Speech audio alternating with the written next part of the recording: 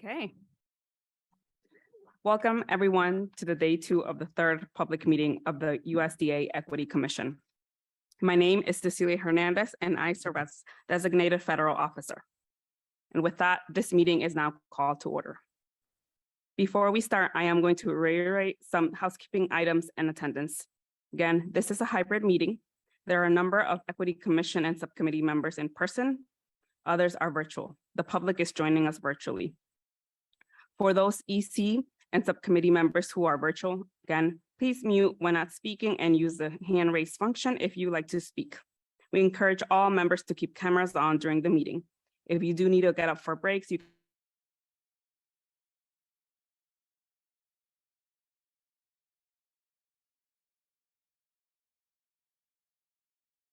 the public Zoom chat. The moderator will answer all technical questions. All other questions will be made available to the members for consideration following the meeting and will also be made publicly available as part of the meeting minutes. And with that, I will now take attendance. Co-Chair Brana? Here. Co-Chair Rodriguez? Here. Charlotte Amons.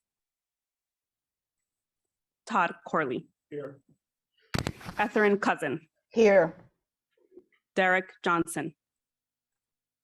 Yvonne Lee. Elizabeth Lower Bash. Here. Mireya Loza. Charlie Rawls. Here.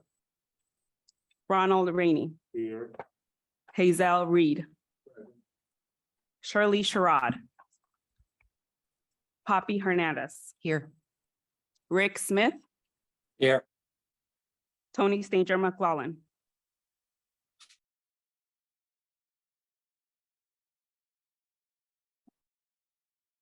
Gina Eubanks. Jensen Hung. Here. PJ Haney. Savvy Horn. Oh, I'll come back. Michelle Hughes. Carrie Jo Lawrence. Here. Erika Lomeli Corcoran. Gary Madison. Alexis Rossellis. Russell Redding. Here.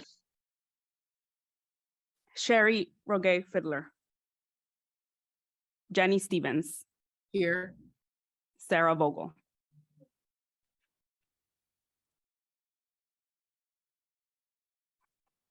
And with that, we have a quorum to get started. And just a reminder that the Rural Subcommittee members are welcome to join this session, but they the focus of today's session will be just mostly for the Equity Commission and Agriculture Subcommittees. And that's why I did not take attendance for our CD members.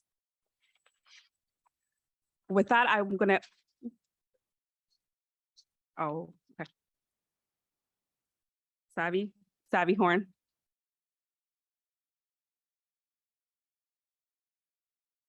Here. Okay, with that, I am going to pass it over to our co-chairs to provide welcome and opening remarks for today's session. Co-chair Rodriguez. Well, good morning, everybody. Morning, yeah. Morning, everybody. We're looking forward to a lot of further discussion today. We've got some 3 great presentations coming from the Farm Workers Group, the Nutrition Work Group, and the Service Work Group. And so if they're anything like the discussions we had yesterday and the information that we got from everybody, it should be very, very worthwhile. And obviously this afternoon, we get a chance to get into further discussion on our recommendations and so forth. So looking forward to a great day. Thank you all for being here. Hey, good morning. It's a great day in the state of Arkansas. Yep. And at UAPB. Welcome. Very exciting day. Hope everyone is rested and refreshed. So we can begin to make history in the work that we're going to do. And again, I'll say on my mantra of unidos, the respect and the work that we will do together, ensuring that your voices and the voices of those who need us most are heard, and just thinking about how we can make these recommendations strong by way of ensuring that we have outcomes and accountability measures in place to make sure that USDA has that accountability measure on us to get this work done. So looking forward to the day. Thank you all so much for the commitment that you have made. Thank you, co-chairs. And with that, we just want to spend 1 minute going over the agenda for today. We will start today's session by hearing from our oral comment presenters. Then we will have presentations from the farm worker group, nutrition work group, and service work group. We will then take a break for lunch. And then after that, the Equity Commission members will start the deliberation and voting for the interim report set of recommendations. And with that, we'll end our day. So for now, I'm going to pass it over to Mr. Savage, who will handle the oral comments portion of today's agenda. Well, good morning, Equity Commission members and Agricultural Subcommittee. As you know, with every Equity Commission meeting, we give the general public a chance to provide public comments. And so today we have two people who will provide public comments. I'm going to introduce them both to you. We will hear their public comments and we will put it into record. So this morning we have Ms. Mara Momini. She's a master's student from the University of Oregon studying community and regional planning with a specialization in food studies. Good morning, Mara. Good morning. You may begin. All right. Hello, my name is Mara, and I'm a master's student at University of Oregon studying planning with a focus on public participation. I've spent the past quarter following the Equity Commission's work and have come up with a community engagement design that I think might be helpful with for the Commission to better reach and engage people on the ground where they are at. My idea is that the Equity Commission partner with local extension offices across the country to host day-long workshops for historically disadvantaged farmers. The goal of these workshops would be to first orient them to the work of the Equity Commission, showing them your progress on the interim report, and then to spend the second part of the workshop gathering their ideas and feedback for incorporation in the final report. A portion of this second half would be dedicated to hearing farmers' personal stories working with the USDA and any barriers they might have faced in accessing resources. I spent the spring developing this engagement plan with Dr. Melendez, Assistant Professor of Planning for Engaging Diverse Communities, and shared it with the committee through email on September 8th. While developing this plan, I reached out to an extension agent who works for my county in Oregon to see if this idea was at all feasible. She shared that Extension has hosted these types of events for farmers before, and that they have the capacity to publicize and host these workshops. She supported the idea, stating, "We want Oregon farmers' voices to be heard on a national level." I know you all have a short timeline for delivering your final report, but I believe there's still time to do a big push for hearing underrepresented farmers' voices. I hope this proposal sparks some ideas as you consider public engagement, and hope that you see me as a partner in this work.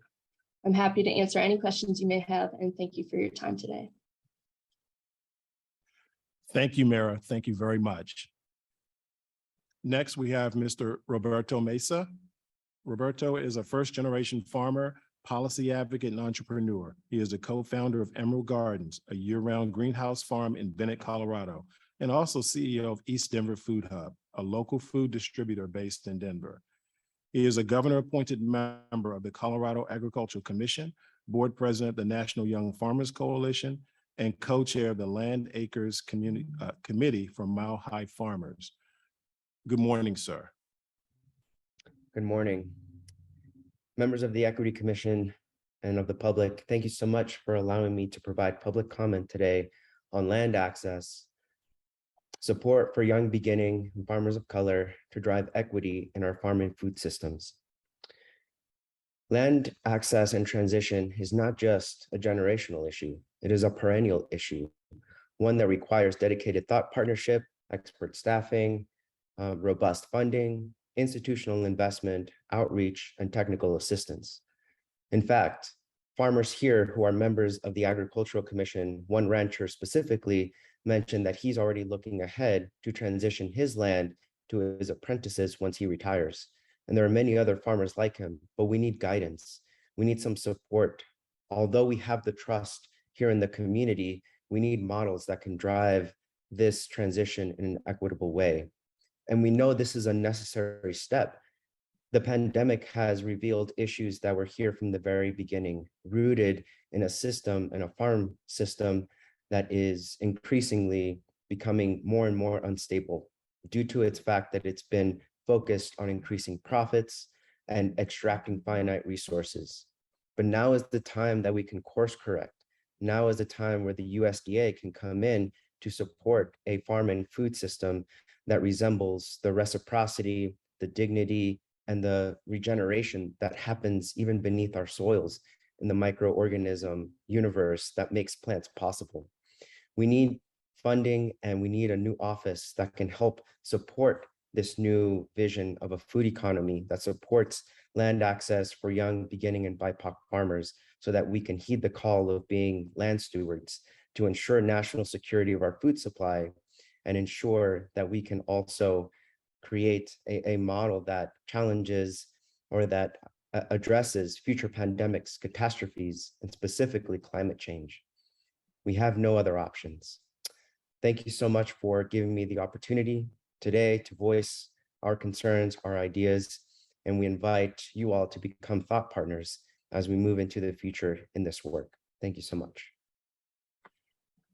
Thank you, Roberto and Mara, for your comments today.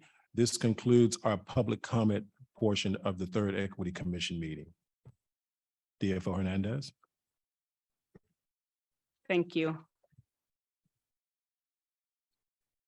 Before we hear from the remaining work groups, I would like to remind everyone that this is still time for presentations, not deliberations. As was the case yesterday, each member presenting will be given 5 to 20 minutes for each recommendation. Clarifying questions are welcome, but we must make sure we remain within the time allotted. Feel free to ask questions that will clarify the problem identified, the solution presented, and the specific actions of the USDA. As a reminder, during the Q&A section, members are asked to be specific and succinct in requests for clarification, ask about the meaning of wording or terminology used, consideration, ask whether or not something has been considered. And with that, we will start with our presentation from the farm worker group. I will read, give me 1 minute, let me find my page. Can you turn that on?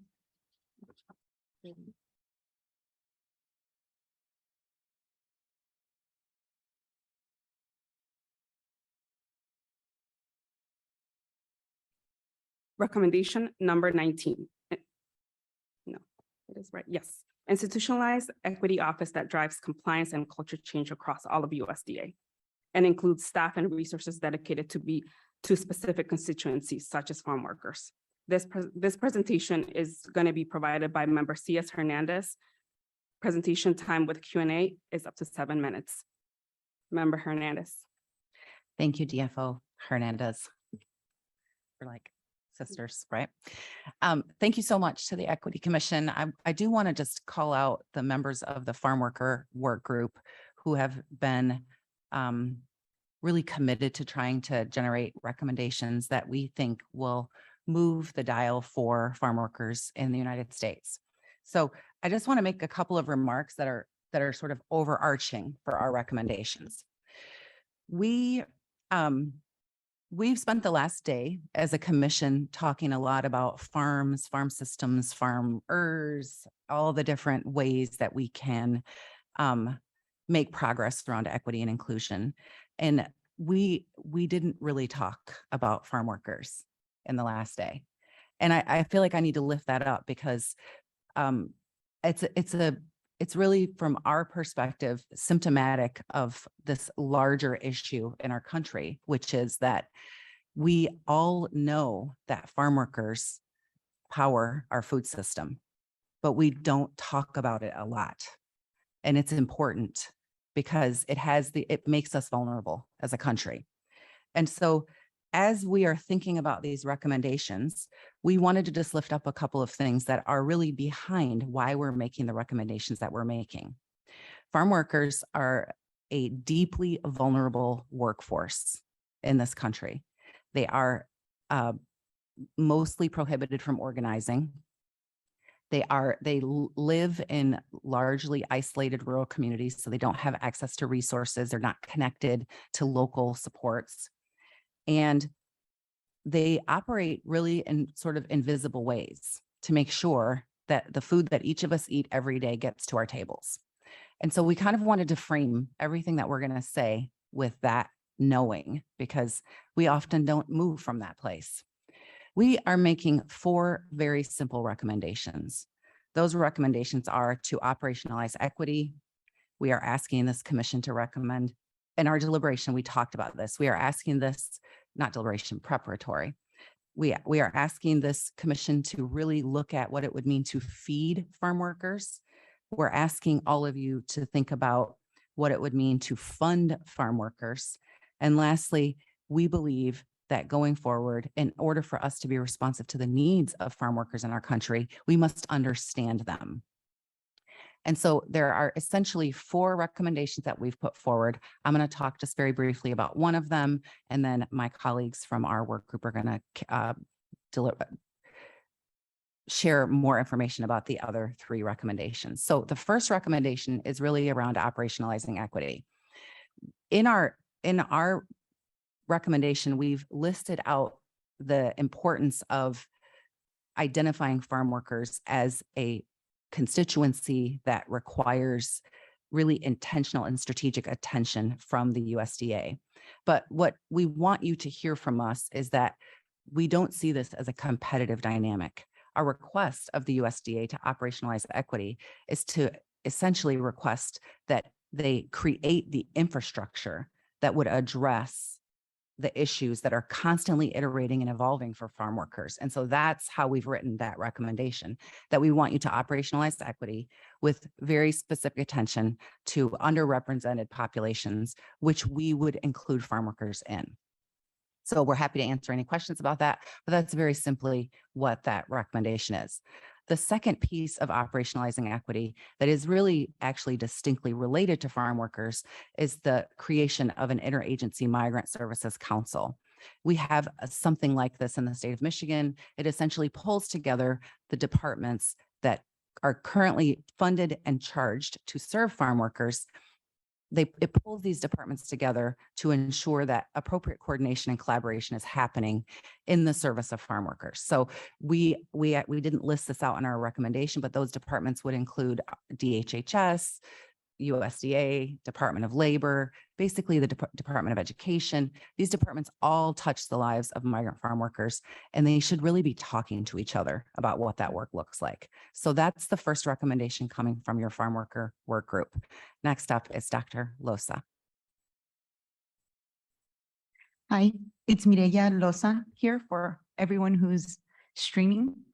My recommendation or our recommendation in the work group that we talked about, and you'll notice that there will be recommendations around nutrition by Elizabeth Lowerbash, but we also wanted to make sure that farm workers were basically seen as a class of not only vulnerable workers, but essential workers for our food system. And we wanted to make sure that the people who work to deliver our food, to pick our food, to work the land, that they do not go hungry. So our recommendation number 20 is simply to make sure that they have access to the nutritional programs that currently they do not have access to if they are undocumented. And so you'll notice that Elizabeth also, her recommendations would also unpen this. And so we talked about it, but we wanted to make sure that you all knew that we wanted to prioritize farm workers.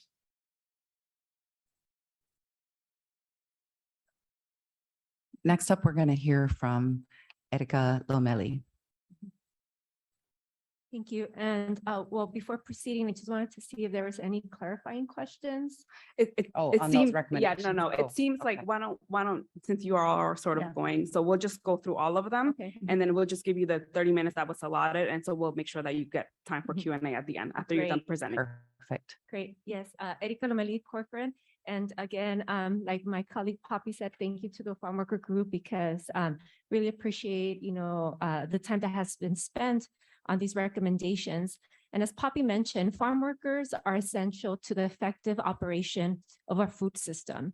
There's roughly 2.4 million farm workers in the United States.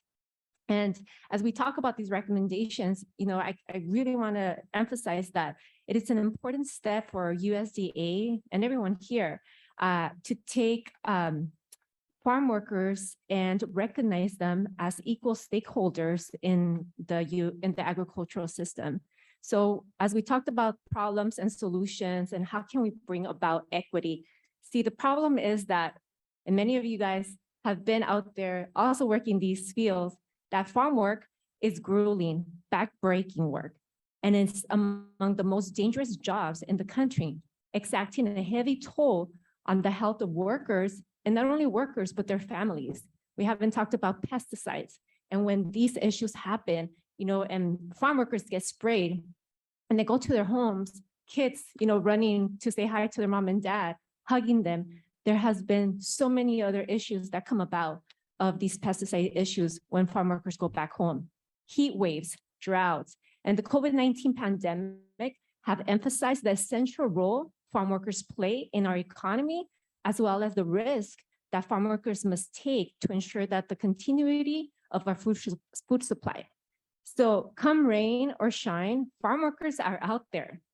And however, when emergencies come, like freezes, or when the pandemic hit, the ag industry left farm workers behind. I'm from California. In 2007, we had a huge citrus freeze in the Central Valley in Porterville, California, and where hundreds of crops were lost. And it was devastating. I mean, this was, we just saw overnight, over a couple of days, so many crops lost in the citrus industry. Growers and farmers immediately received aid, and hundreds of farm workers also lost their jobs overnight. Very soon, they became food insecure, couldn't provide for their families. They didn't receive aid. Eventually, they did, but that was because we had to come out and speak for them and advocate to the state that they also needed this relief. During the pandemic, not long ago, we're still living it, the industry received millions in dollars in relief. Farm workers were out there. We couldn't get PPE for them. We couldn't have them stop working and work from home. And they couldn't social distance because the nature of the work requires people to be working shoulder to shoulder in many of the agriculture industries. And yet farm workers are still waiting to receive the relief. So the solution that in terms of funding, USDA should support funding for farm worker organizations via the Farm Bill at a minimum of $5 billion to improve farm labor working conditions, labor protections, wages, access to justice, supply and stability, safety, and training. And in addition, we should not wait until the Farm Bill starts and all of that process ends, but USDA should leverage existing and ongoing funding and resources to promote improved farm worker living and working conditions. Workplace safety is of crucial importance, and to also open farm worker economic opportunities through funding opportunities, funding requirements, penalties, and incentives. So as we discuss about equity and how can we promote equity through these recommendations and bring about systemic change, we also want to recommend that USDA should ensure that spending for employers, grants, and procurement promotes improved farm worker living and working conditions by requiring that the employers through the supply chain demonstrate labor law compliance and meet high road workplace standards, such as collective bargaining and other metrics of improved workplace conditions, protections, to qualify for such funding or procurement. We need to incentivize the good actors. There's many, many great employers out there that are taking care of their workers. They're providing for their workers. And, I'm from California. We still go out to the fields over there where we have regulations and farmers don't have shade. They don't have cool water, and they don't provide breaks when it's 100 and plus degrees. And, these are not machinery, these are people. All we're asking is to make sure that these worker conditions are humane. And, I don't think anybody here could imagine working 4+ hours in 100-degree weather and not have a 5-minute break to go to the toilet or take a cool a cool drink of water. This opens up to heat exhaustion and I won't list, but I've spoken before about, the farm workers that we have lost due to these issues. So we need USDA to finalize its pending procurement policy. We do have a procurement policy. It's been in the books for many years. It needs to finalize this year. Let's put a date to that. There's too much happening to this population. Farm workers, like my colleagues have mentioned, they're a big part of the agricultural industry. And without farm workers, many of the agricultural industries wouldn't exist. And, we haven't discussed of what that even would look like to our food supply. Thank you.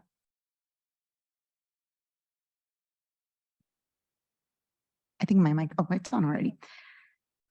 So the last suggestion or the last recommendation, number 22 from the farm worker group, really stems from our desire to study the issue more.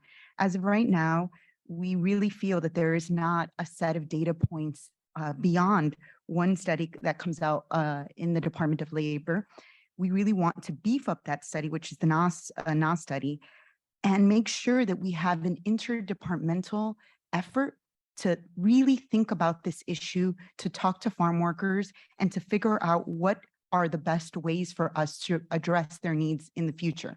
So we think that this GOA report, which is nonpartisan, a congressional report, would do the trick and would give us much more data. As you see, we have farmers at the table, but we have no farm worker at the table. So we need to represent their voice much more because they are not here, physically not here. And that is a huge problem. And we think that their voice would also be better represented in this type of study. Thank you. Is it okay if we open it up for questions? Yes. Members, clarifying questions? Member Celis? I have a couple of questions here for you regarding specific language that you have in your recommendations. I'm not sure if you guys have discussed it or you've embedded it in somewhere else. I'm wondering if what your discussions around access to healthcare for farm workers. I think it might be in 21A, but I think that's an important consideration because, as you know, as you mentioned, Member Lomeli, farming is one of the most dangerous professions in the United States. In addition to the actual physical conditions of the workplace, but some of those issues accumulate over time, and of course manifest themselves in ways that require medical attention, immediate medical attention. A lot of these farm workers don't have that kind of access. They're not included in their wages. Often their wages don't include benefits. So I'm wondering if you can find some way to fold in a strategy for access to healthcare for farm workers in one of your recommendations. So that's actually just one comment. The other is around this procurement process. And I'm curious if you guys can elaborate a little bit more on this pending procurement policy that you list in 21C. What is that? And what kind of improvements would you recommend? Yeah, so just simply the procurement process is just the way that USDA, buys and supplies for their services. So anything that they buy from the industry for any of the services provided by USDA, we have, one of the main things is just transparency. Who are we buying from, or who is USDA buying from, and where is it going? So that's something that's part of the regulations, or this policy that should have where's the transparency, right? Are these employers, are these high road employers that are taking care of their of the workers, especially when it's coming to government spending or the government dollars? We don't want our money to be going to employers that are abusing workers out there. Could I ask just a follow up to Member Lomeli? Are you referring to food purchased actually by the agency themselves, or are you referring to food sponsored by programs through the USDA? Let me give an example. A lot of school districts around the country have to purchase food for school cafeterias. A lot of that funding comes from the USDA, among other sources. And I'm curious if you're requesting that they include recommendations to the school districts in their call for proposals or their request for proposals when they're looking for bidders, that they include some sort of metrics on how to document that the food that they purchase has these kinds of identities. To both, exactly. It's because by the time it gets to the school, oftentimes that food has traveled through many other different hands. So we need to start whatever the funding, whatever these dollars are going to, the main source, that's what we need to have transparency and making sure that where the food is coming, it's being cropped or harvested by workers that, have worker protections, labor protections. I would respond to your question regarding healthcare, access to healthcare. In the 21A bullet point that you questioned, yes, that would actually be part of how that could be resourced, because it's essentially funding partners who provide services to migrant farm workers. So that healthcare could be rolled into that. That's the first answer. The second thing is some resources are accessible to migrant farm workers through the state, and some of that is funded through the feds. So the IMSC, the Interagency Migrant Services Council, would also actually be responsive to that need as well, because you would be convening these departments that are sort of watching as issues arise and can be responsive to it. Member Corley? Copy. Question of two parts. The Interagency Migrant Service Council, Yes. if you could just share some more about what that might do, but also, is there openness, or maybe this is already considered, the findings from the GAO report, for example, would that be shared so that there's discussion about what its findings are, so that there is a comprehensive way to keep looking at issues as they pop up? Yes. So on your question about what some of the work of the council would look like, I think we would need to spend some more time drilling down on that, because what can happen at the federal level, there are different opportunities with what that council, the role of that council would look like, versus what happens at the state level. It's a lot more sort of in the weeds and responsive to emerging issues. So I think the real opportunity of that council at the federal level is to identify systems level issues that start at the federal level and can be addressed across the country. So that's part of my response to your question. And then the second question was, can you repeat it for me? Sure. Would there be a sharing of information, let's say from the Yes. GAO report, and what would be used, and could that happen? It's sort of one of the exciting opportunities of that council, is that it puts all of the people that touch migrant farm workers in the same room. And whenever you do that, you absolutely must. Someone was talking about, we do what we must yesterday. I can't remember. You absolutely must have data. And this is why that report, why we've included that report in our recommendations, because the NAS data is good. We want that to be referenced, but it should not be seen as the end in terms of what data is collected. And I want to make sure people are clear about why we're making that caveat. NAS data comes from owners and operators.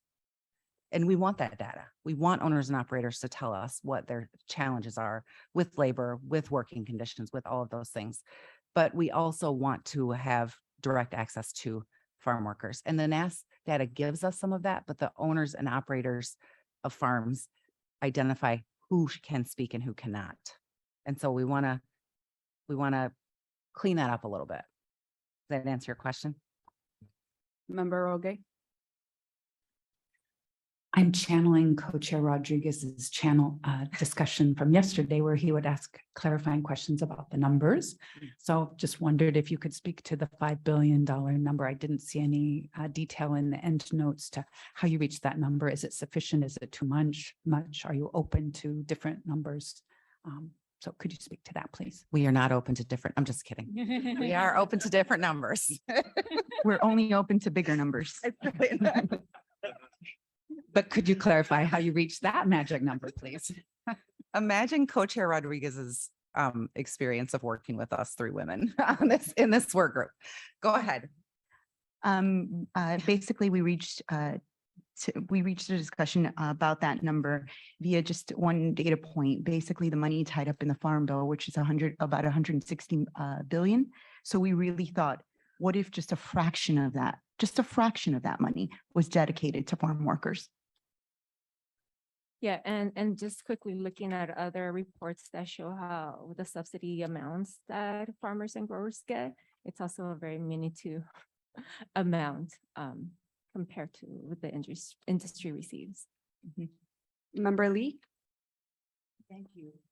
As much of the access to programs and barriers faced by the farm workers and the families are pretty much tied to their immigration status. So I wonder if the working group had deliberated or even considered making a recommendation on immigration reform from this report. Yeah, I mean, that's a nationwide and federal priority, immigration reform, which is something that is being pushed through legislation to make sure, so there's active legislation, and it's something that Secretary Vilsack has been vocal and supportive.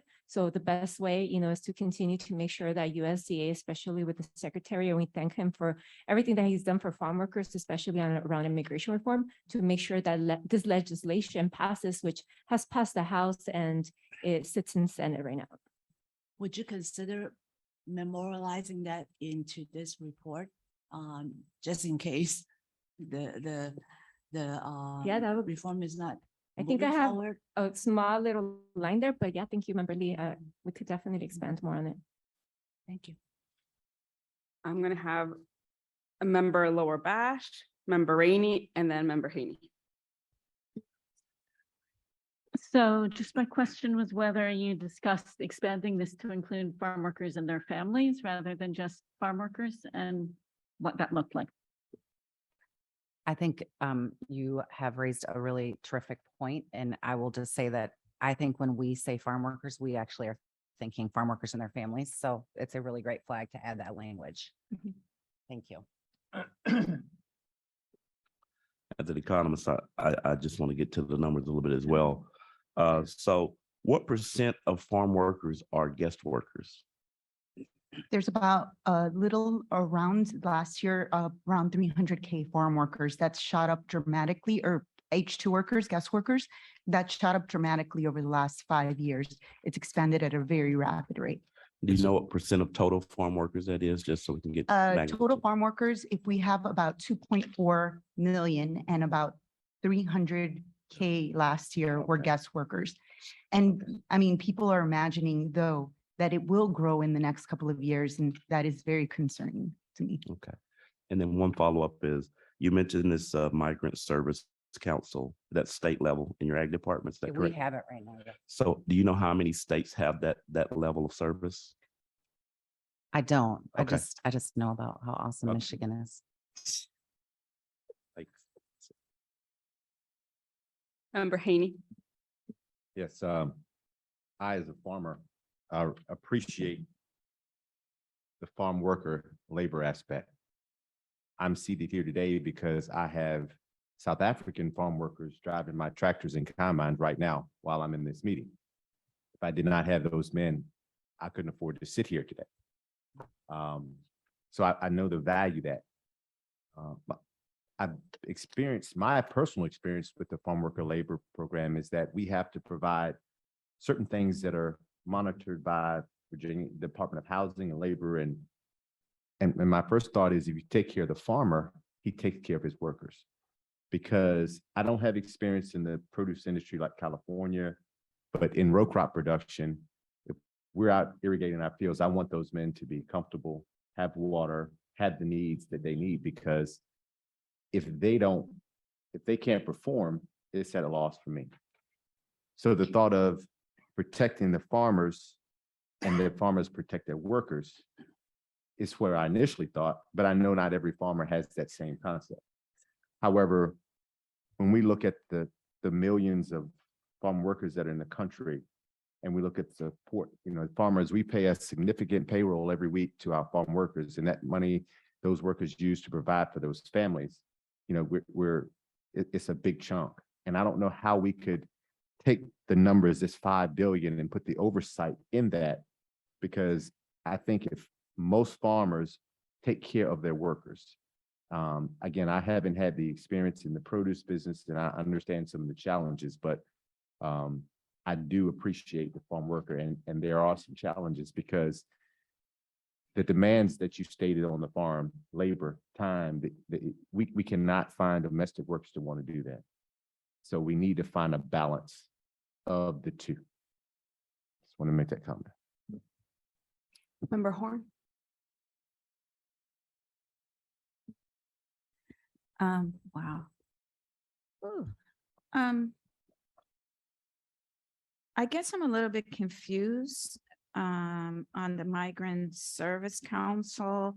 It looks like it's intra-agency and it really looks interagency. So is it interagency?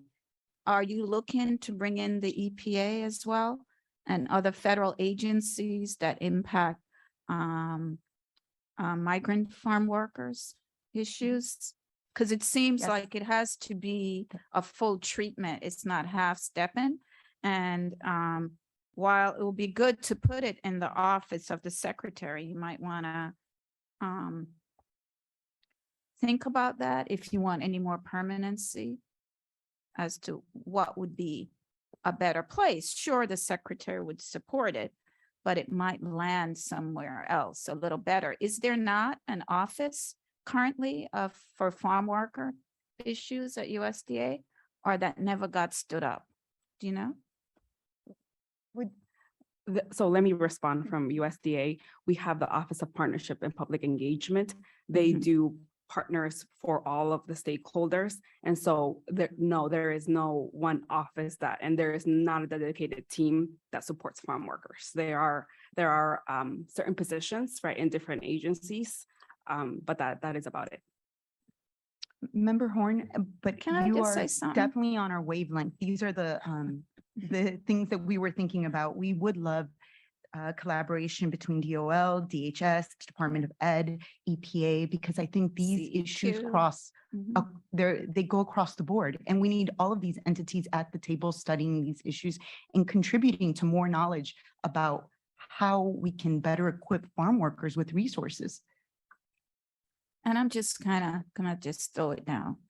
I just find PPE, is that what you call that? OPPE. OPE, just kind of a little problematic in terms of, it seemed to kind of just lump everything into one, a massive coordination, but at the same time, I think that could lend itself to dilution of issues that we would want to elevate.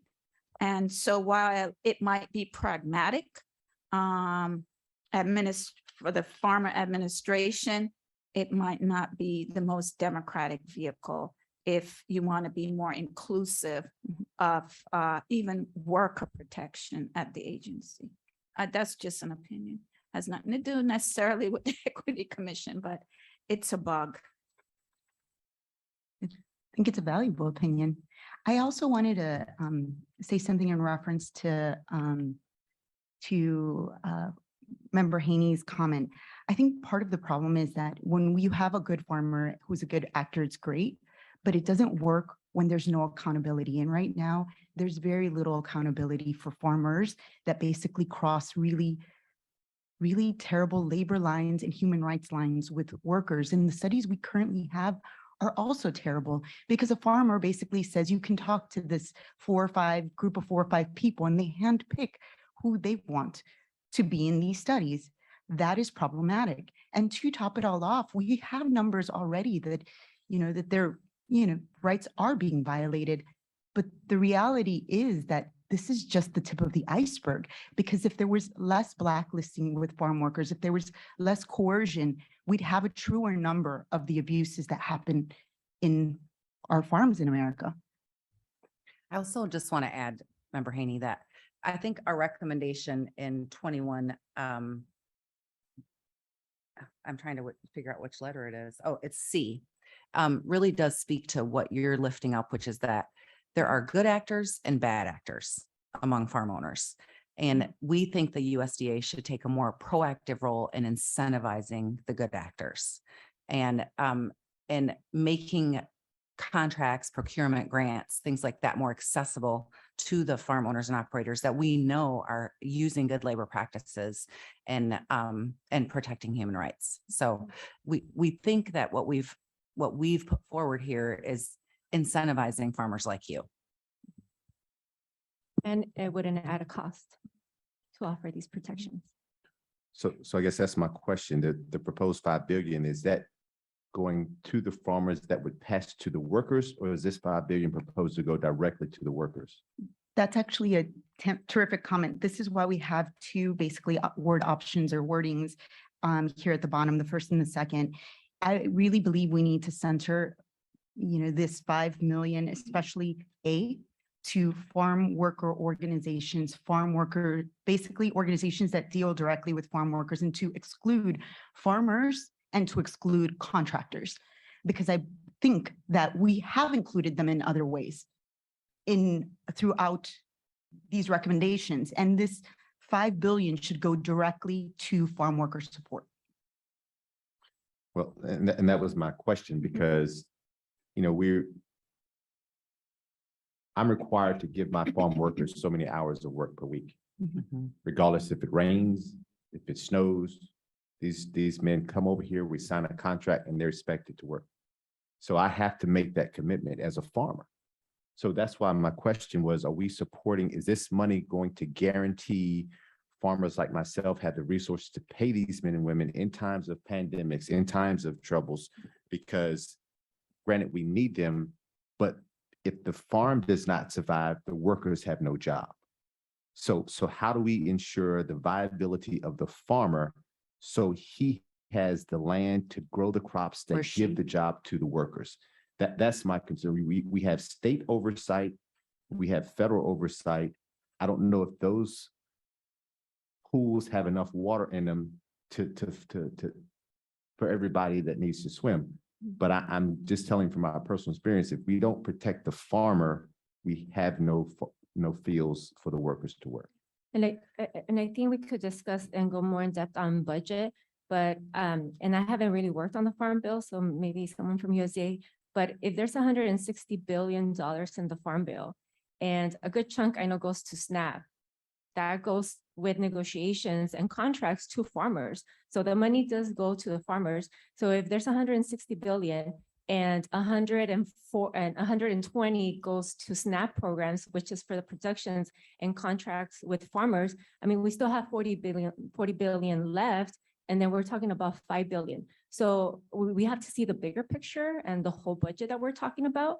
And then here, we're saying to support farm workers and farm worker organizations, we could have some type of, coordination with farmers that, hey, this farmer is a good actor and is taking care, let's maybe we could use some of the 5 billion for something if the farm worker organization agrees that, this is a farmer that we want to work with.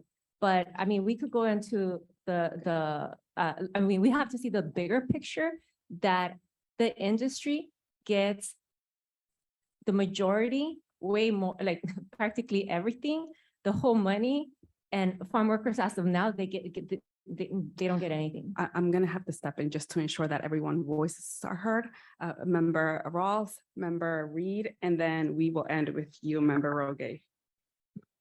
Yeah, thank you, Cecilia. I had a couple questions just to clarify, looking toward our deliberations and how this would be written. Now I'm starting to think about that. The 19, so I understand this correctly. This would be a council, we'd be recommending the secretary set up a council to work with other federal agencies. Have you identified who those agencies would be? Is that your question? Yes. The first of three, Okay, but good. yes. Okay. We have a recommended list. We have a recommended list of who those agencies do? would be. Yes.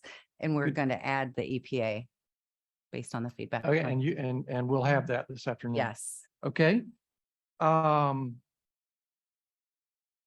And so just to clarify, so you'd be recommending the secretary establish this and work out, you know, an interagency MOU or some mechanism to work with these other agencies is Yes. essentially what you're talking about.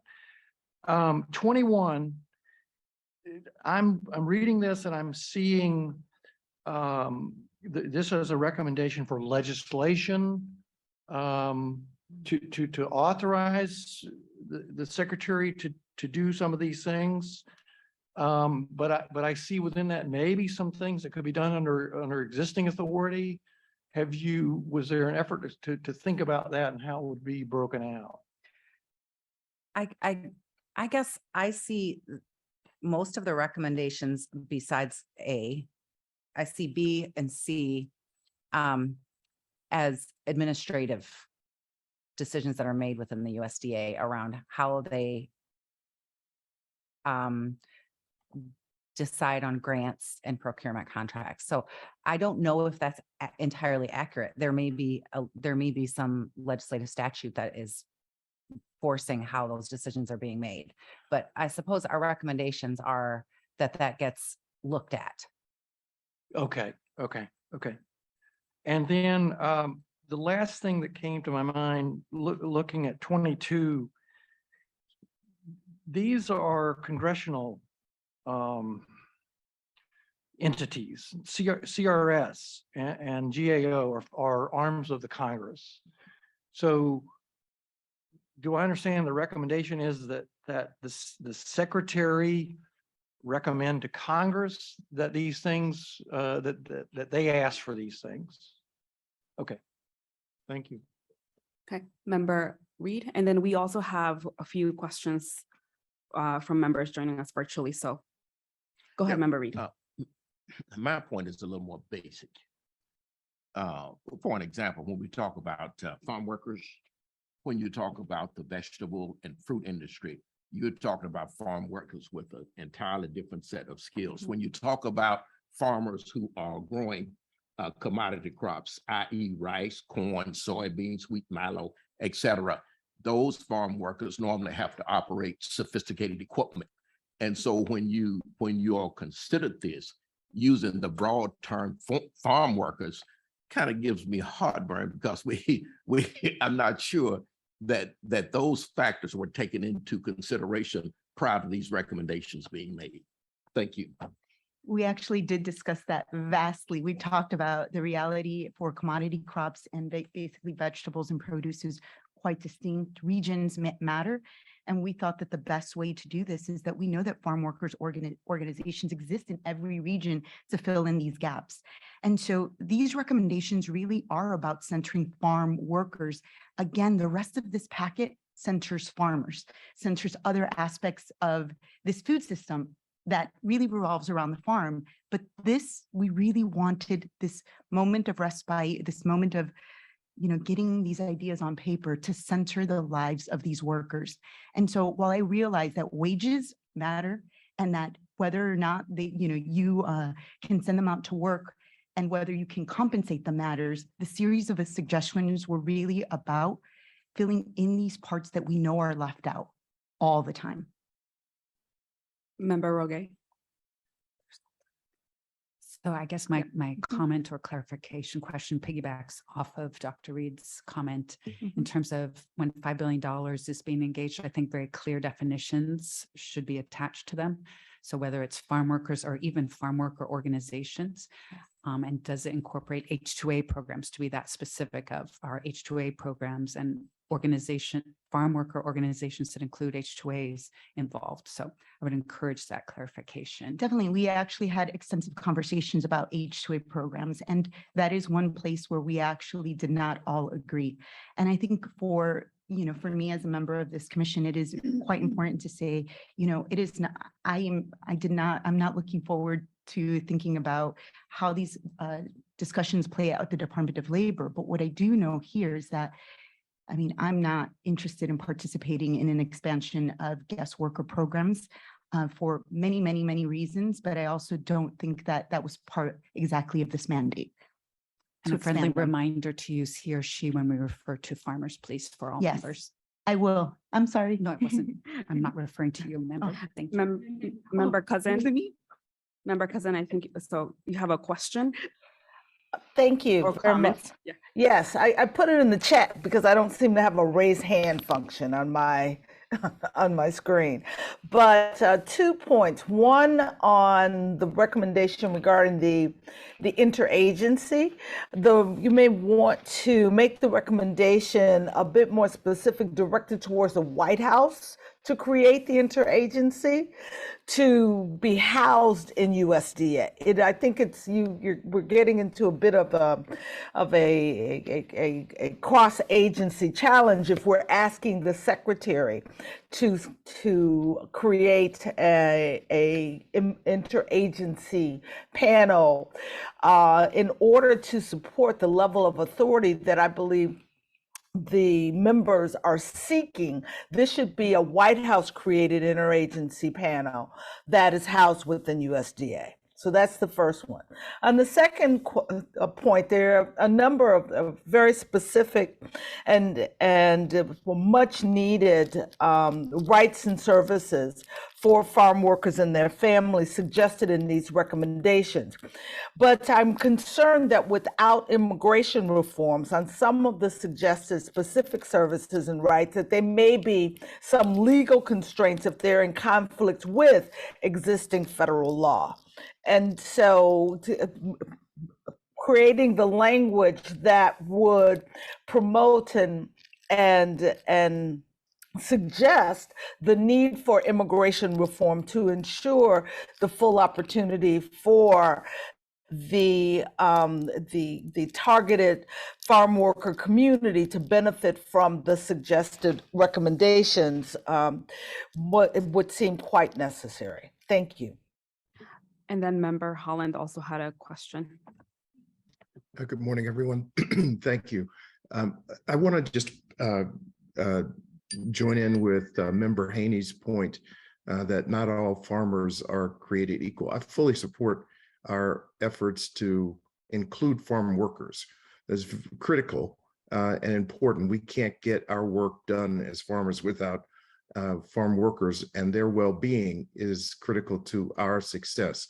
But in thinking about farmers not being all created the same, there are the good actors, supporting Member Haney's point here, and then the bad actors. So I think some distinction in that regard is important, but also there's a distinction in farmers in size.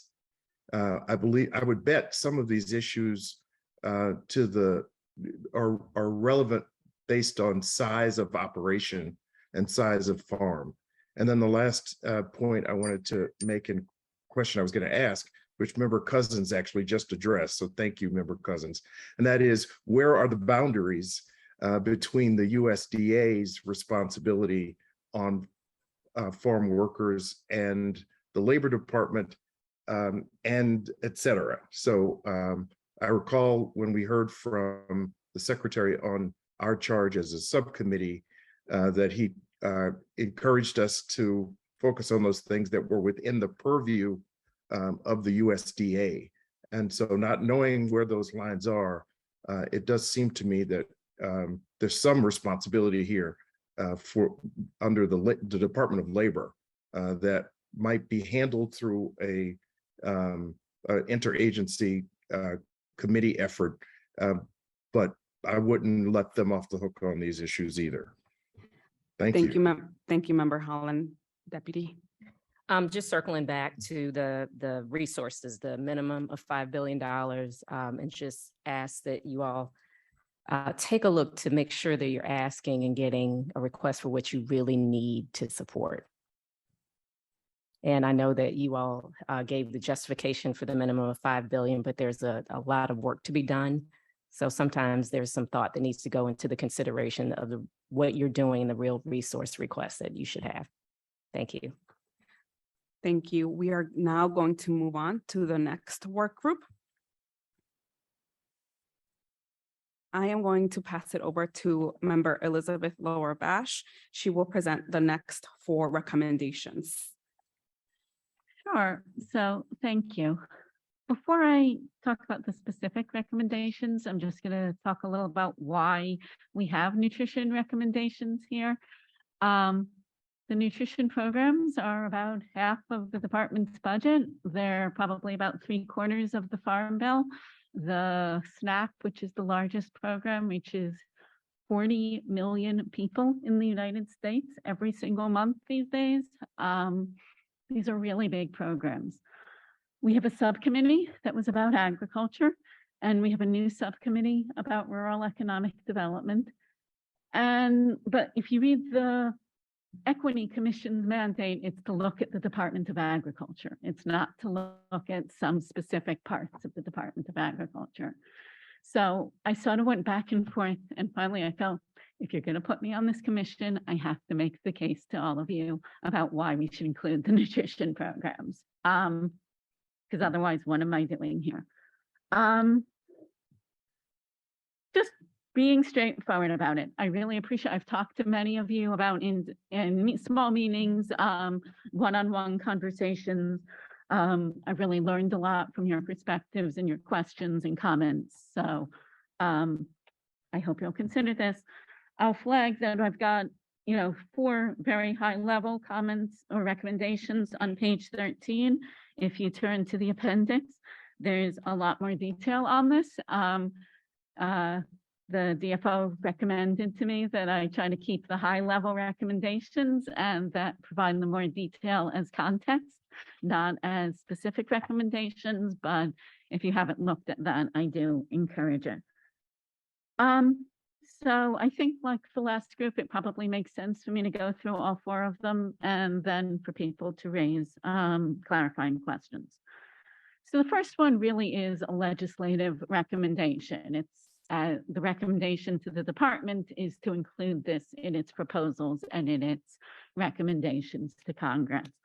SNAP is the Supplemental Nutrition Assistance Program. It's a really important program. It's one of our nation's most important anti-poverty programs, nutrition programs.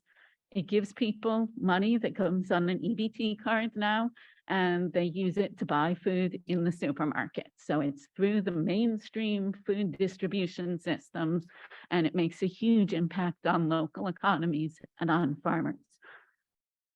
There are eligibility restrictions within SNAP that I do not think can be justified from an equity point of view. Some of them are very explicitly based on immigration status and residence.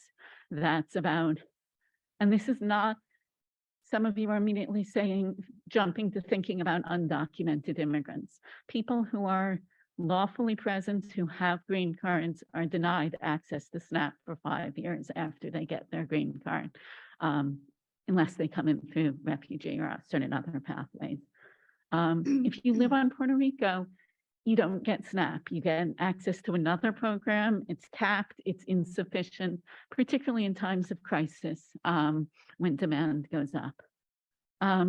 People who live on reservations can't access SNAP and the food distribution program on Indian reservations in the same month. So they have to choose which one to get. Doesn't really make sense. Other restrictions aren't like explicitly race or residency driven, but have hugely disparate impacts, in particular the time limit on benefit receipt. If you don't have kids, if you don't have a job, you're limited to 3 months in a 36-month period. If you have a previous drug felony conviction, states can deny you access to SNAP. Because of other inequities in our society, not about this, but those have hugely disproportionate impacts. So I think it's really important for the department to be on the record on saying everyone should have access to food. These don't make sense. Number 24 is about the adequacy of the benefit. USDA did a really important thing as directed by Congress last year to evaluate the Thrifty Food Plan, which is what SNAP benefits are based on, and increased it, and that was really helpful. It recognized the realities of how people cook and eat today, that Most people are not going to have time to soak beans all day and then boil them instead of buying a can of beans. So things like that. And that adds up in terms of how much money you get each month. You're looking at me like I'm crazy. So, okay. Okay, so appreciate what USDA has done. I think first in the Farm Bill, there may be some pushback on that. So I think it's important for USDA to really make the case for what it's already done. Also looking forward, SNAP benefits are adjusted once a year for inflation. In the past, in recent past, that hasn't mattered too much that it's only once a year. When inflation's at 8-9%, you get your boost on October 1st. By June 1st, inflation's really eating a hole into your benefits. So looking for the authority to maybe adjust for inflation twice a year, things like that. Adjusting the minimum benefit that people who are working are able to get. For the past 2.5 years, due to COVID, almost everyone has been able to get, in most states, some states have chosen to drop this in recent months, an enhanced benefit to top them up due to COVID. We've heard that it's made a huge difference in people's lives. And so really looking for opportunities to provide more assistance to the people who are getting it. And I am going to note, we had a little bit talk about who's in the room. There is no one receiving food assistance in this room. If you are on a low income, you cannot be on an advisory panel like this where you don't get paid. This is not USDA's fault. This is the FACA requirements. You can't pay people for their time. We know if you want people experiencing poverty to show up, you need to pay them. You need to give them childcare. You need to cover the transportation. Bigger than what this commission can handle. But I'm being very passionate because I'm speaking for people who really ought to be in the room and can't be. So moving on to the third one, which is really something that's administrative, not something that requires Congress to act, I think. SNAP is administered through the states. There's enormous variation within the states, even though this is federally funded. There's lots of rules, but in some states, essentially everyone eligible for SNAP gets it. In some states, it's like 50%. Really, that's FNS's calculations of what, yes. Like South Dakota, I think, but not on the record. I would have to look up which state it is, but it really does get into the 50s on participation. So I think there's an important role for FNS to really hold states accountable for ensuring that people who are eligible have access to it, removing barriers to access, and also treating people with dignity and respect. Because one of the reasons that people don't participate is when they're treated as if they're out to get something, as if they're criminals, as if they're less than. People decide they'd rather go hungry than be treated that way. And that's not okay. And again, also to have states think about how to engage directly with participants and make sure that not just in like customer satisfaction surveys, but really in program design, in thinking about where we're going in the program. And then the last one is actually something that had not been on my radar at all before I talked with many of you, but it is really about the vendor access to the nutrition programs. This is less an issue for SNAP because it is delivered through grocery stores and basically anything that can be sold, food, and there are restrictions on hot food, which we can save for another day, but most food is eligible for SNAP. But for WIC, there's a limited list of foods, and it's very specific about like what size and exact content. School meals, we've talked about a little here.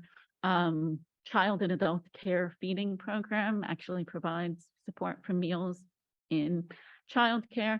Those are much harder for small vendors to get into. I've heard from some of you that that's a real issue, particularly if you're thinking about culturally specific foods, which might be a win for the vendor and for the families receiving foods, like getting them through the list can just be barriers. And so this is something really just to ask USDA to look at those barriers and figure out what the options are to make it easier for a childcare provider who might be of a certain ethnicity, serving children of that ethnicity to procure foods that match their cultural preferences and also support local farmers. I've talked a lot. I'm really interested in people's questions. Thank you, Member Laura Bash. Any questions? Member Corley. Thank you. First of all, thank you for raising this. On page 37 in our notes, and I'd encourage our members to look at that. I'm a bit shocked that I see the direct language about what people have been, I don't know, prevented from benefiting from these programs. My question is, when you think about, I'm sorry, page 35 I was referencing, when you think about how we would audit this so that we can continue to watch the improvement, what thoughts do you have in the recommendations? Like when we looked at the last group, GAO would send a report to the interagency, for example. How does that happen here so that we don't miss the benefit that we're getting from it? Because when I read this, I see the policies and the things that are in there legislatively need to be changed. Poverty, improvements. I just want to make sure that we are watching this over time, that we know that it's working. Can you help me understand that?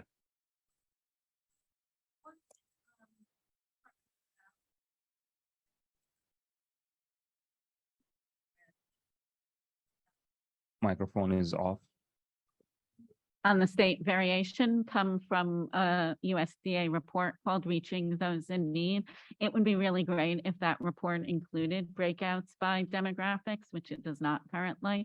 It would probably require pulling a few years to get the data, but we can still track trends over time. So I definitely think that's a useful suggestion.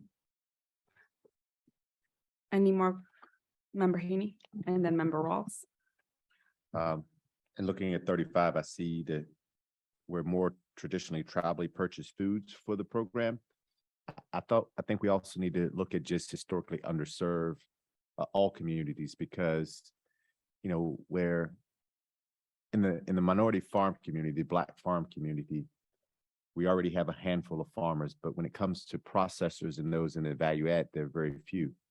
And I think when we put these recommendations in, if SNAP and other programs could purchase from historically underserved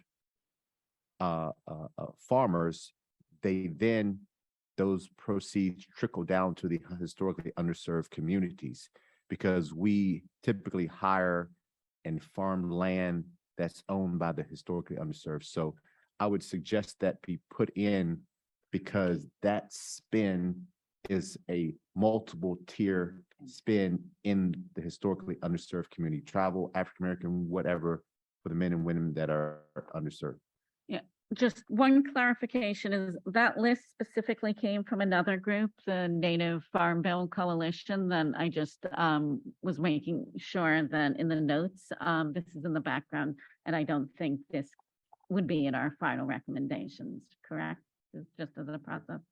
It will be included as background information in the interim report. Okay, so we should clean it up Yes, after but this. you still have the opportunity, right? After today, you will still have an opportunity to clean everything up so that you have a full packet interim report to the secretary. Yes. Okay, but yes, but certainly recommendation 26 is absolutely intended to include all underserved providers and underrepresented communities, not just tribal. I want to ensure that members from who are joining us virtually, give them an opportunity, since I think there may be some issues with the hand raise function. Anyone on the Zoom have any questions?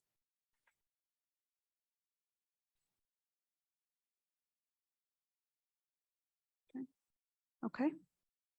Anyone in the room? Member Rawls? Yes, thank you. Elizabeth, I'm interested in trying to think about the intersection of what the last group recommended. Item 20 is ensuring farm workers access to USDA nutrition programs. And I know what you're coming forward with has addressed seems to address that in some ways, I'm wondering if you've thought about that, how those two recommendations fit, and you know, have you looked at that?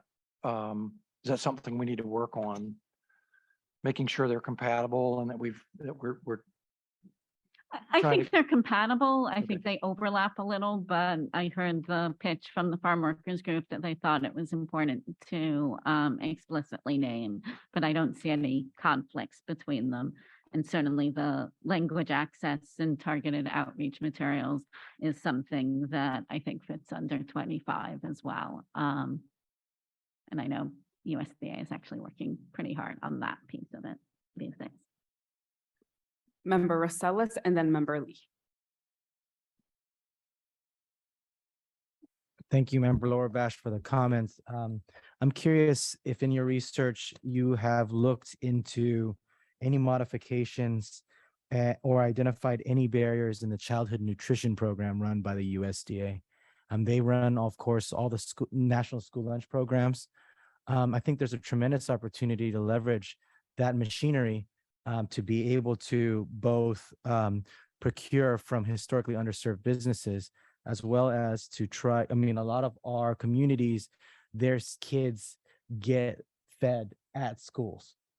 And so I think there's a tremendous opportunity to reinvent that system in ways that both promote regional food systems, perhaps procuring and buying locally, and or even improving the nutrition of those meals, where maybe removing ketchup as a vegetable, for example. And let me just give you one example. I come from a part of the state of Texas. It's one of the few citrus growing regions in the state. We're actually doing a case study at the moment where we are trying to examine where the citrus served in our local schools they come from.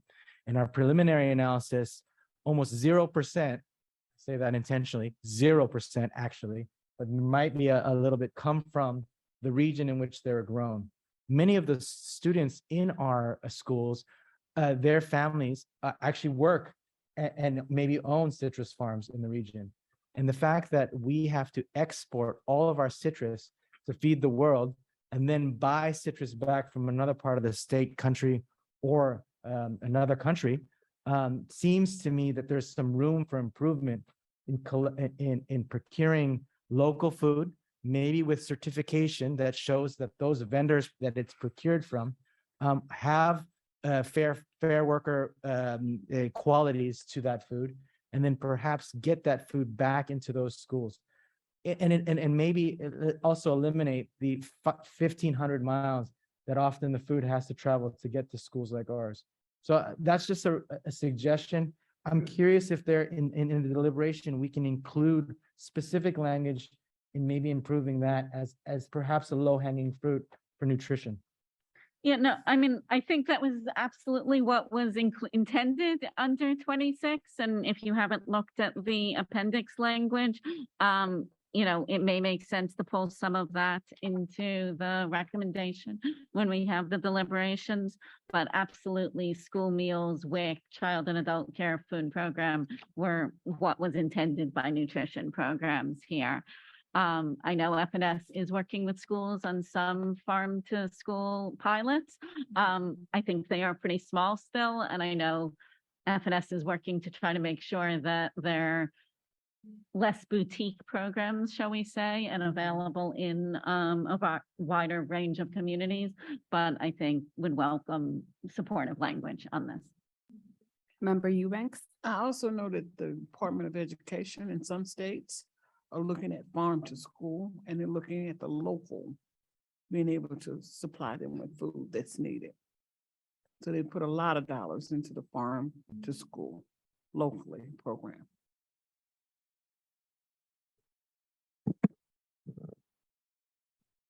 Member Sellers, I agree with you 100%. If we ensure that suppliers, historically underserved suppliers, are included in this, that is what we're doing from an equitable position. And I think we should consider it at 50% participation to make it equitable from BIPOC farmers and our constituents. Because when we support these farmers, those funds trickle down to the farm workers, as we talked about, the farm community. Typically, the underserved farm community employs underserved workers in those communities. So if we could look at a 50% BIPOC, historically underserved, whatever the proper word is that we need to be included there, I think that would gain a lot of traction from this Equity Commission. And then we need to help those men and women get certified on those farms so they can supply to the federal government. And then that is a complete vertical lift to increase the value of the dollar spend that the men and women that are growing the food that this country needs benefit from. So that's like not just removing barriers, but proactive TA is what I hear you saying. Is that correct? Yes, we have to create a completely vertical integrated process. So we go from farm to value add to these programs and to the SNAP program that are using these commodities that we're being grown. Because right now, only the select a la carte group is still benefiting from these programs.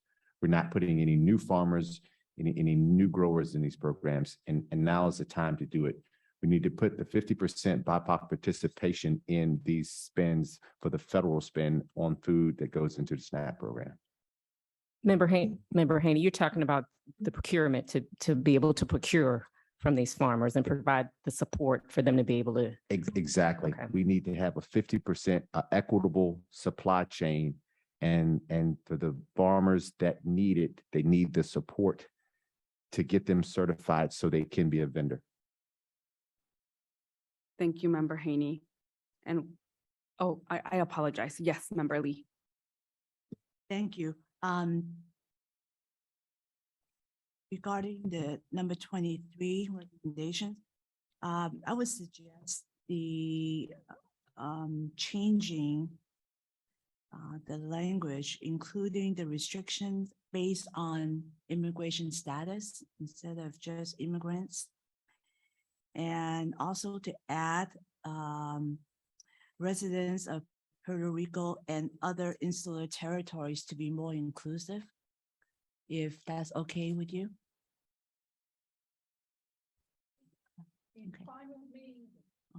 And it's fine with me, but also I think these are the kinds of conversations we can have later when we have the deliberations. So. Member Rosales, and then we will be going on a short break. Let me just add, this procurement process is really interesting. A lot of the farm to school programs deal with a local procurement office, so they qualify for this farm to school program.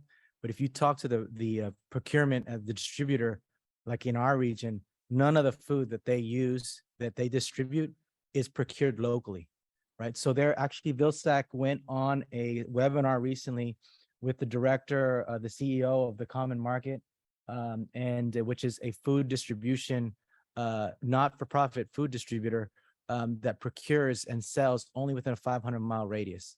I think there's a tremendous opportunity to use enterprises like that who are committed to buying from local enterprises, local and historically underserved businesses, and then procure directly to schools. Currently, the childhood nutrition program that exists in schools, they are completely 100% inaccessible for local farmers because of the way that they write the RFPs, right? So a local farmer cannot respond to an RFP because it requires that one vendor supply 30 different products and deliver it to 30 different schools every Monday. And there's no way that a small farmer can respond to that. They need to have an infrastructure where middle people, distributors, can actually procure that food from a business like yours, certify it in some way to meet the benchmarks that need to be included in any recommendation around improving that process. And then they're the ones who meet all the requirements to be able to provide that. I'm just telling you now, Member Haney, there's practically no way for an individual farmer to respond to those opportunities unless a pilot project's created and you're able to bring rice to schools and do taste testing, but you're still going to have to go through one of these vendors because schools don't want 30 different contracts with 30 different vendors and have to coordinate all of that. So that's one thing I think we can specify in a recommendation. Member Hung. No, thank you. So just piggybacking on Member Marcella and Member Eubank here on the concerns about, the school programs here. So definitely, I think one of the biggest challenge seen is that we need to really advocate for fundings here for fair compensations for local food. It's not just about the procurement of local food and also the procurement from BIPOC farmers, but also fair compensations here. We've seen too far in this industry here that the compensation for local food has not been reasonable in any way, shape, or form here to represent the expenses associated or that had been incurred by BIPOC farmers as well, or local food production. So I want to kind of throw that language in as well too, that there's adequate fundings here to support that kind of the incentive of local food production and procuring from BIPOC farmers or just emerging farmers overall. The other comment I want to also make is about the SNAP program here. I'm truly appreciative of the fact that we are adjusting this and kind of remove some of the barriers, but also being innovative how we approach the SNAP program. As you know, there are many organizations that are working out there to create these community support agriculture programs, right? And many of the constituents here are on SNAP. How do we overcome that barrier here? Because sometimes SNAP are restricted by monthly use here. And then therefore, a constituent here who is participating in the SNAP program, who really wants to support local food, obtain fresh locally grown produce here, but are restricted by the dollar amount. Could we be creative and innovative our approach here so that we can enhance that program, the CSA program, where there is a local food procurement that is being procured by local farmers and produce that are being grown locally, that are fresh, healthy, and that would kind of support the needs and fit the profile of the SNAP program. The other comment I wanted, my last comment here is around, kind of farm to early care. That, one of those challenges here working with other community-based organizations here that they are kind of piloting here, trying to understand what are the challenges and barriers that are facing BIPOC providers here, particularly non-English speaking providers. And some of those challenges is heavily revolving around, the CACFP program, the Child and Adult Food Care program here, where it provides reimbursement for food procurement here that are used to serve these children in these center-based or in-home based daycare providers.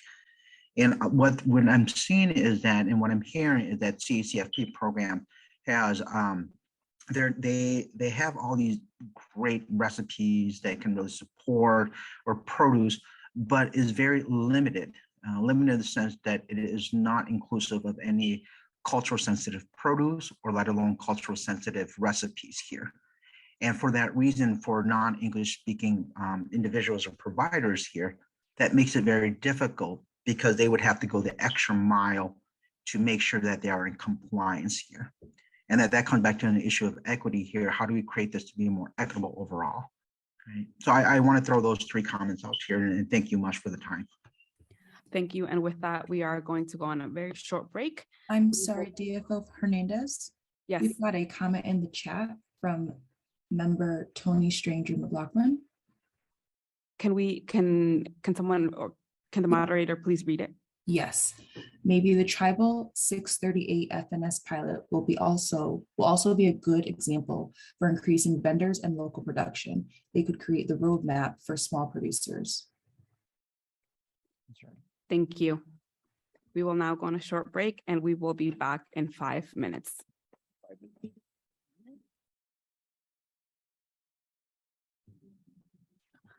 Okay, welcome back everyone from your short break. Before we move to the last work group, the deputy does want to share a few words. Thank you. I just wanted to mention we had a pretty healthy conversation about the support of local foods for farm to school work. And as you know, the secretary is quite an advocate for really advancing opportunities for small and medium-sized farmers and local agriculture, and certainly has, through much of his work through food systems transformation and others, really worked to increase access. So I just wanted to let you know we are doing work in that space. earlier this year, we actually announced 200 million in funding for cooperative agreements for states to purchase local foods for school meals. And that was within, I think, a 400-mile range in terms of localities. And then we've continued to have $10 million in grants awarded to about 123 different projects, and then more non-competitive funding, about 60 million additional dollars. So we're not laying back on the farm to school support and support for local producers to participate. So I just wanted to take a moment to just put that out there. Thank you. Thank you, Deputy. And with that, we will start the last set of presentations from the service work group. And next slide, please. Recommendation number 27. Enhance the role and financial investment in organizations to provide technical assistance. This recommendation is going to be presented by Member Stanger McClellan and Member Lawrence. Up to 10 minutes of presentation time with Q&A. Member Lawrence or Member Stanger? I don't think we're going to need 10 minutes. Can you all hear me? Yes. Okay. All right. So recommendation 27 through 30, service work group, provide equitable and transparent access to all USDA services and resources for all rural and urban communities. And number 27, first recommendation, enhance the role and financial investment in the organization, nonprofit, non-governmental, community-based organizations, entities, I should say, to provide technical assistance.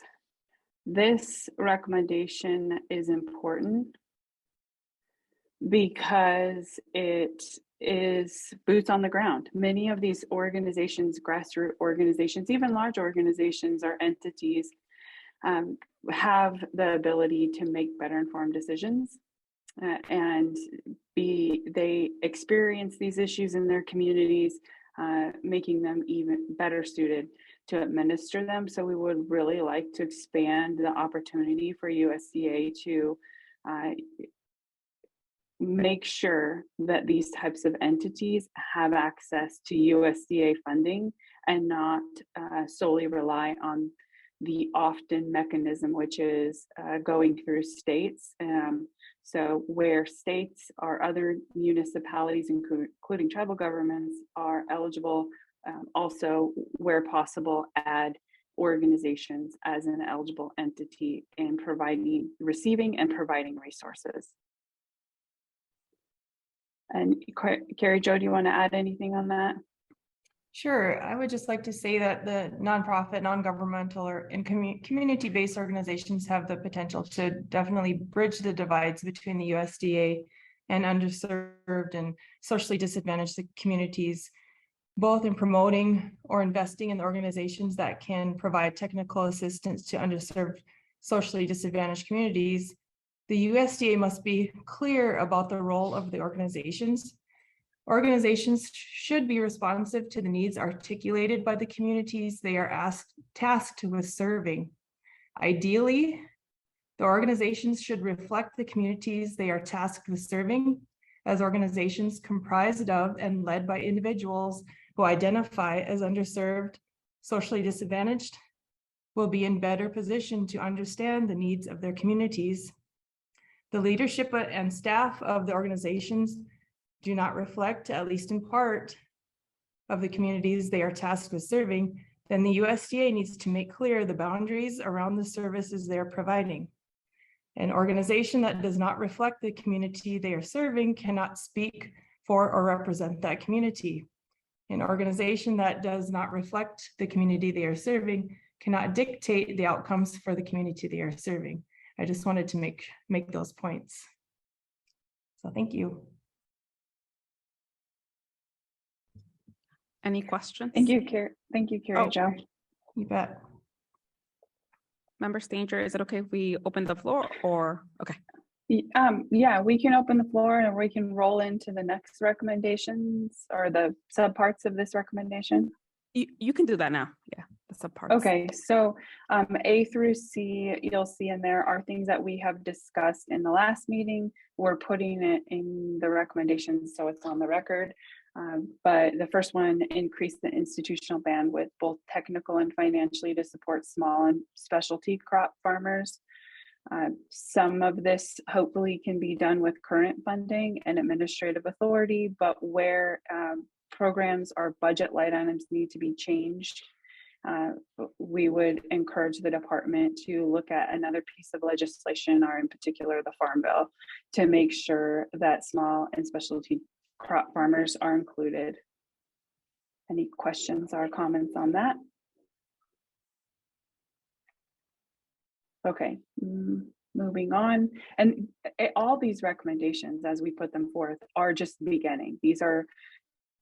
This will be continual momentum as we edit, refine, and our team, Cecilia's team, engage with the department. So I'm going to just get through these next two and know that it's just the beginning. So B, increase the department's institutional bandwidth, both technically and financially, to support young and underserved farmers and small scale operations. This lends to A, above.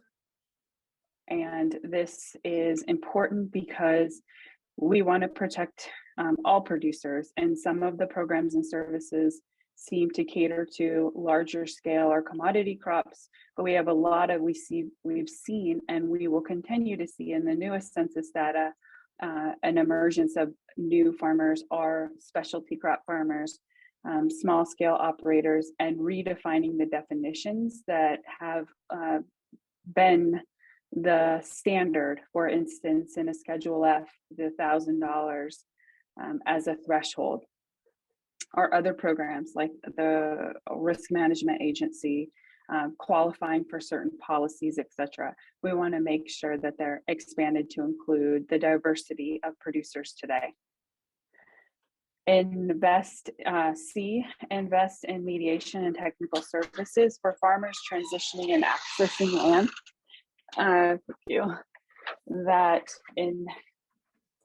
So accessing land, in particular airship and trust or restricted property. So recently the Secretary released funding and made a public announcement on funding for airship property. And I know this came up yesterday, so I'm not going to talk in depth, but the issues that tribes face are very unique to other airship issues.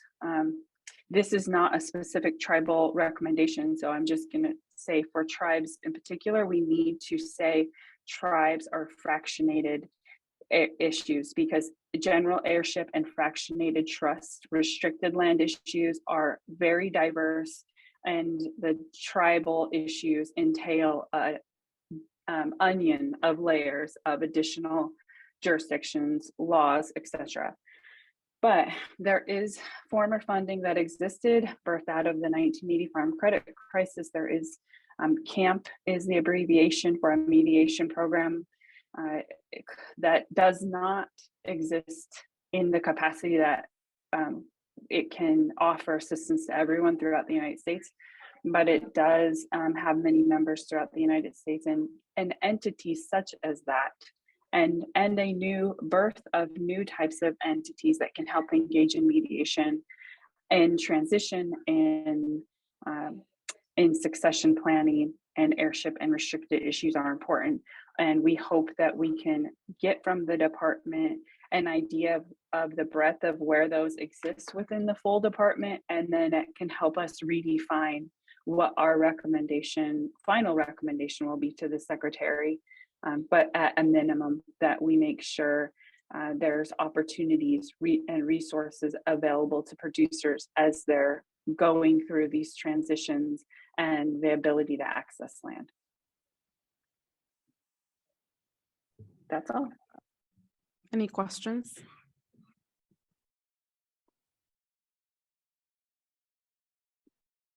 Okay. Thank you. Moving on to our next recommendation. Recommendation number 28. address historical and equitable services by making county committees more equitable. This recommendation will be presented by members Haney and Eubanks. 20 minutes of presentation and Q&A. Hand it over to you, Member Haney. First, I'd like to say that the expert is here. Member Haney is a farmer. Gina is not a farmer, but Gina understands the county committees based on my basic background in extension and having worked with farmers in the state of Louisiana and have heard concerns that they may have had when they've gone into a USDA office or with the county committees. Dr. Goldman shared a lot, and this has come up in most of our meetings, county committee. And so what I felt the need to do after he gave the history, and then I provided some information to you that I compiled on county committees, was to go back and do a little digging as far as history. And one of the articles that I'll share with you, and then we'll get into the recommendation. The title of it is Socially Disadvantaged Farmers as Voting Members of USDA County Committees. And here it talks from the perspective, Agriculture Secretary Tom Vilsack will appoint voting members from socially disadvantaged communities to serve on county committees in county jurisdictions that lack fair, socially disadvantaged representation. U.S. Farm Service Agency, which works collaboratively with county committees. And this was in 2012. That caption was in 2012. So you can understand the historical component of what we're talking about today with county committees. It also says here in this same article, eligible farmers serving on county committees provide feedback to USDA on the type of FSA agricultural programs that best serve the needs of the local producer. And I want you to keep in mind the local producer. Therefore, it's very key when you're talking from the perspective of county committees that it's local. It's individuals that are right there within that community. And I'll share a few other things from articles. It says, right now, there's over 7,700 elected county committee members. And it says it's representing over 2,300 county jurisdictions. So you can see the magnitude of this. It says the authority to appoint voting socially disadvantaged members was granted in the 2002 Farm Bill passed by Congress. And we're in 2022, and we're still talking about county committees, and we're talking about how to make them more equitable. So somewhere we may be missing what we need to do when it comes down to county committees. It says each year in this article that USDA will conduct a fresh statistical analysis and appointments with voting authority will continue to occur in areas identifying underrepresenting the diversity of the area of the producers. So in other words, one of the recommendations in here and that we talk about is the intentional aspect of county committees. And here it says in this document that we would conduct a fresh statistical analysis. And then the other thing that has come up when we talk about county committees is the urban agriculture county committees. And one of the questions that have come up over the time was, is it urban that looks like the current county committees, or is it urban committees to address new issues that would actually be there with county committees? It says FSA will begin, this was in 2020. Urban farmers who participate or cooperate in an FSA program in the county selected may either be nominated or may nominate themselves or others as candidates. One of the things that we will talk about in the recommendation, I gotta know about it, I gotta understand it, to want to be a part of it, to bring about a change with regard to the county committees. It also, I want to share with you, to be considered. What does it take to be considered to be a part of this? And there's a nice, slick publication that's put out. I mean, it is slick and it looks good, but do I understand what is being required? And you'll find in some of the recommendations that we will make or that we're suggesting that it's important that I understand what I'm getting into and have the confidence that I can do what I need to do on that county committee or on that component. It said to be considered, a producer must sign a FSA 699A nomination form. The form and other information about FSA county committee elections are available. That's when you want to be nominated. But then it goes on to say all nomination forms for the urban and the suburban county committees must be postmarked or received in the local FSA office by October 2nd. Postmark, it's just the idea of the hoops that you jump through or that you have to jump through to be a part of this. And a part of this is to benefit, if you remember when I spoke earlier, the local producer that they provide. This was in the 2018 Farm Bill, where it directed USDA to form the urban county committees that would actually be there. One other thing I'll share with you. According to the FSA website, committee members are the local authorities responsible for fairly and equitable resolving local issues. Among other things, county committee members make decisions affecting which FSA programs are implemented countywide. And I guess I have to tell you, it's parish-wide for me in Louisiana, but it's countywide. The establishment of allotments and yields, commodity price, support loans and payments, conservation programs, disaster payments for commodities, and other farm disaster assistance. That's according to the FSA website. That's what county committees are involved in.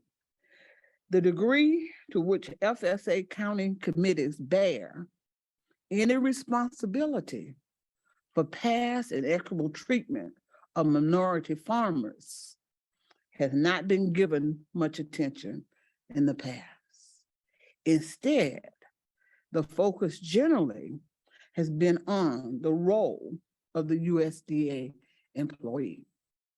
And I say to you today that it should take all, the individual that will be nominated to be on the county committee, the USDA employee, as well as the farmer that's coming into that committee, coming into that office.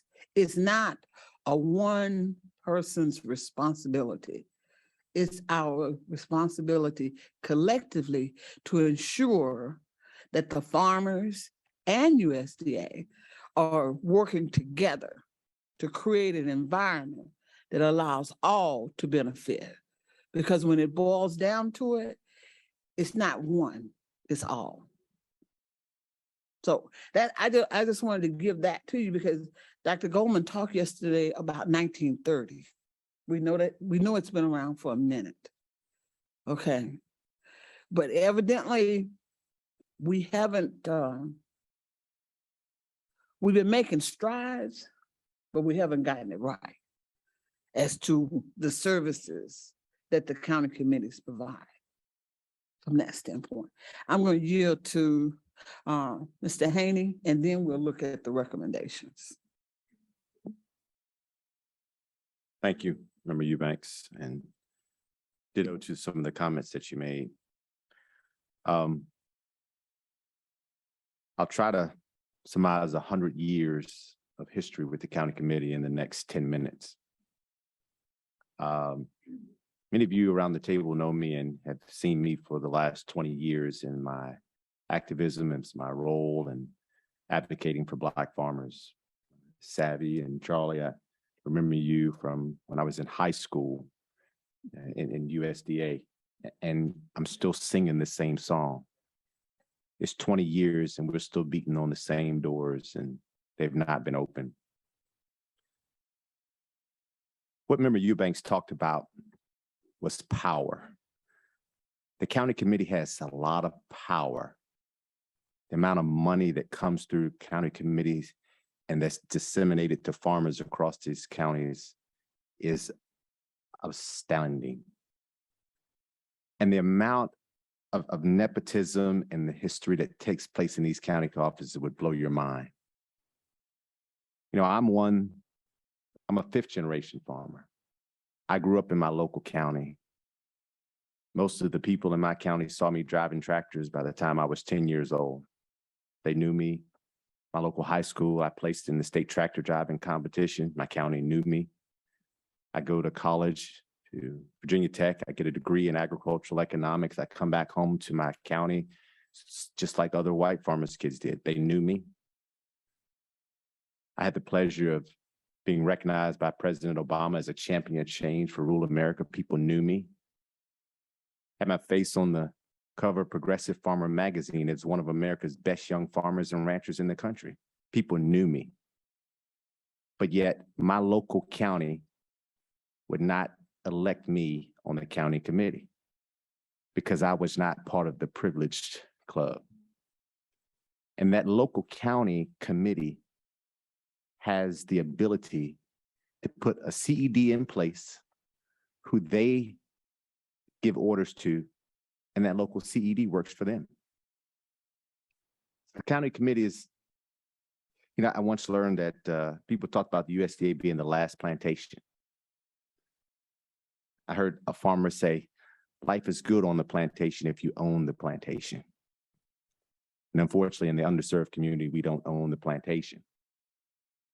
If we look back at the statistics that Member Eubanks gave and even Dr. Goldman yesterday, we reflect back to 1920, where we had 1 million Black farmers in the country, 16 million acres of land owned and operated by African Americans. The 1930s, the county committee starts. Since then, the number of Black farmers has fell like a rock. Present day, we're less than 2 million acres of land, less than 15,000 Black row crop farmers in the country. And I'm laser focused on row crop because that's where the money through these subsidy programs comes down and disseminated. Disaster payments. The good old boys that sit around the county committee office that make decisions on, now, Savvy, you didn't have a disaster on your farm. You should have been okay. Remember Hughes? Yeah, you had one. That's too much power in the hands of some good old boys in these county offices, and it's not equitable. It's not fair. When you go into these county offices, you have to pretty much provide all of your financial information, your assets, your liabilities, your home, your car. You provide your farm leases. I was asked to tell how much money I was paying for lease. I blacked it out on my lease. I said, I don't have to tell you that information. But if you didn't know better, you would provide that. I watched a farmer when I was in high school. He was a Black farmer in my area. He was farming over 500 acres. Today, that gentleman is working on my farm, and the CED is farming all of his land. So this is more of a fox watching the hen house or having the key to the hen house than anything else that we've ever seen.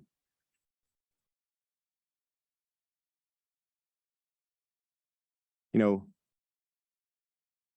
county committee members have the access to information more than bank tellers have information to your checking account.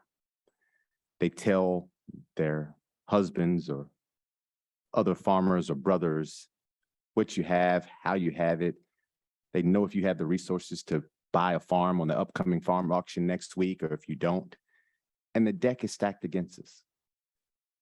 And this has never benefited the underserved farm community. Native American country, African American, Pacific Island, it's never benefited. So we've looked at all the reports and things that have been done, and no change has happened.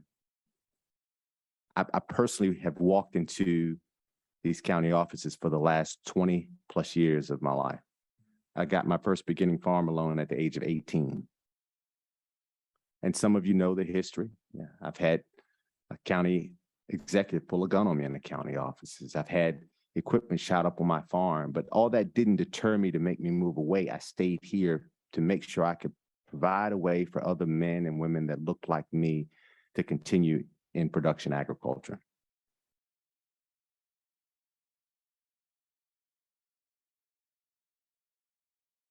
When we look at how we make things better going forward, FSA has had some shortcomings. When we look at all the other agencies, NRCS, Rural Development, they don't have the historical factors that FSA has had. And they're still able to disseminate their programs. They're still able to get those funds to farmers and members that need those funds. So I think the county committee system needs to be abolished. I think we need to look at how other organizations within the federal government run, and not so much control is given to a group of powerful, traditionally white men and women in the farm community in these county offices that are able to use our information against us, that's able to look at our leases, our financial information, our loan applications. I wish you had the privilege of walking into some county offices like I've had, and the treatment and how you're responded to. If I wasn't educated and had the experiences or the resources I did, I would not know any better. But the majority of men and women that look like me do not have that privilege.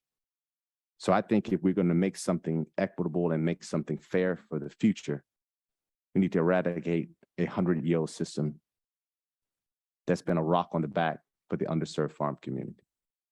Thank you. You've heard Mr. Haney speak, and you see the recommendations that we have as a committee brought forth to you. And as I reflect on what we've put together as a team, you really are projecting a complete overhaul of the county committees. When I looked and I read through them and said, okay, should I change this or should I change that or should we move this? And it's a complete overhaul of what we have in place to say that we have voting members and minority voting members, that we consider the percentage of the representation. When you go to, I know for years, when you go to a county committee, I've heard talk with individuals and they're the only one there and they can't vote. You're just there to listen from that standpoint. So it becomes important that the representation is there. My background is more education. And then so I believe everybody needs to be trained, but also trained and held accountable for what you've been trained on or what you've been asked to deliver to the individuals. So in other words, here, targeted outreach to solicit individuals that would be a part of the county committee election process. Expand the capacity of the county office. One of the things that this committee talked about quite a bit was the technology within county offices to be able to work with individuals that may need to be trained as far as county committee members. The application process include the bandwidth of county offices to assist with the application and support additional customer service training. Also, the appeals process is something in which should be considered in the role of the minority advisor. Require training of American Indians and Alaska Native issues. Look at what's happening there with the tribal producers and Indian communities. And then train county committee to exercise their voting powers and use the tools at their disposal to ensure that members can vote without retribution or a sense of retribution. I'm sure you heard when Mr. Haney spoke that a gun was pulled. So those are the basic recommendations. But when you look at what's in front of you, we are recommending or would like to see just a complete overhaul of the county committees, the county committee system, because they do have a significant amount of power. And the power that they have impacts the economics of it. That's the key thing, the economics of the profitability for a farmer to be able to move forward. Thank you, Member Haney and Member Eubanks. Due to time, we are going to have to go to the next presentation, and any deliberations on this topic will be done this afternoon by the Equity Commission members. Moving on to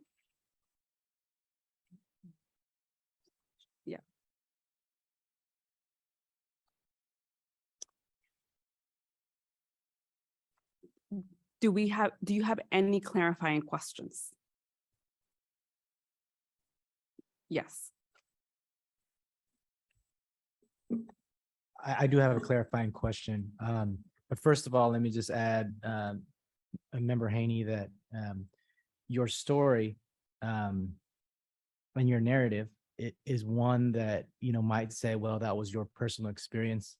I can tell you that, my work with social scientists that says when you hear the same story over time, that's data, right? And I can tell you for the record that I've heard this very similar story from Black and Hispanic farmers in the state of Texas, almost if you were just switch places with them.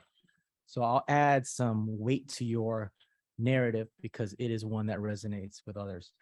I have a quick clarifying question around the recommendations that you made. I'm not sure if there are any ways that you have considered including like AI or any other kind of programming here that can like add clarity to the application process. I'll just mention, and a shout out to Member Jansen. He had recommended an AI strategy where you have programs that analyze applications and almost reduce the personal nature of decision making, and says, based on all of the information you've provided, you should have been approved for this. Now the state office can say, I'm not exactly sure why you have not been approved. One of the farmers I work with had the same story as you, had the opportunity and the privilege to start to talk to the state director, and had said, hey, look, here are all my applications. Tell me why I was not approved for these. And according to the state director, they were like, you should have been approved for that. No, you were approved for that for sure. You're totally eligible for that. But there were some judgments made at the county office where that application never even made it into the stack.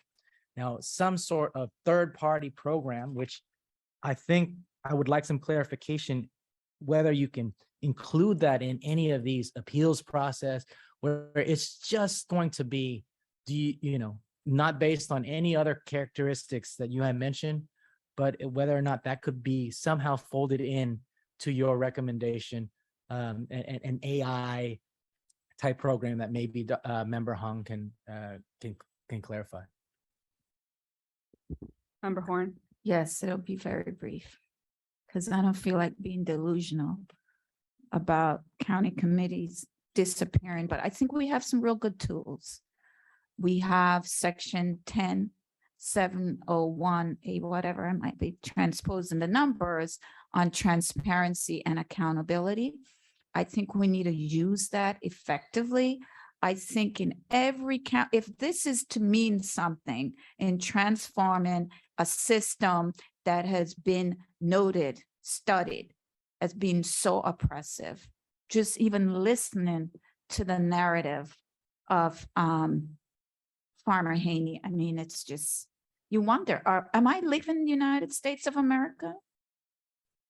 And so minimally, I could see using transparency and accountability, and it might mean appointing an equity compliance officer in every state, FSA, FSA office that strictly will have oversight and review of every decision that a county committee makes in appropriating monies from the federal government to any farmer. I think that whole system needs to be subject to some kind of computerized system that needs to be upgraded. We need to have receipt for service on every farmer that goes into those offices. I think there's some very practical accountability tools. There's also conflict of interest statutes that could be utilized. I think we need to make these processes as transparent.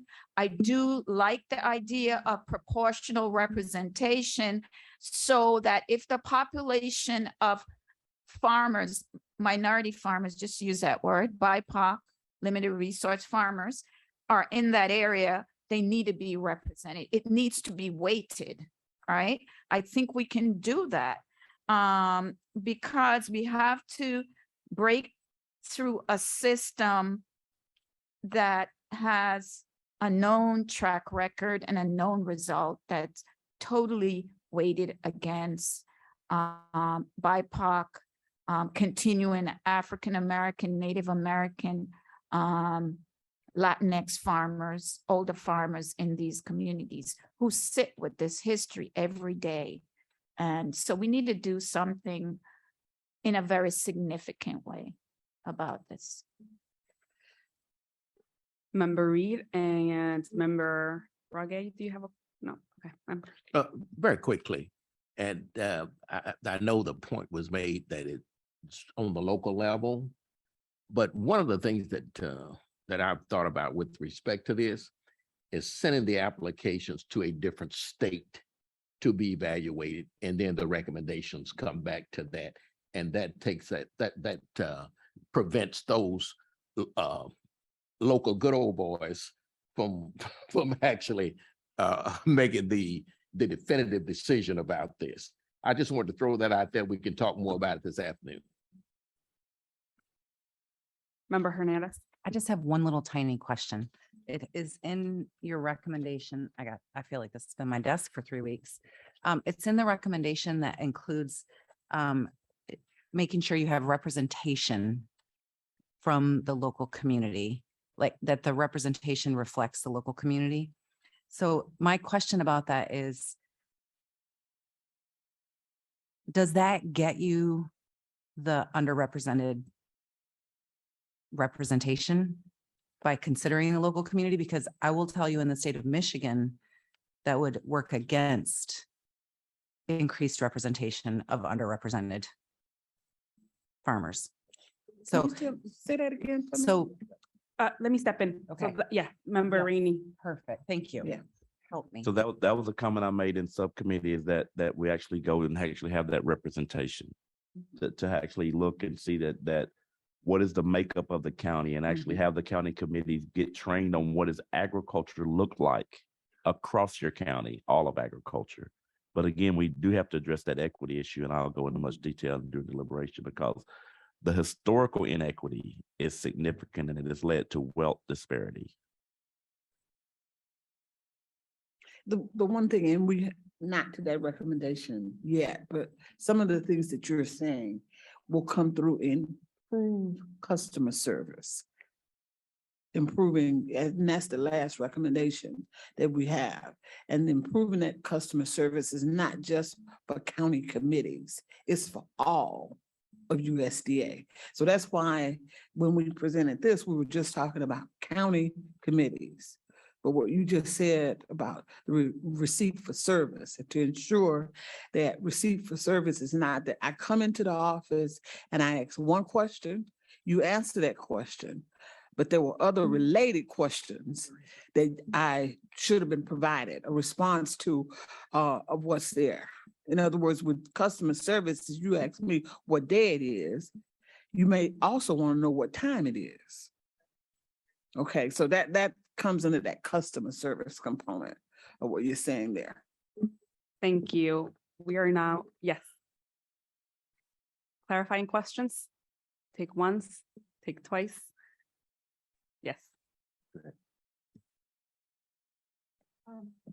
I would just like to provide one example to sort of. Unmute. Yeah, or there you go, you're good. I would like to add one example to Member Haney's comments about the way the county committee works in here. And in Indian country, a great deal of the land is rented and used by non-tribal member farmers and ranchers. And the county committee is almost exclusively drawn from white members.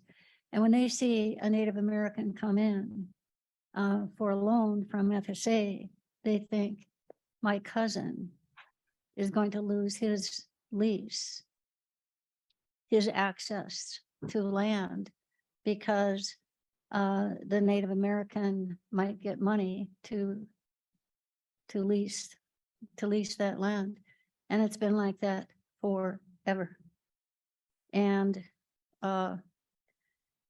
so that's a very, very big problem in Indian country. And I do not understand why a USDA office needs input on who qualifies for federal farm programs and federal monies. I can see where local participation would show what are the local conditions. Did we have a bad drought? Is the information getting out? Does the 4-H need some money? Stuff like that, or support, but not, does the person get a loan? Not, does a person get farm program payments? Thank you. We are, just a reminder, we are now into lunch, but so we still have 2 recommendations to go over. Next recommendation number 29, presented by Member Rainey. Hold USDA accountable to execute and or conduct annual civil rights compliance reviews across all USDA agencies. Dr. Rainey. Yeah, and I'll be brief, try to get us back, but this recommendation centers on getting the data. There is data on complaints, but and if I'm wrong, please tell me, but there's no data on program application and program participation. And so this recommendation is to try to hold USDA accountable, because the 08 Farm Bill actually called for it through section 14006 in terms of transparency and accountability for socially disadvantaged farmers and ranchers. It has an annual requirement. It's got an authority to collect data requirement, and it's got a reporting requirement.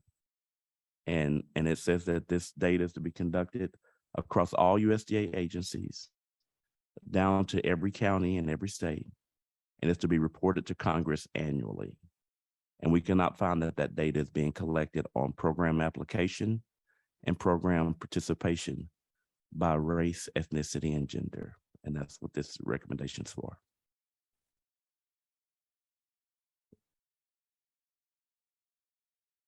Any clarifying questions? Yes.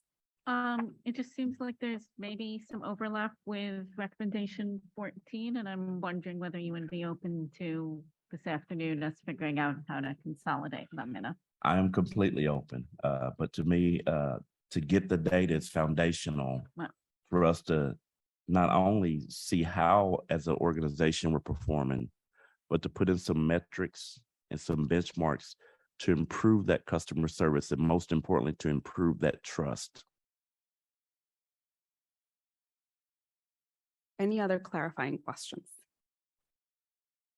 Okay, we're going to move to our last presentation, and that is to improve customer service presented by Member Eubanks. Okay, and again, we made sure that we had everything that we wanted to say in there that you could consider. But one of the things that we lifted up was the receipt for service. In other words, that was already in place. But again, we need, when we say receipt for service, it needs to be more user-friendly, incentivize the proper record keeping, not just going through the motion of receipt for service, include it is a part of training USDA to understand the accountability associated with unequitable feedback. In other words, are they completing the form as it should be? Are they following exactly what has been charged for them to do? In other words, the other component, all USDA agencies should seek customer service. In other words, the feedback from individuals that you're providing the service to. But once you receive that service from those individuals, what's the next steps? What do you do with it? How do you improve customer service? Is the whole thing. If I receive excellent service, I'm going back. Member Haney is just an individual that's deliberate in his efforts. Because if a gun had been pulled, many people wouldn't return. They wouldn't want to seek that service to what's there. So you need to make sure that customer service is friendly. You need to make sure it's in the language that's needed for an individual to clearly understand what's being presented to them. Again, I go back to you when you say customer service, you're talking about USDA employees being trained and being given the expectations, and then also being held accountable with regard to what they are to do. The individuals, the farmers, such as Member Haney, he's the customer.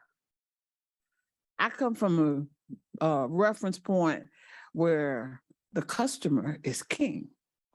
Because if the customer is satisfied, that means that USDA is meeting their mission. And their mission is to provide services to the farmers, to the individuals that are there from that standpoint. So the whole component, when I start talking about customer service, was from that vantage point and getting feedback and looking at ways to get feedback that's just not in a paper survey. Look at the different methods that you can use to secure that feedback from individuals that are using the services that you have. In other words, customer service, evaluate it, see if you're doing what you're supposed to do. And if you're not doing what you're supposed to do, it's a circle. You come back and you evaluate that in order to meet the needs of the individuals that are securing services from USDA.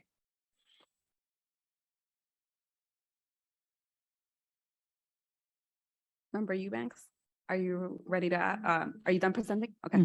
Any questions? Mr. Holland, I see your hand raised, but I'm not sure if that's a legacy hand or if you have a clarifying question. I actually, this is a crazy joke, but I had to change the color of my hand so it didn't blend into the screen. Weird thing to say at an Equity Commission meeting.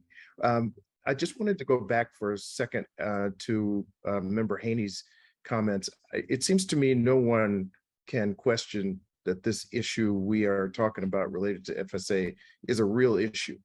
We've heard someone, Member Haney's from Virginia, we've heard someone from Texas, and I'm from Mississippi, all expressing the same rendition of issues live today. So I want to pinpoint something that Member Haney said in his comments, that there are other organizations within the USDA that don't have the same historical issues. They have issues, but not the same legacy of issues that the FSA has. So there's something broken in the structure. And so while I know that it might be radical to suggest a complete change in structure, something radical, something agitative has to happen because we've been talking about this for 50 years. And we continue to have the same issues raised by new generations of people. So I don't know what the answer is. I love these recommendations and I love the work that has been done on this issue. I applaud my fellow members for this work, and especially Member Haney for bringing his personal story to the issue. But it's the same story everywhere, over and over and over again. So I think this requires some kind of, if not radical, some agitative change. Thank you. Any other clarifying questions? Member Rawls and then Member Stokes. This is not a clarifying question, but I wanted to get a last word in before we go to lunch. I plan to engage on this county commission issue when we deliberate, and I think we sort of we just ran out of time. But I did want to say, Mr. Haney mentioned a meeting with me in 1996, I believe. You didn't put a date on it, but I think that's when it was. He and his dad came to Washington several times, and I reminded him of this yesterday. I don't think he remembered, but they came and met with the secretary and myself and other officials on several occasions. And I kind of wanted to maybe in that on a high note, because I wanted to tell everybody here, Philip's dad is one of the finest people I ever met anywhere, and have always remembered him so fondly, regardless of how he felt about his treatment by the county office and by USDA, and he was very, very clear that he had suffered mistreatment, but he always conducted himself as a perfect gentleman, and just tried to go about his business and ask that his concerns be given care and attention.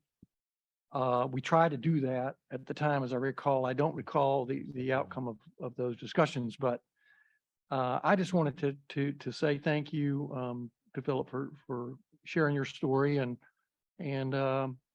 just important to me to say what a great person your dad is, and how he's fondly remembered, and he's still living, and didn't want to put it in the past tense, but thank you.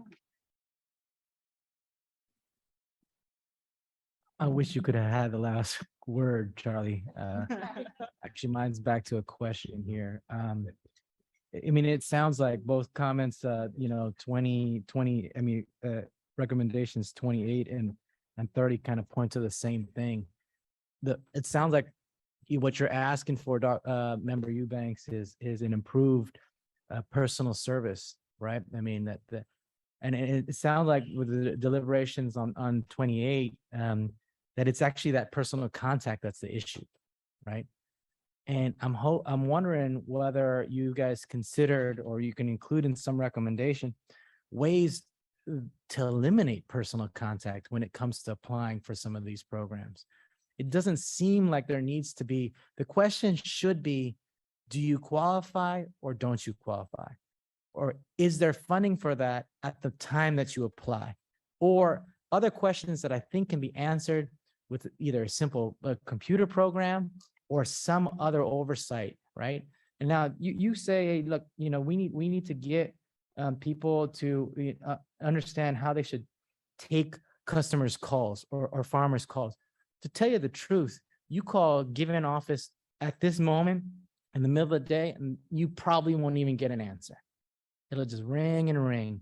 And if you're Member Haney, you're like, I'm gonna go over to that office. Odds are nobody's in the office right now, right? Now, when you do that, you call and you go over there, guess what? You're probably not gonna do it again because that's terrible customer service.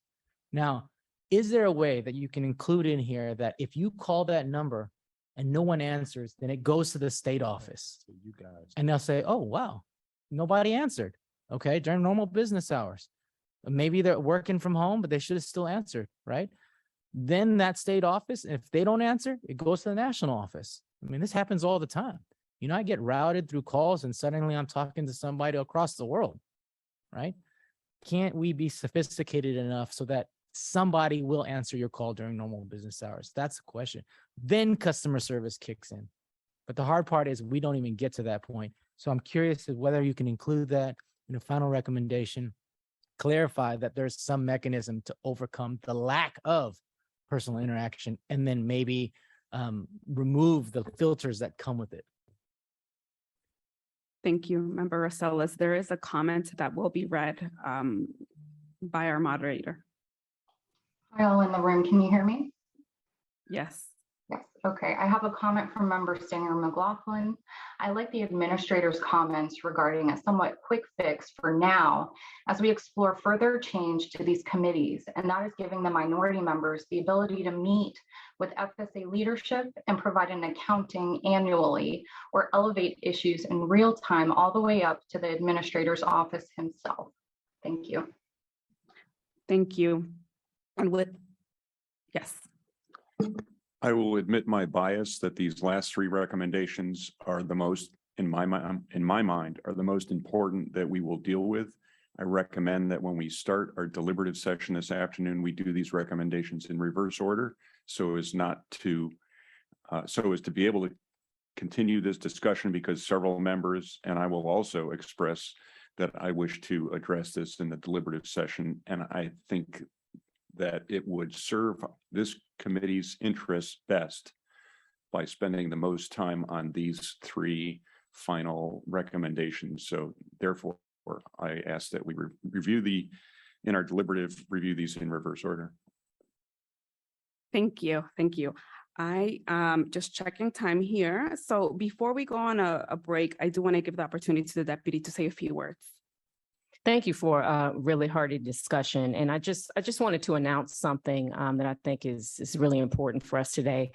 On the first day of the Biden-Harris administration, President Biden issued an executive order for racial equity and federal support for underserved communities. And this was a challenge for all federal agencies and departments to establish racial equity for all. And so USDA, we started to take that deep dive, take a look at ourselves. We were able earlier this year to release our equity action plan. That's our outward facing impact that we have on people we serve to make sure that our programs are more accessible. People know how to use them. They know how to access the programs. They can read the announcements. They understand them. That's our outward facing focus. Of course, Congress provided funding through the American Rescue Plan for us to establish this equity commission. The third piece is what we're announcing today, the release of our DEIA strategic plan, diversity, equity, inclusion, and accessibility. That is where we're going to take a look at how we can have an inclusive workplace, how we can have a workforce at USDA that is reflective of the greater society through all leadership levels. And of course, part of that is the establishment of a leadership and governance structure for which we will be able to open our office for diversity and inclusion. You all met our acting Chief Diversity and Inclusion Officer virtually yesterday, Ms. Leslie Weldon, who is establishing that office. We keep talking about that Office of Equity. That is that office that we will be quickly working to establish. With these DEIA strategic plans, we're going to outline some actions to address multiple goals, but I just wanted to let you know that we're excited about the public release of the strategic plan. Welcome you to visit our website so you can take a look at it, and encourage you to give feedback when and where you can. So thanks so much. We are moving forward with many of our goals, and you all are a part of that. So thank you. Thank you, Deputy Member Cousin. Please go ahead. I hate coming in after the deputy. It seems almost disrespectful. I'm sorry. I want to apologize for the other members of the commission for my that I'm not there for the deliberations because I think this is so important. Unfortunately, there were scheduling challenges. The comments that were made about the importance of Section 28 and 30, I want to underscore. I am not here in the afternoon for the deliberation, but I would ask that as you deliberate, that you consider that the county offices have responsibility. And we are talking now about accountability and how to define that accountability. But what we have not spoken about are the consequences for lack of that accountability. And if there's a possibility for us to make recommendations along the line that would ensure there is some accountability for the types of actions that have been described by Member Haney so eloquently, and others who intervened during this discussion. This is we're now at the core of what has been the diminishment of participation in the agriculture and food system by people of color for the diminished participation since the 1920s. And if we're going to make a recommendation that is going to have a real meaning, not that the other areas of our recommendations do not, but here in this area where the county offices are the direct customer facing enterprises, that if we don't put some teeth here behind that recommendation, then I suggest that our report will be somewhat diminished in what we had hoped to accomplish. So I'm hopeful that during your discussions this afternoon and deliberations, that while we are reasonable or realistic in what we are asking for, we are also quite directed and pointed, and I underscore where there's an opportunity for accountability. On the clarifying question, I would ask that in your deliberations this afternoon, you also consider definitions. We in some areas use BIPOC, in other areas we use minority. We need to define our terms to ensure that those technical terms are not used against us in how these recommendations are interpreted. With that, I thank you very much for giving me the floor in this late hour. Thank you, Member Cousin. And with that, we are going to take a lunch break and we will be back at 12:30 Central Time. So around 40 minutes. 38 minutes. 38 minutes. We were too excited to talk about that.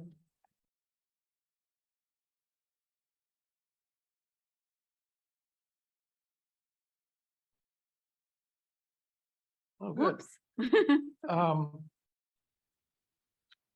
And so I don't know whether we should just deal with this piecemeal or try to figure it out once the recommendations get rolled into the report. But we need a consistent formatting for the recommendation. So what I'm seeing here is the commission recommends the secretary undertake to improve customer service and so on. So some of that's just going to need to be done at some point. Yeah. And I don't know whether, we should move to allow that process to work, before the report is sent out for like final approval or something like that. How do we envision that? Yes, that can be done as you are finalizing your interim report. Just figure out that terminology so that it's consistent across all recommendations. Does everybody see what I'm getting at? Yes. Okay. Okay, so just confirming we don't need to worry about that for this conversation. We can clean it up at the end. Yes, you will have plenty of time to clean it up. Okay. I was going to question Dr. Rainey. Dr. Rainey, on when we added through customer feedback and data analytics, are we thinking like what use of AI technology, I didn't want to I didn't want to be prescriptive. I'm thinking whatever's available Okay. to analyze the data. I mean, I can wordsmith and go into setting benchmarks or using AI or different things. I just want to be very broad. Okay. But my ideal is that we're going to collect the data and then we're going to analyze the data. Yep.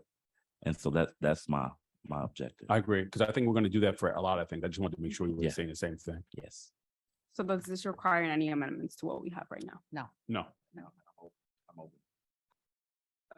Well, I don't want to put it in a heading. No. That's like an asterisk.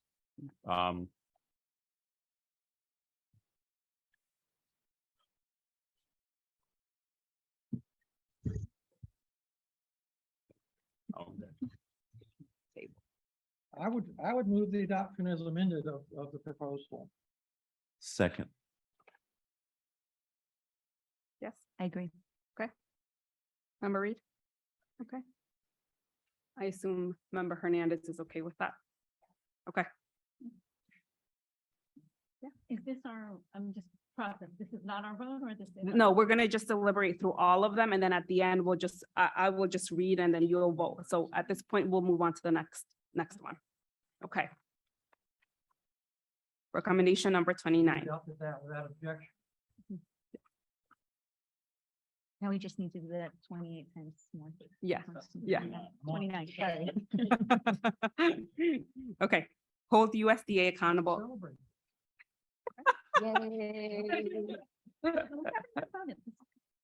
Okay. Number 29, hold USDA accountable to conduct annual civil rights compliance reviews across all USDA agencies. A, encourage annual civil rights compliance reviews across all USDA agencies as mandated by the Farm Bill. B, ensure reports and related data are accessible to the public and shared with Congress.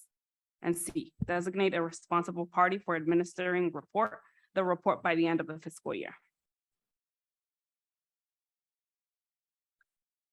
Any amendments, considerations? Yes, I might say Member Ross. complete. I'm A instead of encourage. Encourage seems Ooh. like a weird word for this. Yeah, I love it. Yes, Complete.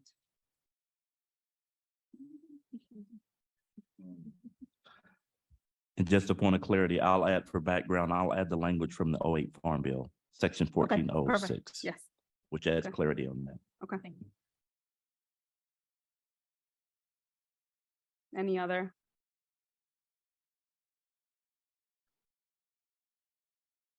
There was discussion about looking at the 14.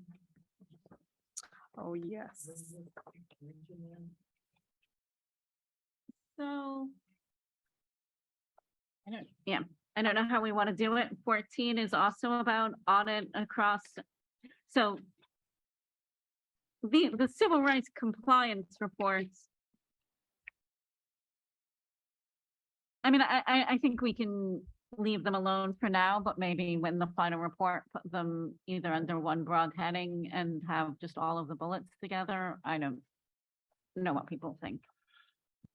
I'm open to combining, but the distinction that I made from 14 was that 14 talked about complaints. And that the 29 talks about program participation and then program acceptance. Those So- that apply.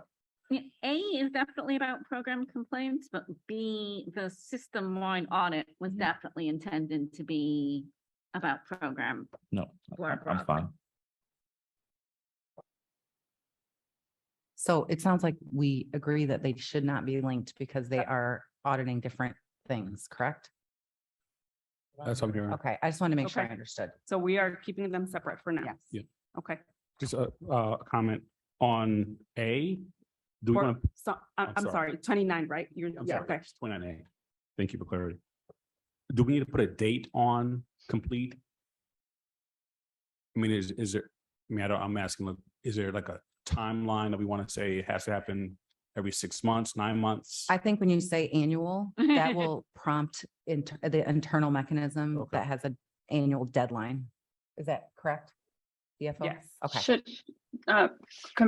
Member Stanger McClellan? Should we add a starting year though, when Oh, we want yeah, this that's first good. one to begin? 2023. I would say that the 08 Farm Bill has already started to clock.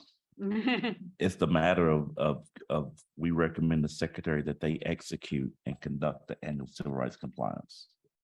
So as soon as we send these recommendations up, whatever that formal acceptance is. Member Rainey, are you suggesting that we amend letter A to say complete and execute, and then at the end mandated by the 2008 Farm Bill? I love that additional language. You said it. We're Yes, just capturing it. yes, and add section 14006. 2008 Farm Bill, section 14006. Member Stanger, I would just encourage a 2023 start date in there. Otherwise, this could get kicked down the can and it won't happen like it hasn't in years past. Do members agree? Yes. I agree. How do we, what's the language for that? Starting January 1, 2023. starting FY, well, so That's fiscal, the September fiscal years 1st. up. That's it's October 1st. for us. Yeah. 2023 starts October 1st, if you're a fan. Take it. Any other for number 29 changes, amendments? Member Ross? Well, just again, we have the same issue with the headings and how it's presented. Accountable. Your mic's not on or you're not talking into it. There you go. We have a similar issue with how this is written up. That to what I raised before. It recommends that we hold USDA accountable. Well, I don't know what that means. So we're recommending that the secretary do something. So again, this is something that we need to put in some consistent format as we put it together. Yeah, and my thoughts is that that's what we'll work out later on. We're working on the idea, because to me, most of these recommendations are that we recommend that the secretary, execute and conduct an annual civil rights. But I think we can wordsmith that later if we accept the idea. That's my thought. I only bring this up again because I want to alert people, if you have some peculiar way that you phrase this, you might want to make that clear as we're going to be putting this together. I guess I would just say that the accountability is the things underneath. Like the accountability is like he or she has done this by that date, or that has been done. That's the accountability.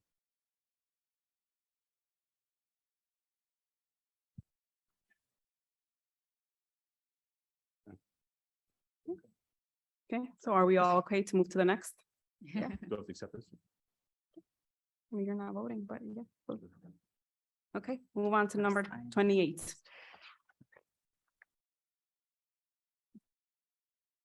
Okay, address historical and equitable service by making county committees more equitable. A, appoint a minority voting member in areas of high proportion of minority farmers without representation. B, consider a percentage of representation required that is reflective of population for county committee member vote. C, conduct targeted outreach to increase minority participation in county committee elections. Given that the nature of tribal governments and their membership citizens, specific outreach should be created and implemented to provide awareness of the opportunity to serve through the focused outreach. D, expand capacity of county offices by including internet-based information and reducing complexities of applications for services and contracts. E, for the application process, increase bandwidth of county offices to assist with applications and support with additional customer service training. F, include the appeals process and role of the minority advisor in training for new committee members. G, require training related to American Indian and Alaska Native issues where a high number of tribal producers or Indian communities exist. Train county committees to exercise their voting powers and use the tools at their disposal to ensure members can vote without retribution or sense of retribution for voting actions. Opening it up, members. Yes. And looking at this and the county committees, they have a tremendous impact on overall farming operation and a negative impact on underserved farmers, if you will. And we heard some discussion today about actually eliminating the county committee. And I do know that politically that's a challenge, but in talking with certain people, it's my understanding that that is possible. And so I'd like for us to have a discussion around that, because I heard some pretty compelling arguments in terms of why that committee, we might consider eliminating that committee. I want to ensure all voices are heard. Member Stanger McClellan, your hand is raised. Yeah, actually, I'm going to echo what's being said before I go back.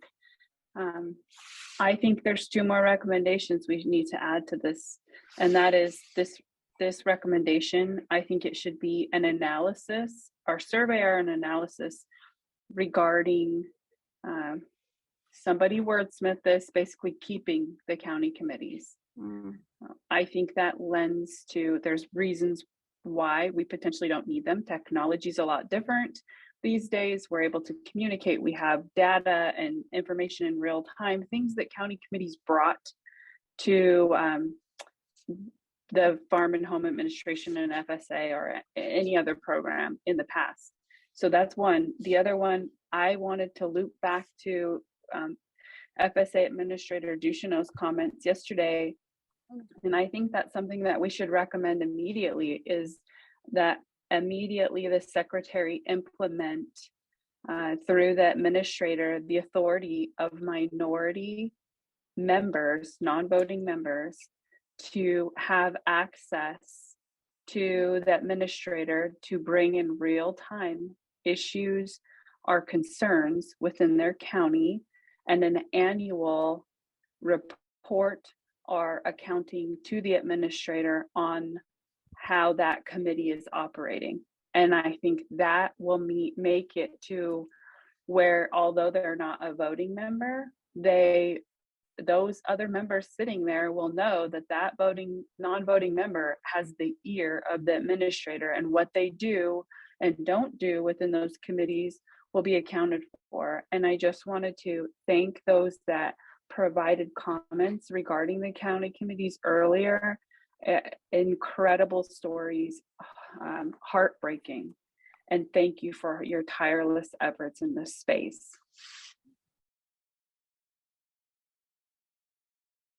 We're going to try to capture everything you said, the 2 points. So right now what we have is conduct a survey or analysis regarding the county committee system. Let's do that, and then we'll go to the other addition. Members? I don't add viability or something to that. Do we need them anymore?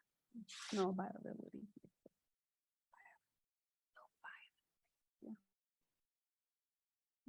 Come on, Poppy, somebody come up with a better word for that. I like the viability. I think that gets right to what you were I describing. don't think viability is right. Relevance. I think the question is, can somebody objectively discuss, describe, present the value? What is it exactly? What is it the county committees are doing of value for this system? And, ultimately what you would like to know is, well, yeah, it's super valuable, and so they should be retained and modified to get to Mr. Reed's question. Because if the answer is, well, actually, we can't tell you that they bring a whole lot of value. Right. But we can tell you they bring a whole lot of heartache to people, rightly or wrongly, who perceive that what they are doing is not serving, all farmers and ranchers equally. At which point you could say, well, gosh, we really should recommend that an avenue be pursued to take this system down. But anyway, I belabor the point. I don't think viability is the right word. It's more, what functions do they serve that better the operations of the committee, or provide information to the secretary or something? So I I guess- just need to, I need to add, because I want to reply to Dr. Reed's remark about why are we looking at these recommendations? Why don't we just talk about eliminating them?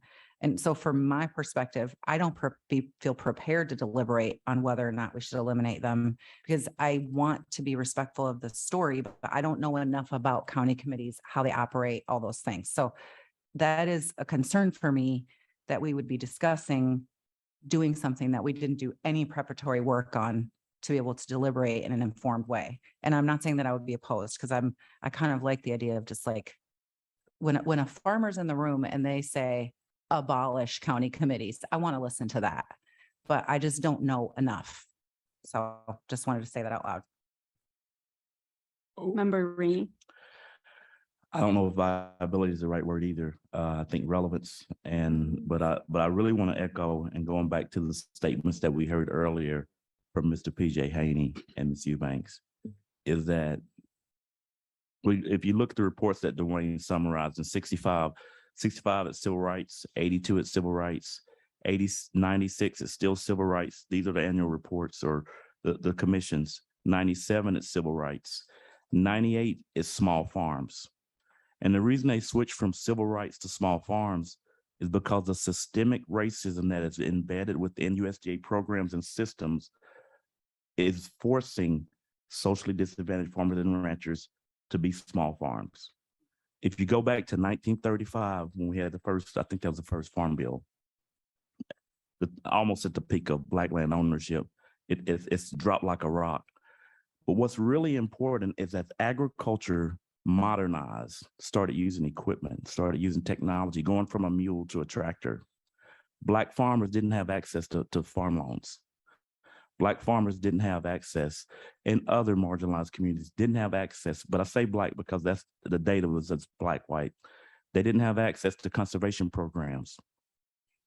So the land that Black farmers are able to own today, for the most part, relatively speaking, it's marginally less productive. Their yields are lower.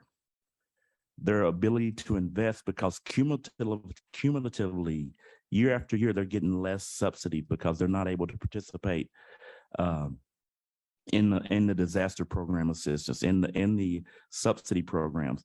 If you look at that farm number, the Black farmers, it drops. I can show you a map of NASS data looking at cotton acreage because cotton was king. And I think I read the report in the early 1900s. Almost all Black farmers grew cotton. That graph is very similar. So whether they were forced out by lack of access to planning, lack of access to markets, and I'd encourage any of you to read up the Elaine massacre. That's a lack of access to markets, which is terrorism or by violence and force that forced many people out of agriculture. And the county committees was an instrument that they used because they kept the Black farmers out of the room, divvied up and said, okay, who's going to get the land if it was valuable? If it was not valuable, they allowed it to stay in the Black hands, and they marginally let them survive until they're a smaller farm today. From 35 to 85, average farm size doubled. Labor efficiency dropped drastically. And so Black farmers are that's the term catch up, which I learned from the National Black Growers. Black farmers are continually trying to catch up. That's the system. That's the value of what the county committee has left us with today. It's a structural difference. It's a wealth disparity, not just for those farms, but for those communities. May I? Member Reed, Yeah, and then Member Loza, and then Member Todd. I want to be clear on this. Certainly, the discussion by Mr. Haney brought back memories, okay? I did not make that statement based solely on Mr. Haney. I want to be clear on that. I spent 7, 8, well, actually 9 years working for the University of Arkansas Cooperative Extension Service. And I had statewide responsibility in all 75 counties for horticulture. I worked with commodity growers as well as specialty crop growers. And so I have seen firsthand the experience that, the plight rather well, let me rephrase, the pain that these county committees have inflicted on producers. So it's not just based solely on my association with the National Black Growers Council. I'm probably the oldest guy in this room, and I've experienced a lot of this stuff, okay, firsthand.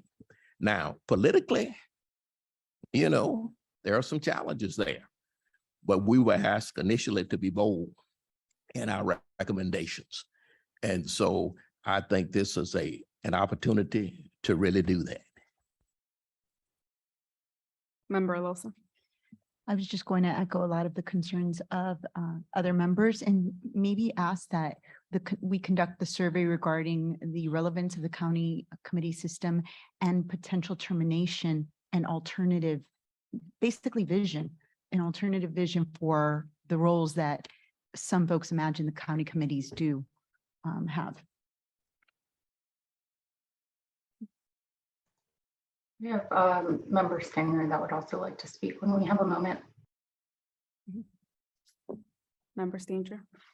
Well, that comment, exactly. So I thought about assessing how I say it. So an assessment of the current role and needs, and a needs analysis of the county committee, but I also like the comments that were just made. And I think just capturing that, we're not asking to vote on their termination today, we're asking for an analysis. And then after that information is provided, I think we can entertain a future recommendation on whether it's needed or not. But before we can get there, we need that background information. Member Bash. So I like this study. I'd like to include the historical role of the county commissions and what we know about what they have played in displacing Black farmers, because I think knowing the history is important to the people who are making the decisions should know the history. I'd also just in the heading for this, it says historical inequitable services, and I would say historical and continued inequitable services. Not Historical and present day. Sure. Is the study to look at the current practices of the county commissions? Because I feel like we already have the data about the impact of the county commissions. We already have the data. So why do we need to study the impact of the county commissions? Are we saying we want to study for opportunities for how they can be improved? Or I guess I'm confused. Because I mean, we know that the impact on Black farmers because we have the date of when they started, right? We know, but I don't think we can assume that the people who would be responding to the recommendation, members of Congress, they're going to hear from the people who would lose when this was done. And most of them do not know the history. That's not what people get elected into Congress for, being experts in very few exceptions. I mean, I'm not saying that the USD needs to spend huge resources on the history, but compiling it and not just treating it as if it sprung out of nowhere. I would argue that it's never been asked in this manner. It's never been looked at in the lens of, do we need it now, moving forward in the future? So I think we do need a reassessment of what does exist, the surveys, the data, but through this new lens. So I guess I would just caution us to think about this. If we, I'm okay with the statement as it's been written, but if the study says, oh, you know, we're not sure, we think it's still okay, and to Poppy's point, the stories that we've heard today, people who have been in the room, the people who had deliberations, the people who have educated us around what's happening, it's so real. The truth of the matter is, it cannot look the way that it looks. So I don't want us to get stuck in a predicament that, oh, the study actually found it's okay. And we know that that's just not true, that it's got to be better. So I guess what I would suggest is we do the study, that's fine, but we put a date on this. And at that date, you know, we start to, I would say we start to move on the recommendations that have been listed here at a bare minimum. by member Eubanks and member Haney. And at a certain date and time, the study can be done, but we're starting to reevaluate what these new things have helped us do. And if they had not changed it at all, then we can assume that whether or not the study says, oh, this is fine, that we know it's not fine and we did something different. Because we cannot leave here with the same stuff that we came in with. And I just want to add that the current system, it works for 90% of farmers. I know. It works very well for 90% of farmers. Yes. It works very well for 90% of farmers. It's that, and I'm just throwing that number out there. But for the small percent that is being marginalized and in some ways under attack, it's destroying them.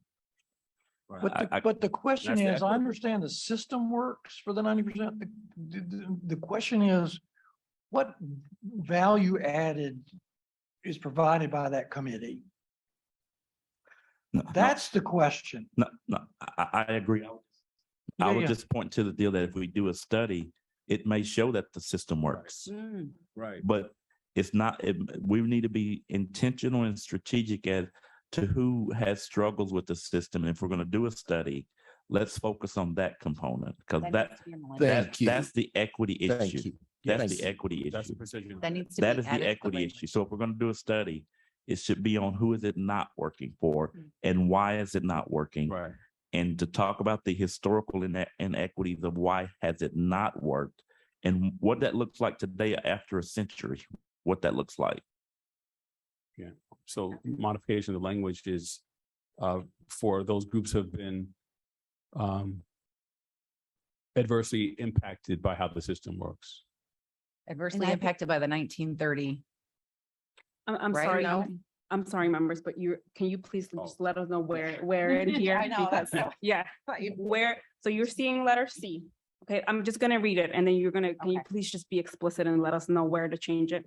Conduct a survey or analysis regarding the relevance of the county committee system and potential terminations and an alternative vision. The assessment should include the current role of the county committees, the historical role of the county committee system, and the role the system plays in displacing Black farmers. I would just like to have been that part in terms of minority farmers. Minority farmers. Not just Black farmers, but because I don't think the system works very good for Hispanics, No, they're not. Latinos at all. I say survey and analysis. Survey, okay. Thank you. Do we need to be prescriptive also about who we're asking in the survey? 'Cause I think that to Dr. Rainey's point, like there's a margin of people that we're trying to get to. It's the disparity. That needs to be addressed in that language. So where would you put Poppy? Yeah, I where think would, it goes in, the assessment should include the current role of the county committee in creating disparities for minority farmers. And then, well, let me see what this next. then it says the historical role of the county committee system and the role the system plays in displacing minority farmers. Both, so for minority farmers, both the historical role of the county committee system and Both, yeah, both. see what I'm saying? And its current displacement of minority farmers. Fix that. It's closer, but there's another piece I'd love to get in this study is in terms of that disparity because minority farmers were denied access. It's in the system today of Farm Bill. It's interwoven into a farmer's average yield history. It's interwoven into whether or not a farmer qualifies for base acres today. And base acres to a large degree determines your level of subsidy from USDA programs. So if you were denied access through the Allotment Act of 1933, I think it was, and you don't have base acres today, you're never going to get access to that subsidy program. So I don't know the language I would say, or the way those disparities continue to be inequitable in farm program administration. Somebody help me. Both the historical role and the current. Say what you just said again. How it is embedded within the current USDA programs. It is embedded inequities within the administration of current USDA programs. Farmers that aren't allowed to get base acres, they are handicapped for the rest of their lives and their grandkids' lives. They will never get base acres. And that all started back with the Allotment Act that they gave at the local level. Now, in the Midwest, it worked. Yeah. They didn't have Jim Crow in the Midwest. Mm-hmm. In the Midwest, they elected their county committees. Almost everybody looked alike, those farms. I'm sure there was marginalized farmers and communities in those communities, but it's not as drastic as it was in the South because they were displacing 16 million acres in the South. I just wonder if we're venturing off into a complexity that's going to prevent us from getting something on the committee. So the committee is implementing the law, right? The Farm Bill and the base acres and all that stuff is all tied up in that. Yeah. I just, food for thought. I don't. For one, I want to table this to later, but I just want us to make sure if we're going to go this route of a study and analysis that we approach everything that needs to be looked at. That's all I'm saying. And I think we can get that because I've seen studies on what base acres and how that evolved.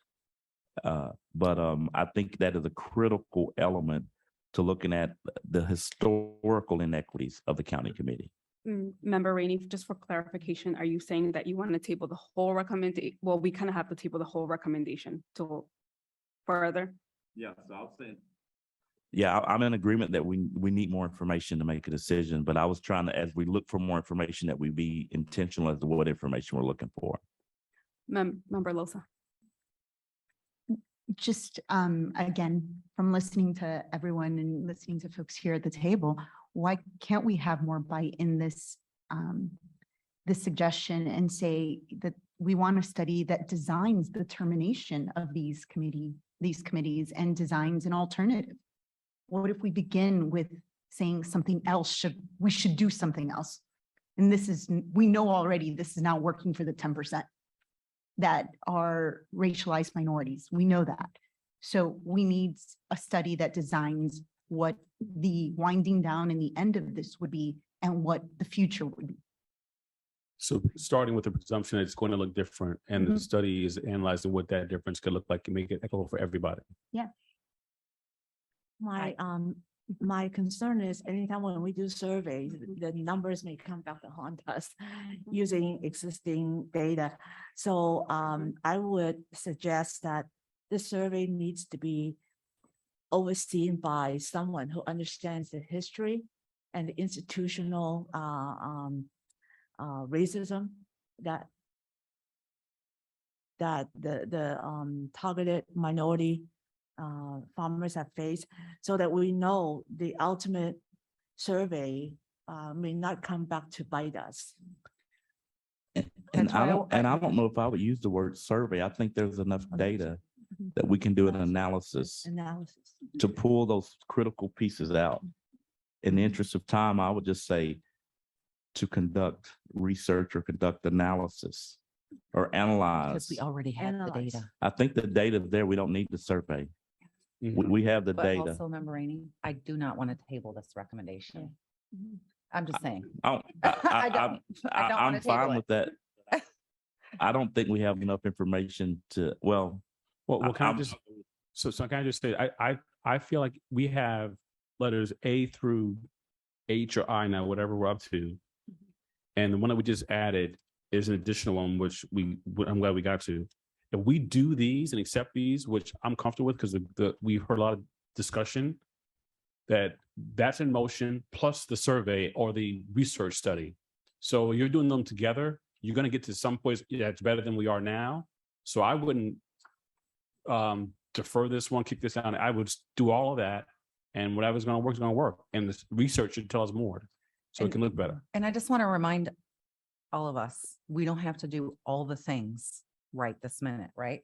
But if we start the forward motion, we can build on what might need to happen with the county committees. But from my perspective, Dr. Reed has spoken. And I feel like that I mean, everyone has spoken and I want us to have forward movement on this issue. So I don't want to table it. Sorry, Dr. Rainey. Do we have someone we want to assign this study to and a date? I just feel like this really is a. I don't think we should assign it because I feel like it's it's coming back to this administrative component of our recommendations. The USDA is going to administer our recommendations. That's how I see it. But what happens if someone who's been working with this county committee is in charge of carrying out the analysis? You know, I'm just saying that we need to have someone who really understands the historical aspect of this so that we do not have the 90% of the favorable comments included in the analysis, because that's going to come back to haunt us. So I do suggest that we need to have somebody to oversee this analysis, someone who would really. Maybe the new equity officer can be what responsible the for equity officer? assigning who does that. But I want us to move that to the top A, and then below that immediately implement, and then the rest of the recommendations. Member Stanger, can you say that one more time, please? So the last two recommendations are the one we're talking about. I think that should be at the forefront, A, and then below that, the immediate implementation of the minority voting members to have access and accounting procedure. The recommendation essentially that Administrator Ducheneau mentioned yesterday. That way, while they're doing the study, at least those minority members will potentially, and their fellow members will know that they're going to have the ear of the administrator.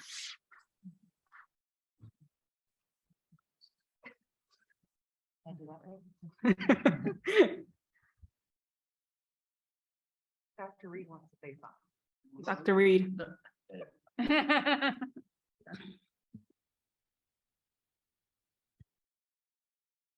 I think in terms of moving this along, the suggestion that was made by my colleague here, I think is apropos. We could move these recommendations along with a definitive statement saying that we are going to be looking at ways in which we can really restructure or eliminate the county committees. Thank you. Member Losa, do you by any chance recall that statement that you said Yes, earlier so that we I can? just said that we can basically start the statement. Where was it? Letter A now. It's letter A now. It's letter A now? Okay, sorry. I basically said that we should start with conduct an analysis and study regarding the termination of the county system, the county committee system, and design alternatives. Because I think in this way, we start with the reality that we know this is not a system that works for that 10% that we're interested in representing. Alternatives that. Maybe work add more equitable alternatives. than- That work equitably for all farmers. I'm sorry, one person at a time. Sorry. You need one person to say it? Yes. Dr. Oh, Losa. and design a more equitable alternative for all farmers. How about that? All in capital.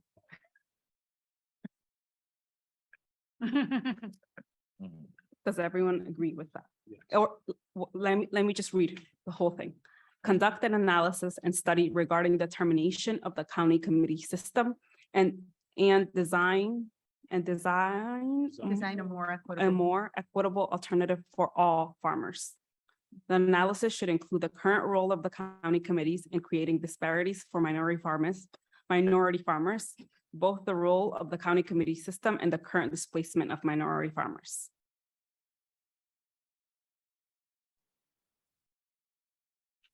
Dr. Rainey. Dr. Rainey. No, I'm okay. When I said table, I thought we were voting to eliminate the county committee. Oh. So I'm good with this. Yes, I'm good with this. I think we will all alone. If time allows, at the end, we can just go back and make sure that we'll read this one again and make sure we have any final edits. I do want to ensure though that we did add the other, there was another one. Yes, so B, so immediately implement a process to ensure that county committee minority advisors have access to the administrator, FSA administrator, correct? To bring in real-time issues or concerns within the county and an annual report or accounting to the administrator on how the committee is operating.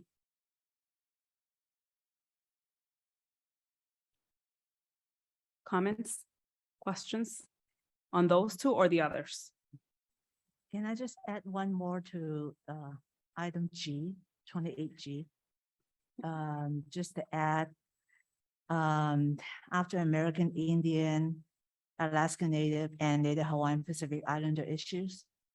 It's no longer J, you need to keep Oh, scrolling. okay. We're gonna have to ask.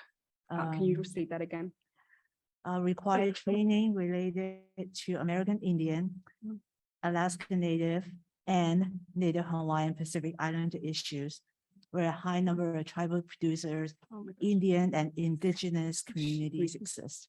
In Pacific. So just it's Native Hawaiian and Pacific Islander. Yeah. Right, that's the, okay. That's it.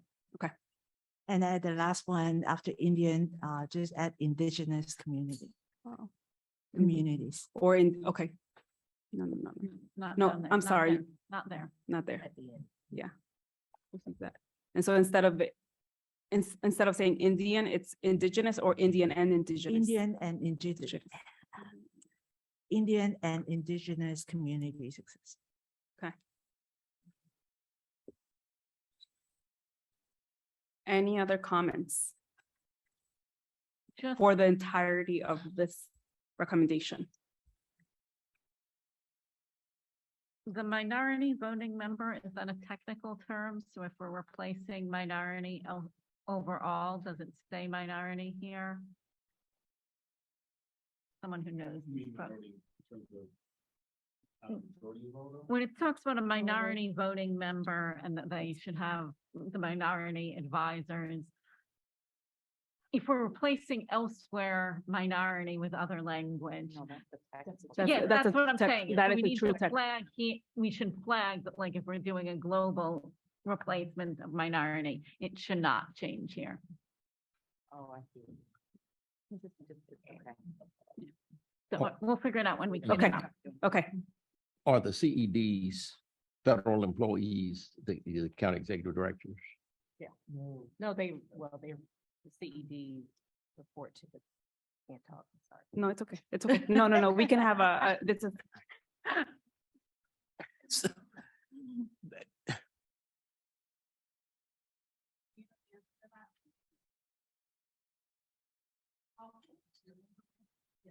What was the question? The CEDs, are they federal employees? No, they're not.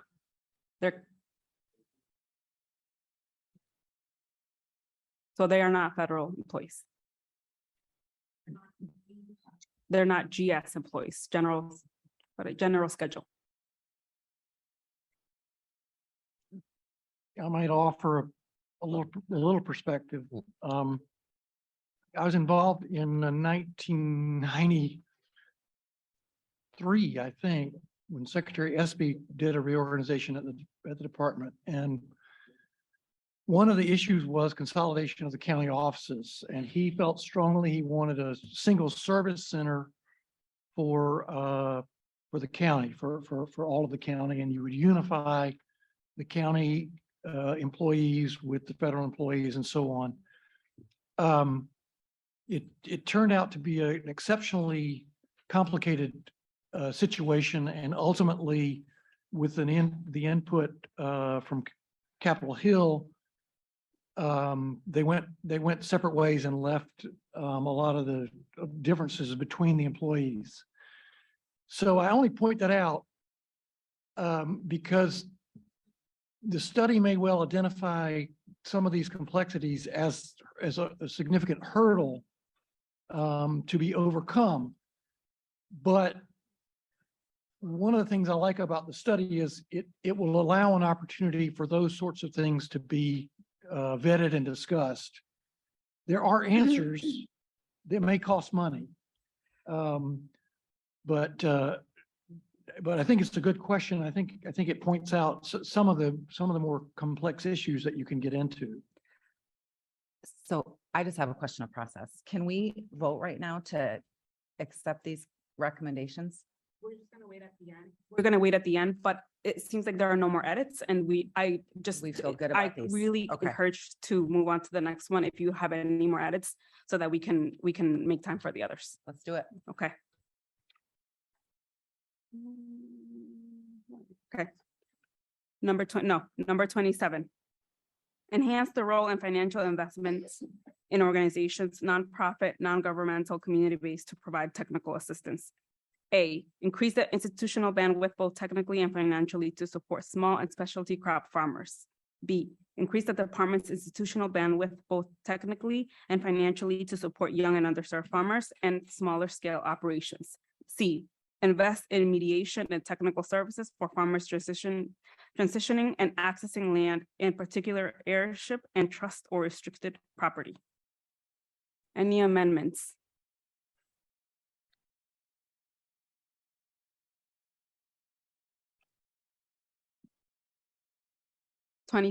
Number 27.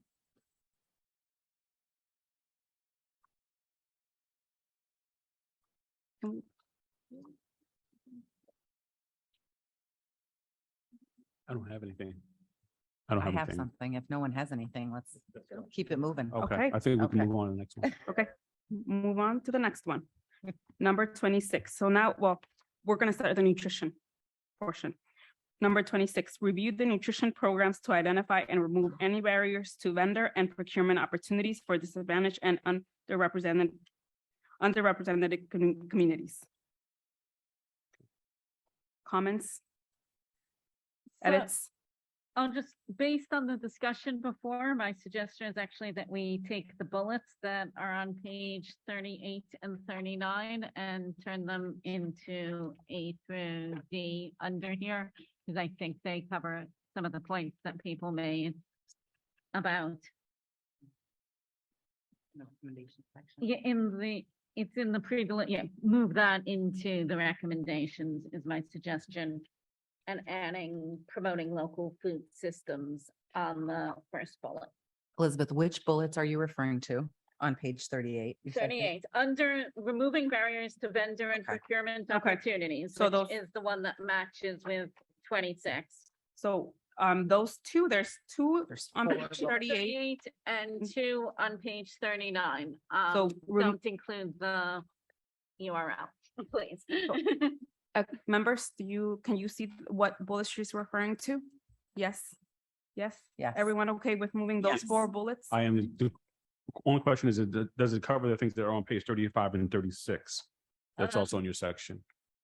No, if you have things from there that you want to move, but those are separate to the other Okay. recommendations. But with those bullets that you talked about, address those things that were on 35 and 36. No, 35 and 36 go with recommendations 23 Oh, I see. and Okay. 24. So that's what I was gonna So say. She's gonna add them in. I'm not based on- actually going to add all of You're them not? because it's Okay. way too complicated, but Okay. under 26 in particular, with the feedback that people had, Okay. it seemed like the additional detail would be helpful. Right, I accept it. Okay, everyone okay with that? Yes. With that edit inclusion? My one is under A then, after access deserts, I might just add and promoting local food systems because we heard a lot about local food systems earlier. Yeah, can you give us just a minute to do it? Yeah. I know, doing this While you do that. collectively is. Okay, so can you, member Laura Bash, where is that one? the So last the statement. first bullet of conduct outreach and support small businesses, especially those owned by disadvantaged, underrepresented communities, becoming approved SNAP vendors, support innovative approaches to improving access in food/SNAP access desert They don't know where you are. No, but yeah, and promoting local food systems. So just- where's that and promoting local food? I'm suggesting adding that phrase at the Oh, end of that. okay. So we're gonna have to do that one more time. Okay. If you just scroll up a little, or no? Yeah, it's Yes, that, yes, it's that There. first bullet. first bullet. Right there. Okay. It's right after deserts, Yes, just adding and promoting. comma. Some of us have like the Oxford English comma. And promoting Promoting local local food food systems. Yes, You got it. okay. Can we move on? Yes. Okay, can- yes. Sorry, no, sorry, yeah, yes, no. just to be consistent on number 23. 20 Where's number? We two? haven't gotten We to aren't there 23. yet. We're still We're on not there yet. 26. Hold on. I thought we moved. You're good. 25, right? Ready to go to 25? We are ready to go to 25. Yes, that's correct. Those in the room, can you hear me? Yes. Yes. Hi, I just wanted to voice a comment back on 27 from member Singer McLaughlin. 27.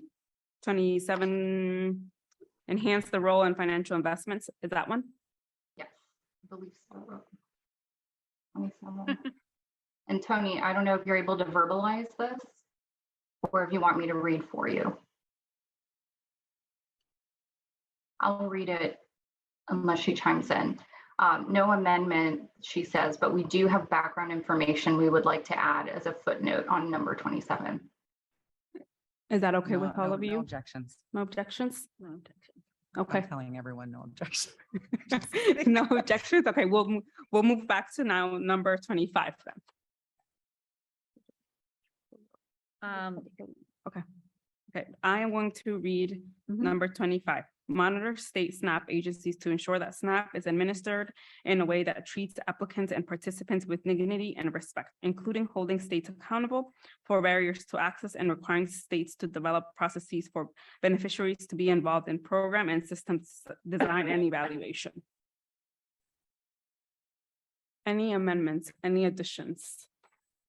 Based on member Corley's suggestion earlier, I suggest that we add report SNAP participation data disaggregated by race and ethnicity.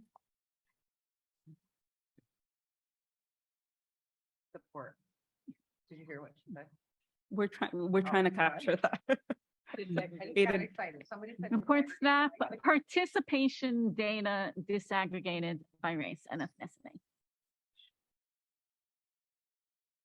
Participation among eligibles. Why don't we say that participation among eligible individuals? Reports, SNAP participation data. Among- By race and ethnicity.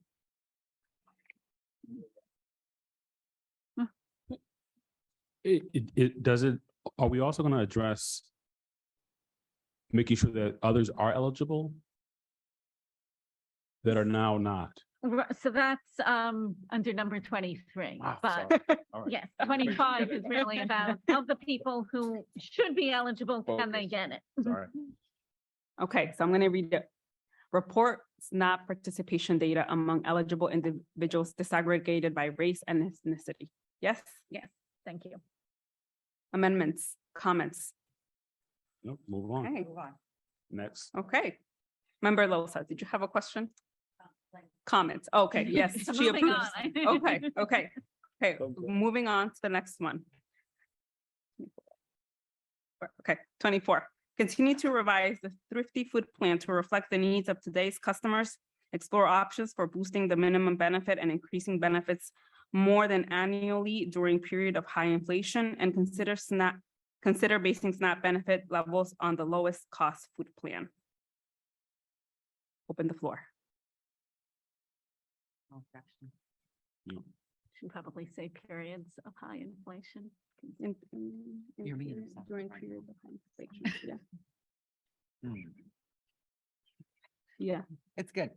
Yeah. everyone? I think we can Co-Chair go on Rodriguez? this one. Yeah, good. Co-Chair Rodriguez? Yeah. Member Smith, good. Checking on you. Okay. Number 23. Support legislative action to remove eligibility restrictions on SNAP that disproportionately limit access to the nutrition supports by people of color, including the restrictions on immigrants, residents of Puerto Rico, participant in FDPR, the time limit on benefit receipt, and drug felony ban. I'll just, This is where you had. again, just for consistency, including the restrictions on persons based on the immigration status. And then residents of Puerto Rico, and then add and other insular territories. Is it insular or ancillary territories? Insular. Insular. it is a Insular term? territories. Guam and.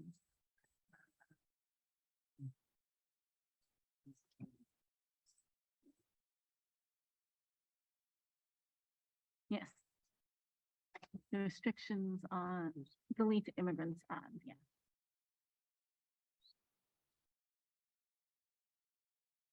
On, you need the on back, sorry. Member Laura Bash, can you repeat that again? Yeah, no, I think you've got it now. I Yeah? think you've got it. Okay, I'm gonna just read it to make sure. Support legislative action to remove eligibility restrictions on SNAP that disproportionately limit access to nutrition support by people of color, including the restrictions on persons based on immigration status, residents of Puerto Rico and other insular territories, participants in the FDPR, and the limits and the time limit on benefit receipt and the drug felony ban. No additional, Nothing additional. nothing additional No. comments? Okay. I do want to flag that there's the other similar recommendation are you gonna address that separately? I'm open to collapsing them into this, especially because I do think that this language is very inclusive. But I would like at some point, if we can include in this, like a bullet specifically that targets farm workers so that people understand that we also had them in mind. Put them in the list somewhere. Oh, the Just- list that is the people born regardless of status. Yes. And I But think that, doesn't that capture them? I know, but I want everybody to say it. know that we were also thinking that our suggestion of basically making this very apparent to farm worker communities that that they would be eligible is important. I think don't it's fine to keep your separate one, because you had things under that, like outreach and language access that aren't included here, so. I think it's fine to keep them. Everyone okay with that? With keeping them separate? Okay. Okay. Everyone okay to move on to the next one? Rock. Yes, Yes. yes, Yeah. hearing yes. Member Smith, yes.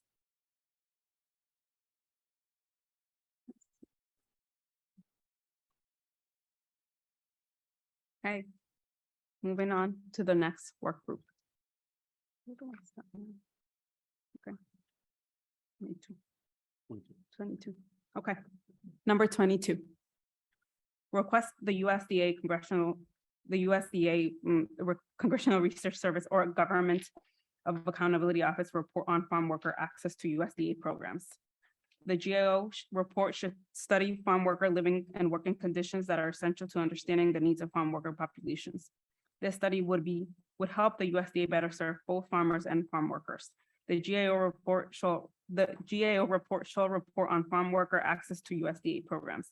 The body conducting the study should consult with farm worker organizations. C, fund and conduct a biannually cadence GAO or CRS report to ensure compliance and systems level change for farm workers. So the only comment I have on this one is we talked earlier about making sure that the GAO, for example, share the report, but that was with 19 and we're not there yet. So how do I say, share the report with other agencies or councils that will resolve the issues. Could you just say the, add to the bullet point, fund, conduct, and publish a biannual cadenced? So it's not, it's published, but I also want to make sure that I want to make sure they're sharing it with the Interagency Migrant Service Council, for example. Yeah, so then I think if you say it's published, then in the next, in that bullet point, you can say reference the GOA. Okay. Does that make sense to you, Amanda? Just add publish to the C bullet point. Okay. Yeah, we did. So Okay. fund, conduct, and publish a biannual. Yeah, Yes. okay. Any other? Well, just for clarification, maybe some comfort, the GAO reports are typically public. I don't know. Yeah. And as well as there's a database for CRS reports now. So just if you take some comfort in that. Okay, I do. Good. That's why I don't have a government ID. That's amazing. That was so Southern. So I do want to clarify here because the way you have it here is the USDA Congressional Research Service. So those are two separate bodies. They are. So yes, so Copy. Oh, sorry. What was the question? so the way that you have it here is USDA Congressional Research Service as if they're both together and they are not. I understand that, but I didn't understand how they are. Okay, So I need someone at USDA to tell us, we want this to go to the congressional level. We want this research. And I think Tony, if Tony's on the line, GAO is probably the better to Yes. request. They actually have like a That's what we budget thought. to like send people to the field and ask questions. CRS is more desk research. so we want the CRS out. Yes, I think so. So let's cross it off. USDA CRS, that whole line gets crossed off, right? And it's just Request GAO. GAO report. GAO. Yeah. I think that works. Okay, thank you. Even though- are you all okay with that? Member Ross? It does with the only nuance which I raised this morning, which is I think a member of, Recommend that I Congress think a member of request. Congress has to ask for Yeah. it. So Oh, okay. Recommend that That's why I included USDA's congressional office because they could make that recommendation. They have a direct line to representatives. And let them know that that is a request that's coming from our commission and any one of them can champion that request. Tony, would that be, go ahead. So. I'm thinking. Would that be a process where we are making the recommendation? So then within USDA, their Congressional Relations Affairs Department would then reach out to the GOA? Is that the, or we? They reach out to someone on the Hill, even the Ag Subcommittee itself, and they ask one of our congressional representatives to make the request, or the committee itself makes the request. But we don't have that authority, and USDA doesn't have the authority. Somebody from the Hill has to ask for it. But there's beyond a GAO report, there is an entire part of congressional affairs that also does research. So Congressional Research Service is a different type of report, and I hear Elizabeth's comments on that. It just for me, we were in a meeting the other day. We were talking about farm workers, and I was trying to find information on what departments serve. Just a status report essentially. And the only one that I could find that was recent was on pesticides, and that was it. So I think in order for any of us, including the department, to make any informed decisions, we need to know where things stand right now. It looks like there's two ideas. I know. And I don't know, because Tony's making me feel confused. So Well, I'm let's sure. not, I let's think- not, we don't have to make the decision. Let's ask USDA, what's their protocol? Well, How would we they have to I think like the to approach it? recommendation that we want to make is the GOA. Yeah, I think that is the recommendation that we felt was the most impactful. We can Okay. also ask about the other piece. That can be something that gets tabled. But the question that I have has to do with language, and it's for you, Member Rawls. What was the actual specific language that you said that made it more assertive? Not request, but. Am I making this up? Well, I don't remember exactly, but I'll make something up. Does no one else know what I'm talking about? Didn't he say something like? Well, yeah, I think direct? what we're recommending is that the Secretary of Agriculture, Direct. pursue the committee, pursue, having the GAO do this report. So somehow, you hear what Tony's saying, the department has to figure out a way to ask the Ag Committee or somebody on the Hill to request this. And so I think maybe we don't need to fine tune it that much, but we're recommending that the Secretary, pursue getting this done by an outside group, the GAO. And you can delete the of in that heading. Okay, perfect. I actually have a suggestion for this one. Yes, Well, let me give everybody a second. okay. They're writing that.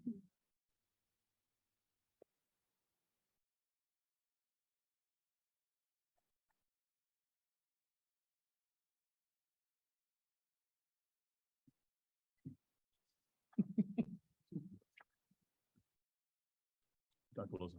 Yes, Dr.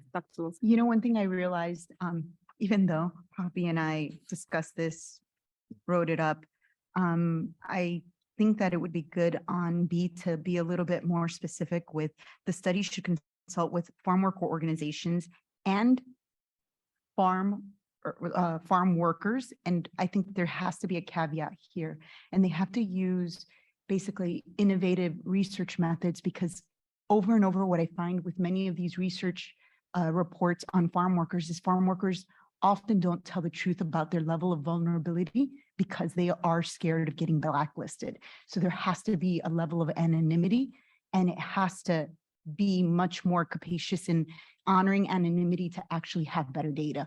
Because most of the time, farm workers, again, because they're scared of losing jobs, don't actually speak about what they're experiencing very truthfully. So I think that there has to be a line that says, with innovative research methods that would respect anonymity of farm workers.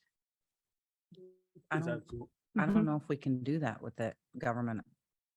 They can, the Office on data Accountability. itself, they can bring it forward, but the research methods, they can actually decide to how they design these research methods in ways that really respect farm workers' anonymity. But who would do that though? The GAO. GAO. But we can tell the GAO how to do their. Well, we are research. actually noting it so that they keep it in mind, because Okay. I don't want them to go out and say, we found a whole bunch of happy farm workers. Right. Because what happens is that Yeah. when you interview farm workers I believe. in you. farms, You don't even have to yeah, compel. I'm they- there. I'm here. I wasn't disputing that. I was just, Yeah. what I was questioning was, can we tell them how to do their research? That was the question that I had. But I think what you're saying is. just put it on their, It doesn't matter if it's a rule or not. We just want to flag it for them. so that they get better data. So did you hear what she's asking for? I'm going to read it.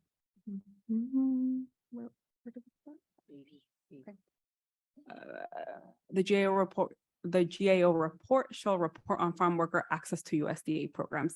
The body conducting the study should consult with farm worker organizations and farm workers, and they must use innovative research methods to create anonymity to get Better data. better data To ensure anonymity, not create. to ensure. Okay. How about we use accurate? Oh, sorry. Also to ensure them, to provide them protection against retaliation. Mhm. To ensure accurate, the last word should be, okay, anonymity, to ensure accurate data and Wait, protect- okay. wait. To ensure accurate Accurate data. data. Uh-huh. and protect and protect against retaliation. Okay, yeah, we got it. Okay. Now Elizabeth's gonna tell you an even better way to say it. Yeah, and I'm listening. I'm just saying, is it okay? It's all good. Okay. And the next one we can delete or Retaliation. Oh, yeah. and say you just gone to GAO. We're in that spot, but you have to do you. Yeah. We're waiting.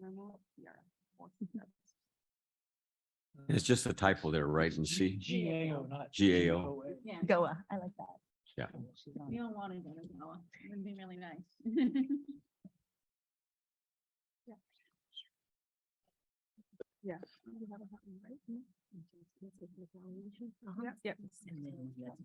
Yeah, you got it. Okay, Okay. so do we need to read it one more time, or is everyone okay with We're okay. the current language? Member Reed, you have any? I'm good. No, okay, I'm good. you're good? Everyone good? Everyone's good. Everyone good? Everyone good? Member Smith, you're good? I know. That'll become the committee. Okay, You wanna talk about that tonight? moving on. You can come back, you can come back. Oh, this one's a long I one. know, I know. Okay, number 21. It is a little bit of a long one, so fund farm workers. It's so short. What are you talking? No, for me to read right now. Okay, 21, fund farm workers. 8, USDA should support funding for farm worker organizations via the Farm Bill at a minimum of 5 billion to improve farm labor working conditions, labor protections, wages, access to justice, supply and stability, and safety and training. What if we did that one? If anybody has any issues with that one and then went to the next one. Yes. And then- Any issues on letter A? Any comments, amendments? How about initial funding of 5 billion? That would, I don't know, I'm just saying that. Anytime when you put minimum, they just keep you at minimum. An initial Initial minimum. funding No. of 5 billion. I like it. I support. And then, sorry, Initial minimum. add an initial minimum. Okay, no, an initial. Yes.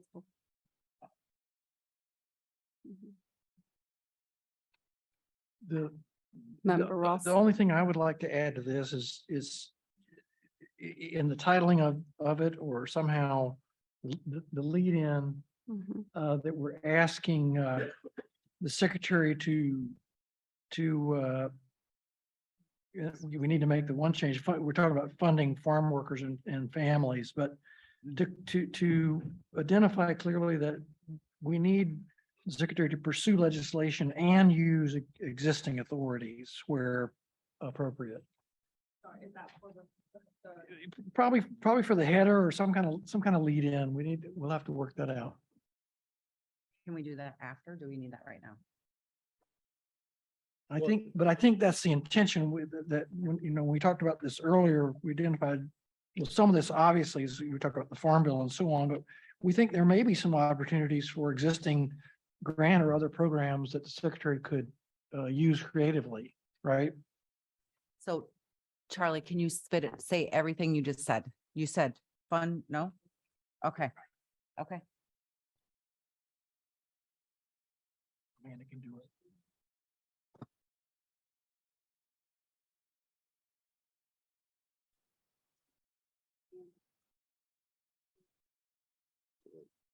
Utilize.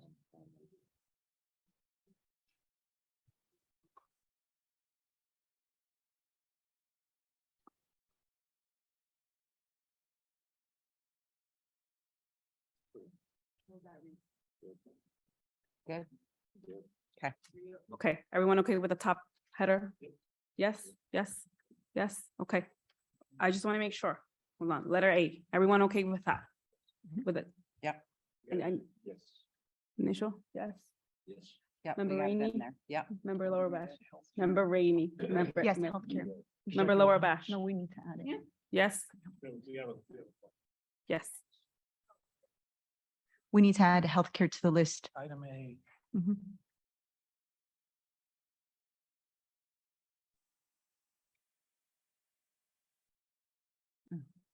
yes. Yes. I need to see can everyone look at me and make sure? Just want to see. Yes. Okay. B, USDA should leverage its existing and ongoing funding and resources to promote improved farm worker living and working conditions, workplace safety compliance, and farm worker economic opportunities through funding opportunities, funding requirements, penalties, and incentives.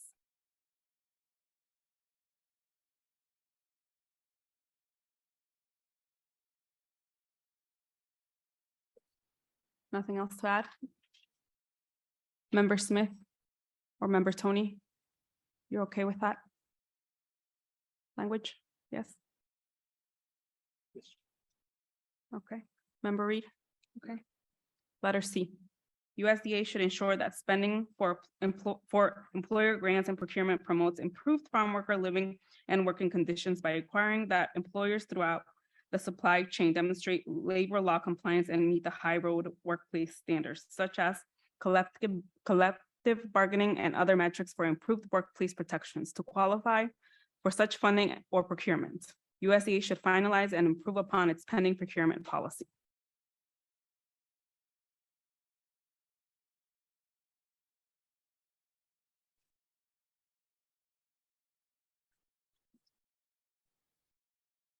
Any amendments?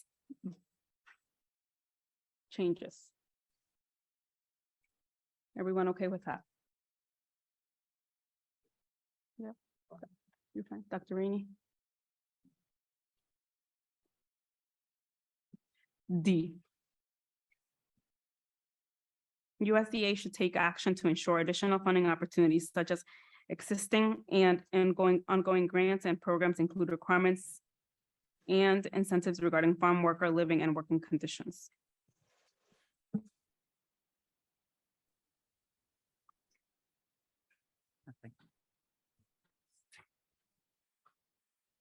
Any amendments, questions, considerations? No? Dr. Loza? Yeah. Dr. Reed, you're good? Everyone on this side? Dr. Rainey, Elizabeth? Mr. Smith? Okay Yeah, with that? can you hear me, Cecilia? Yes. I didn't realize, I guess I was on mute. Well, I'm seriously compromised because I can't see the screen. So this is a little difficult, but I'm with you, and I'll save some of my maybe general comments probably for the end because it's hard tracking this just listening to it. We'll work with our team to ensure that you have even maybe separately the document that was sent to you, but we'll work with our team to make sure that you have access to that I have immediately. the document. I have the original document. It's Okay. hard to track the edits. That's all I'm saying. Okay, okay. Okay, I understand. Well, I'm good. I'm good. Okay, okay. And that's why I'm reading, so I'll make sure to read slower. No, for the benefit of everyone, don't prolong it. Okay, letter F.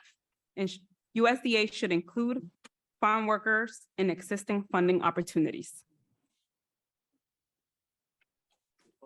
Oh, we did? Okay, well, I'll go back. So, so everyone okay with letter F? Yeah. Yes. Lower Bash, member Lower Bash? Yes, I just need to hear from everyone. Yes, yes, yes, maybe thumbs up. Okay, yeah, just thumbs up. Okay, okay. Which one did I miss? Okay, okay. Letter E, USDA should take executive action to ensure funding for farm worker organizations to help ensure improved farm worker working and living conditions and to ensure farm worker access to economic opportunities.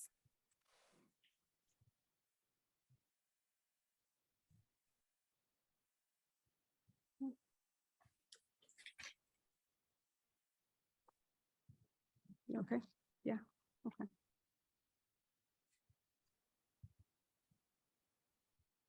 Okay. I have one suggestion. Since C and D kind of overlap with F, do we just X off F or cross it out?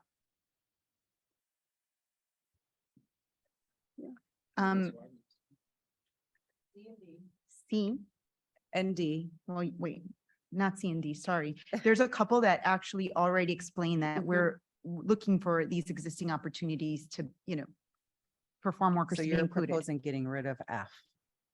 Yes. Yes, I think, I yeah, support, I that support that. Was that, Mhm. It's Yeah. captured in a previous. okay, bullet so point. we'll strike F. Does anyone oppose? No? Okay.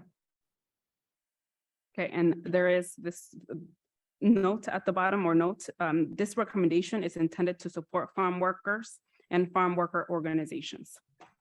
Or this recommendation is intended to support farm worker organizations, not farm labor contractors. Does everyone understand why there are two different points there? Does anyone have questions about what those points are making? Well, I mean, I think I'm. Yeah, but I think the second statement is more intentional. Mhm.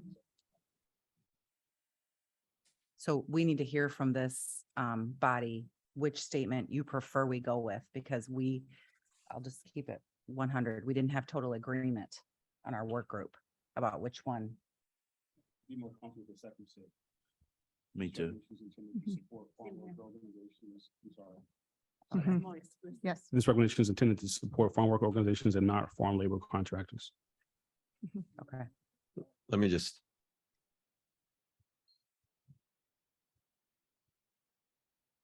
Okay. No, I just wanted to make the reason there, as Mireya mentioned, or Dr. Losa mentioned earlier today, there was some disagreement in regards to how to really state this. And the one consideration just to throw out to folks is that we don't want to, at least I didn't want to paint all farm labor contractors as bad or all employers as bad.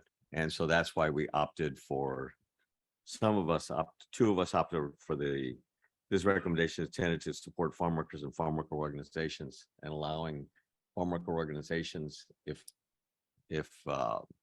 they felt it was good to include certain good actors in this, that we should do that, have that option to be able to do that. And that was the purpose behind it, So just not to exclude.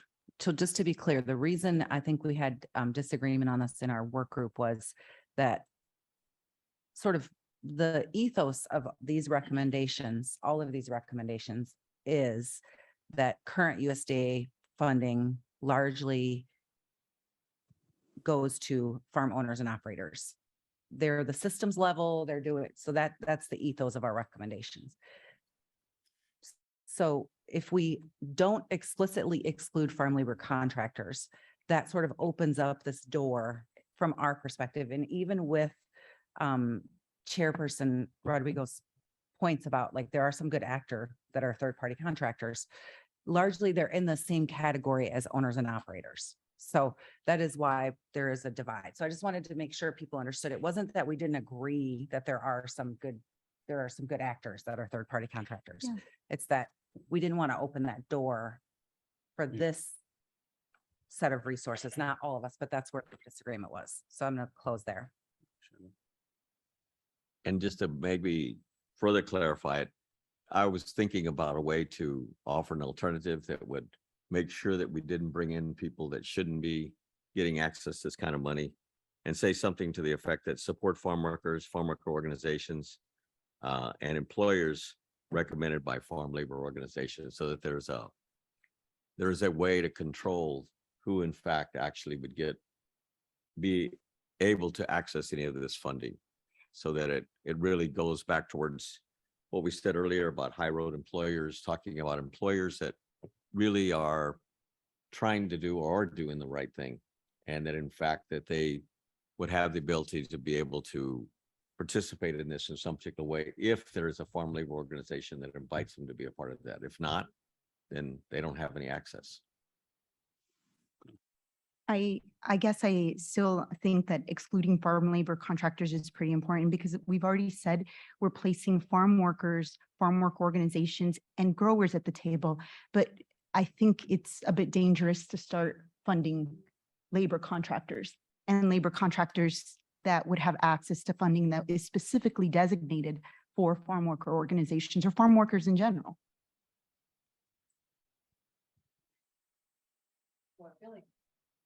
I feel like people have spoken. It sounds like just in this deliberative part, we're not voting, but it seems to me like there's a majority that supports the second statement. The one that explicitly excludes farm labor contractors. Is that accurate? I just want to have a sense. I mean, I do appreciate the dialogue and the fluidity. I'm just still more comfortable with statement 2. So I just wanted to make sure that's what we agreed on. Too. Okay. Right, that's okay. I mean, I'm just trying to get a sense of where we are in the process. All in the room, I just wanted to chime in with a comment. Tony, do you still have that comment? Just agreement with the second designation from member McLaughlin. Okay. Well, I guess one question from the uninformed would be, do we need to say this at all? Yes. Does this really add something? Yes. You have said who's going to be eligible for what you're trying to do, and now you're coming behind us and saying, so, trying to reinforce something, but do you really need to do that? Yeah. Okay.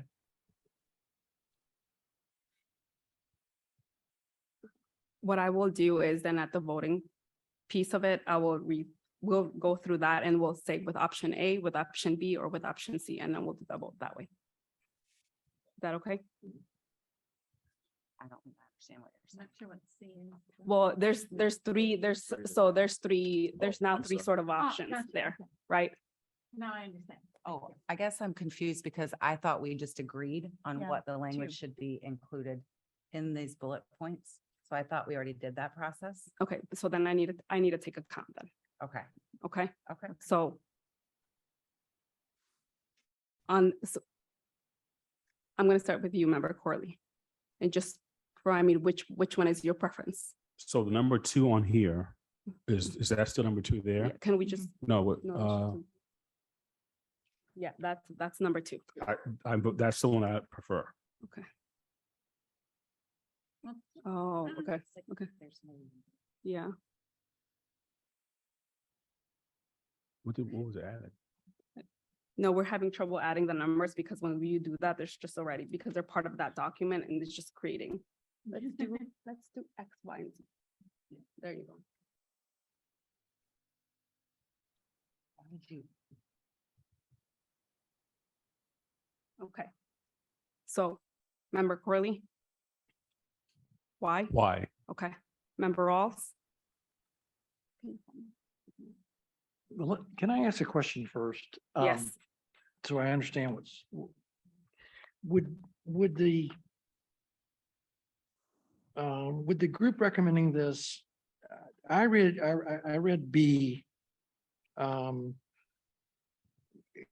an interesting, perhaps innovative authority that might allow in the future, like a cost share program where a farmer would like to improve housing for their farm workers and USDA is great at this and farmers are great at leveraging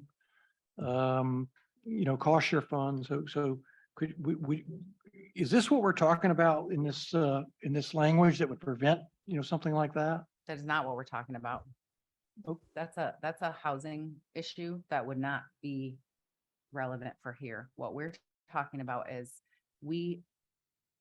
in the second option, what we are saying is that a farm labor contractor cannot call themselves a farm worker organization. That is essentially what we're saying, because they And that's right. operate in a different lane. That's where there's and so that's why we are saying they should not be considered in the same bucket as like a labor union, right? You see why that's a problem? Because if you don't explicitly state that, they could be considered in the same light as a labor union. And so just point of clarity for me. So you have the farmer, you have a farm labor contractor who is securing the labor, Yes, primarily guest workers, yes. and you're wanting to exclude those farm labor contractors Yeah. from any of these funds. They're not the farmer in They're not the any farmer. instance. No, And they're not the worker, Okay. but they can profit if they then say, I'm a farm worker organization. Okay. Well, and just for clarification, the only thing, The only thing I was saying on statement number Z was that I totally agreed that not just anybody should get access to this funding because it is really set aside to be able to benefit farm workers and so forth. But if there is a farm labor organization that says, okay, and recognizes the fact that this is a high road employer or high road farm labor contractor, and that they're acting in that way, and they've demonstrated that through the way that they treat workers and work with workers and so forth, that they should have the opportunity to work with some farm labor organization to be able to share it in getting some of that funding.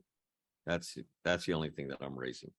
That it's not just we paint the whole picture and say that nobody can get this because of the fact that nobody acts in or provides labor or deals with labor in a good and equitable way.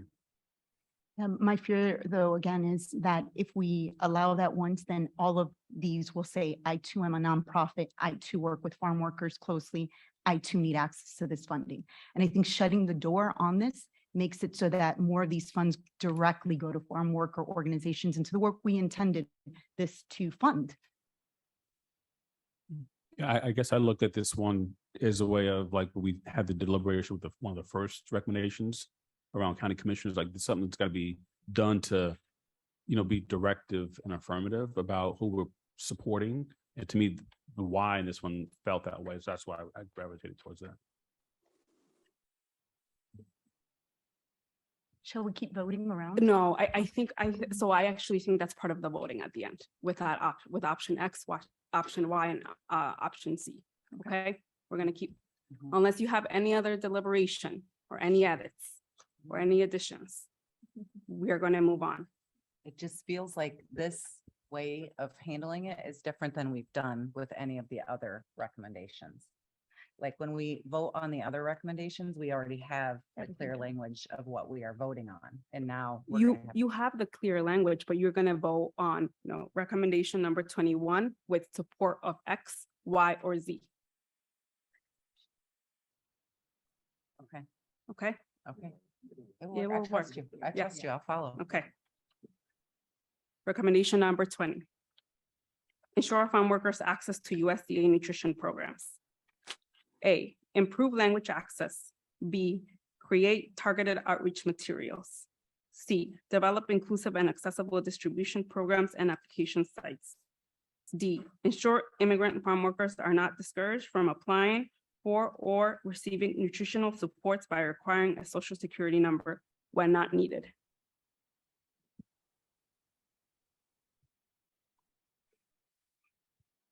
My friendly amendment is to say farm workers and their families. Is that for the top? Yeah. So ensure farm worker Yeah. and their family, okay.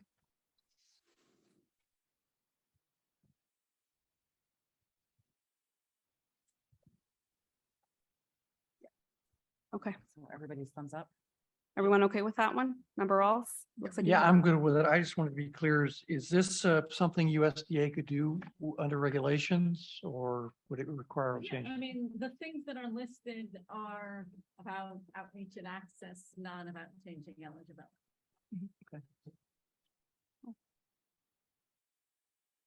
Okay, are we okay to move to the next one? Yes, Yes. yes, everyone? Yep, okay. Number 19. Institutionalize the equity office that drives compliance and culture change across all of USDA and includes staff and resources dedicated to specific constituents such as farm workers. A, establish an interagency migrant service council for infrastructure on coordinating across agency interagency work process. B, office should be housed in the office of the secretary. Should we add the edit of which departments need to be included in that council? Yes. I would support that, adding in the agencies, and I think we need to address, would be useful to address what Member Cousins raised in terms of what we're really doing. whether we want to just leave it broad for the secretary to pursue the establishment of interagency migrant services council, or whether we want to be more specific and say the secretary should recommend that the White House establish this. You know, I think it's a good point. The secretary just can't do this on his own. I mean, he could do it, and then, but he's got to go around to these other agencies and try to set it up. And it really would be useful if the White House provided leadership, but that's another level of complexity. So I'm not sure what I'm recommending, other than I think we need to address that. But and I do think it would be useful to specify what agencies we're talking about. Charlie, what's the language for the White House piece? I'm sorry. What's the language for what member Cousin She recommended? was recommending that the secretary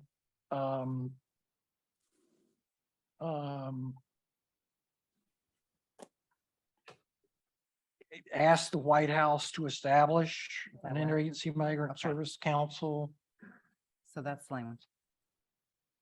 So I just looked quickly, the Interagency Council on Homelessness is actually legislatively established. So the advantage of recommending that is if we got it, it could last across administrations maybe in a Yeah, way but- that, But I would say let's start with the White House because Okay. we have an ally there. So okay, then we can focus on legislative. That can be the next goal. sounds good, It's all about the stackables. sounds good. So then to list out the departments that we'd want included. I'm waiting. USDA, While HHS. we're waiting. Because DOL. she said wait. Or did she say? the Council should include USDA. DHHS. DOL. Sorry, what do you Sorry, I'm sorry. Hold. DHHS. HHS, I'm sorry, we call it I know. DHHS. But can you spell it out just so that we're Health and Human Services. health? Okay. Department of Labor. Education. Education. Hold on one second. Education. EP, what did somebody say? EPA. Yeah, Mhm. that's Eagle for us. EPA. Someone said Homeland Security. Homeland Security. Yeah, we can. Justice. Yep, we got that. Okay, Department of Justice. And then lastly. We, did yep, labor, it's in yes. here. Lastly, I would say, and private sector partners. And the reason I'm saying that is because there are all of these organizations that support farm worker families and they participate in our council. So I don't know how that, if that can be listed. Nonprofit partners, can you say? Just put. Is it migrant? Yeah, farm just workers right. service council? Just put education. Just put education. Spell it out. Just spell it I mean, out. is that what we're really talking about? It's just Migrant Services Council and Treasury. Because we talk about farm workers now too. So this is, now we go, now we're talking about That's not on ours. It's just, I could see how that was. Usually in you can moving to call them migrant farm workers, migrant workers. But you can go back and never get it, call it something else. And there are. So want to recommend the White House. We can't change that. in the next one. okay. Okay. As long as you're comfortable with it. Where are we at? You want me to read, should I read it again? And private sector partners, no. I think Okay. that's good. Let's talk more about that. Yeah, we'll clean up the acronyms Okay. for purposes of time. Okay, any additional?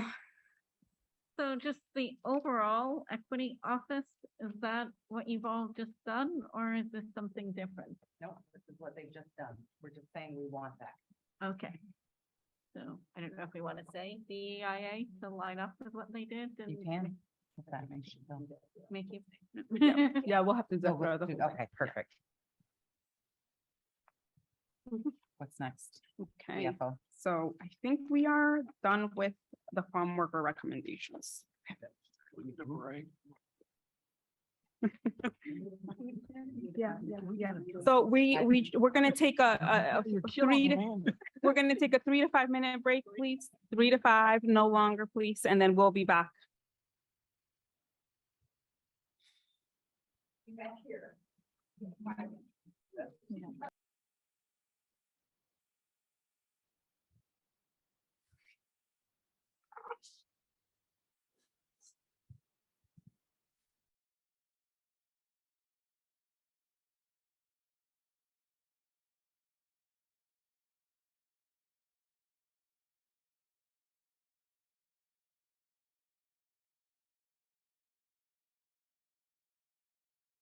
Well, I just wanted to take a moment to thank everyone. This is my farewell. I'm going to end this part of my journey and embark on the next part of the journey.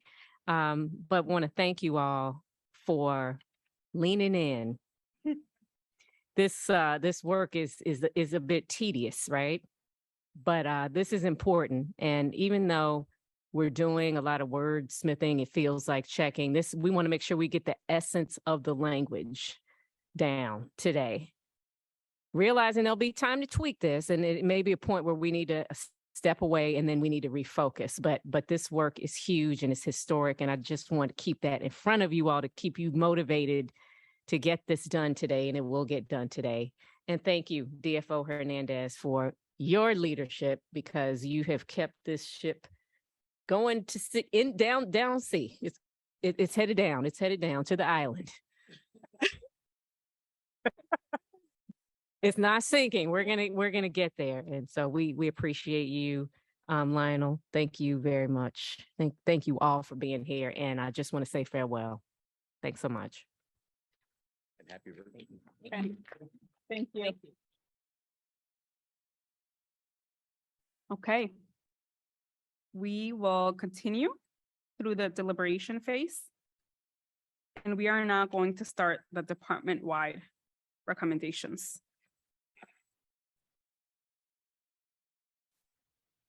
Recommendation number 18. DFO Hernandez? Yes. I'm sorry, again, I can't see anything here, so where did we end up on slide point 19? The one we just did, what was the end language? Oh, okay. Can you see it now, or would you like me to read? No, it? I tell you, I'm just looking, I'm not seeing anything, so I'm trying to listen and process. So you can't see the screen then? Is that Right, where you're saying? Correct. Yeah, we can put the 3 statements in the chat and see if that works. Or we'll have someone from my team ensure that. No, okay. All I was wondering was, are we going beyond USDA in our recommendation? I couldn't so- follow. I Okay. couldn't follow. Okay, so Member Hernandez, can you please respond? Yes, sorry about that. This is Poppy speaking. So we are going beyond the USDA because the goal is to create some coordination / collaboration across the various agencies that serve migrant farm workers. Okay. And that's why we added the language about requesting the White House to direct. If it helps, Member Smith, I can read that. I can read letter I A. don't want to slow you down. I guess I'm always just, I worry sometimes about bringing others in that can be more impediments than assets in terms of getting the job done. Yeah, and I think you're right, but I think in this particular context, the biggest impediment is that each of these agencies are working in silos. And so then we're not getting the best impact. So by creating a council where they can talk to each other and problem solve, I think the results that we see in Michigan are great. So that's what I can share. Okay. And Member Smith, before we do the vote, we will send you a copy and Member Stanger so that you can take a look, so that as we're voting through it, you have the amended. I'll be okay. I mean, I want to support the group. But I can get hung up on words and details if you take me in that direction, and on some of this, that's where it's going. So, but no, I'm okay. Don't let me hold things up. We will still send you the copy just so that you can have it, as well as Member Stanger. The trouble is, I can't get into the chat room. I'm shut down basically here. I agreed to do it this way so that you could see my face because that was important to Lionel. Okay. No, we all want to see you, Yeah. Member Smith. We really do. Yeah. I bet. Okay, just keep going.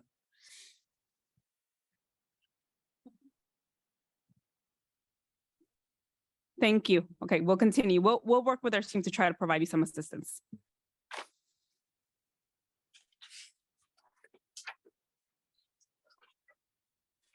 Okay, number 18. Elevate the Office of Tribal Relations from its current office to become the Office of the Assistant Secretary of Tribal Affairs. A, establish Deputy Assistant Undersecretary position. B, create tribal liaison positions within each agency, mission, and area and office. If positions already exist, they should be elevated with their area to serve the highest ranking official or career leader. Example, Assistant Secretary, comma, Administrator of Chief. I have a comment from our virtual members when we have a moment. Can you repeat that again, please? Oh, I have a comment from Member Singer when we have a moment. Yes, please. Go ahead. Her comment is that she believes that this can be accomplished within the department and that the secretary has the authority to do so. Thank you. Any members with comments, additions, modifications?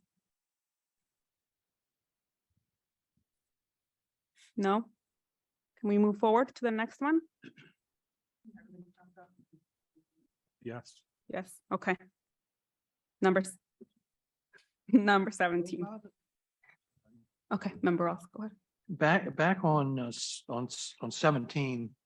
We're going to 17 right now. I'm sorry, on 18. Okay. I don't know that the secretary can do that. I think Congress authorizes the undersecretaries and the assistant secretaries.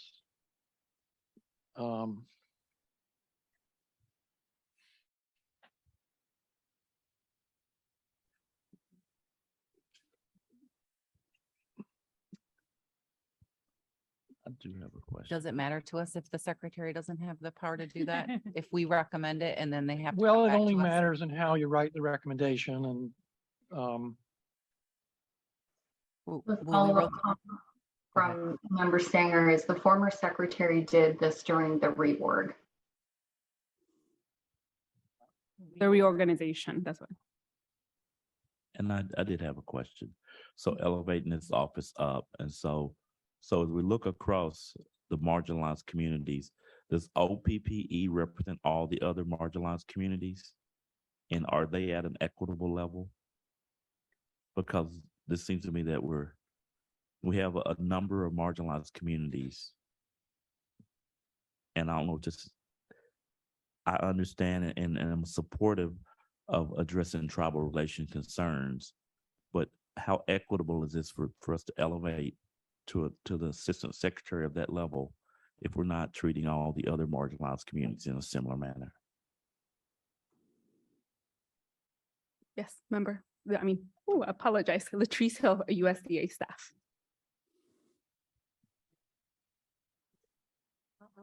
I'll comment. Just real quickly, I think the difference is, and if Tony's on the line, she can help me with this. Office of Tribal Relations requires government to government. So it needs to be the head, only the secretary can consult. Right. I get it. I do have a follow-on. Go ahead. Okay, apologies. I think there's a bit of lag. So the follow-up from Tony is in agreement with the comment in the room. The distinctions for tribes is government to government, It's not a racial designation, it's a political and legal distinction. And she said she agrees with the person who spoke up. Thank you. Dr. Rainey? Okay, can, any other comments, edits? No? Can we move to the next? Okay. So here we have sort of two options, 16 and 17. So 17 is transform and adequately fund the Office of the Assistant Secretary for Civil Rights. So this is 17 is option 1.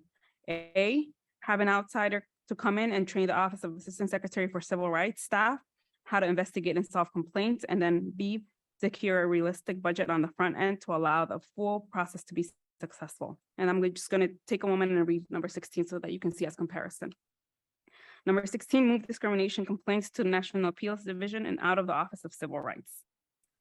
A, if a NAD eligible appeal also involves an allegation of civil rights discrimination, loan denial, and allegation of discrimination because of the prohibited basis, a USDA NAD administrative judge should hear the allegation of discrimination within the context of the substantive appeal and the facts, rules, regulations, and the laws of the program requirements involved in the appeal. And that analysis should include the law and regulations against discrimination. Successful appeals that involve discrimination should be eligible for all kinds of relief offered by NAD, including equitable relief. And B, civil rights appellants whose appeals are pending at Office of the Assistant Secretary for Civil Rights at that time that NAD is able to consider civil rights issues and claims should be offered all possible support by USDA so as to reach a speedy and satisfactory resolution of their civil rights appeals. After the time that NAD administrative judges are allowed to consider civil rights claims, an appellant will have the choice of whether to use the OSCR discrimination resolution process or the NAD dispute resolution process. USDA should provide services and support to help the Office of Civil Rights and NAD appellants reach a speedy and satisfactory resolution of their appeals. Opening up the floor.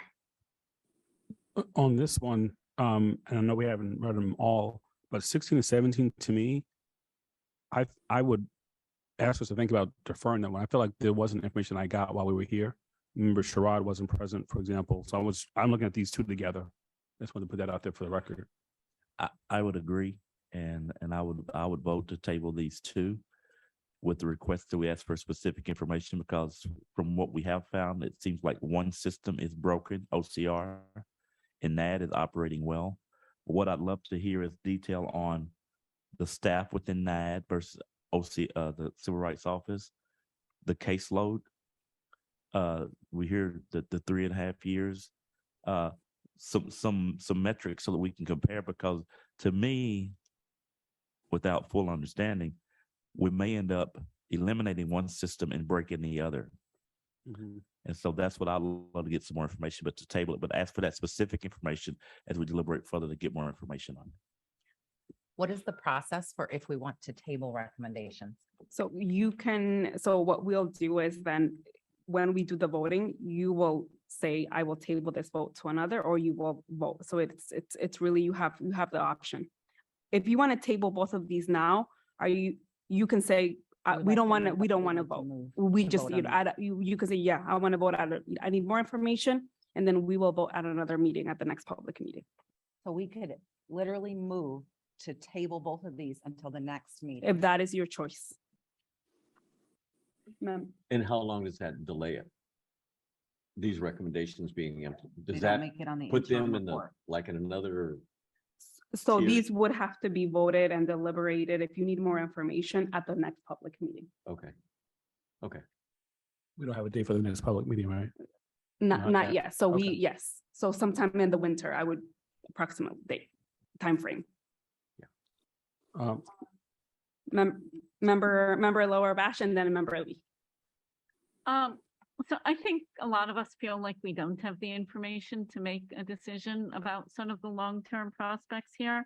I do wonder if there's something we can recommend to just like signal the importance of this and the damage that the delays are causing, whether it's, I don't know if out of like this big pot of money, USDA can surge resources to us, to the assistant secretary to get rid of this backlog, or like, is there something that could be done in the short term without making a permanent decision about how to resolve it? And I just don't know. And maybe none of us know, and then we can't make a recommendation. But I worry that tabling it signals that this isn't important, and it's clearly one of the things that we all think is really important. Cecilia, I like this idea. I don't know what to ask for or what to recommend, but I am anxious to say that I think the commission needs to be really clear. This has been a problem for way, way, way too long. At least the 25 years that I know about it. And it has led to so many unhappy outcomes and unhappy results with individuals that just feel like they never got a fair shake, a fair hearing, a timely review. And I think we talked about the cumulative consequences of things. Well, the cumulative consequences of this have been super expensive and painful. So I think we have to be clear that whatever we do on this, at the end of the day, or recommend, that we're very confident that we have recommended something that will result in significant change and improvement to the system. And I'm sorry to, kind of go on about it, but it's really just really important to me, and I know a lot of people.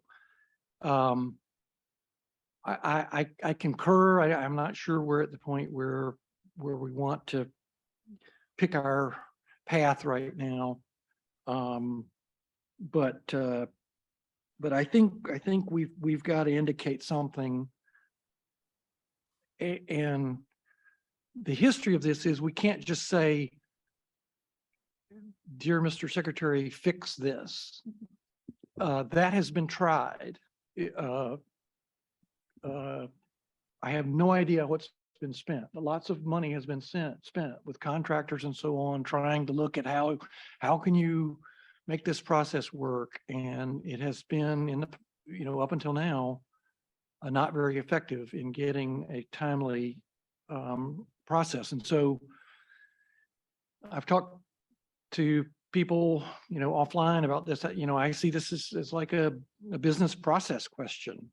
If we were a board of directors, we have a part of our organization that's not functioning very well and causing problems, we would say, well, what's going on with that? Can the process be fixed, or do we need a new process, or do we need to contract it out? Or, I think that's the kind of thing we need to be thinking about. And it may be the NAD is the right way to go, but I know people want more information, and we can do that. I think we have time to do it. So, but I just wanted to make my point that we need to make whatever we recommend on this needs to be significant, and we ought to have confidence that it's going to result in some real change.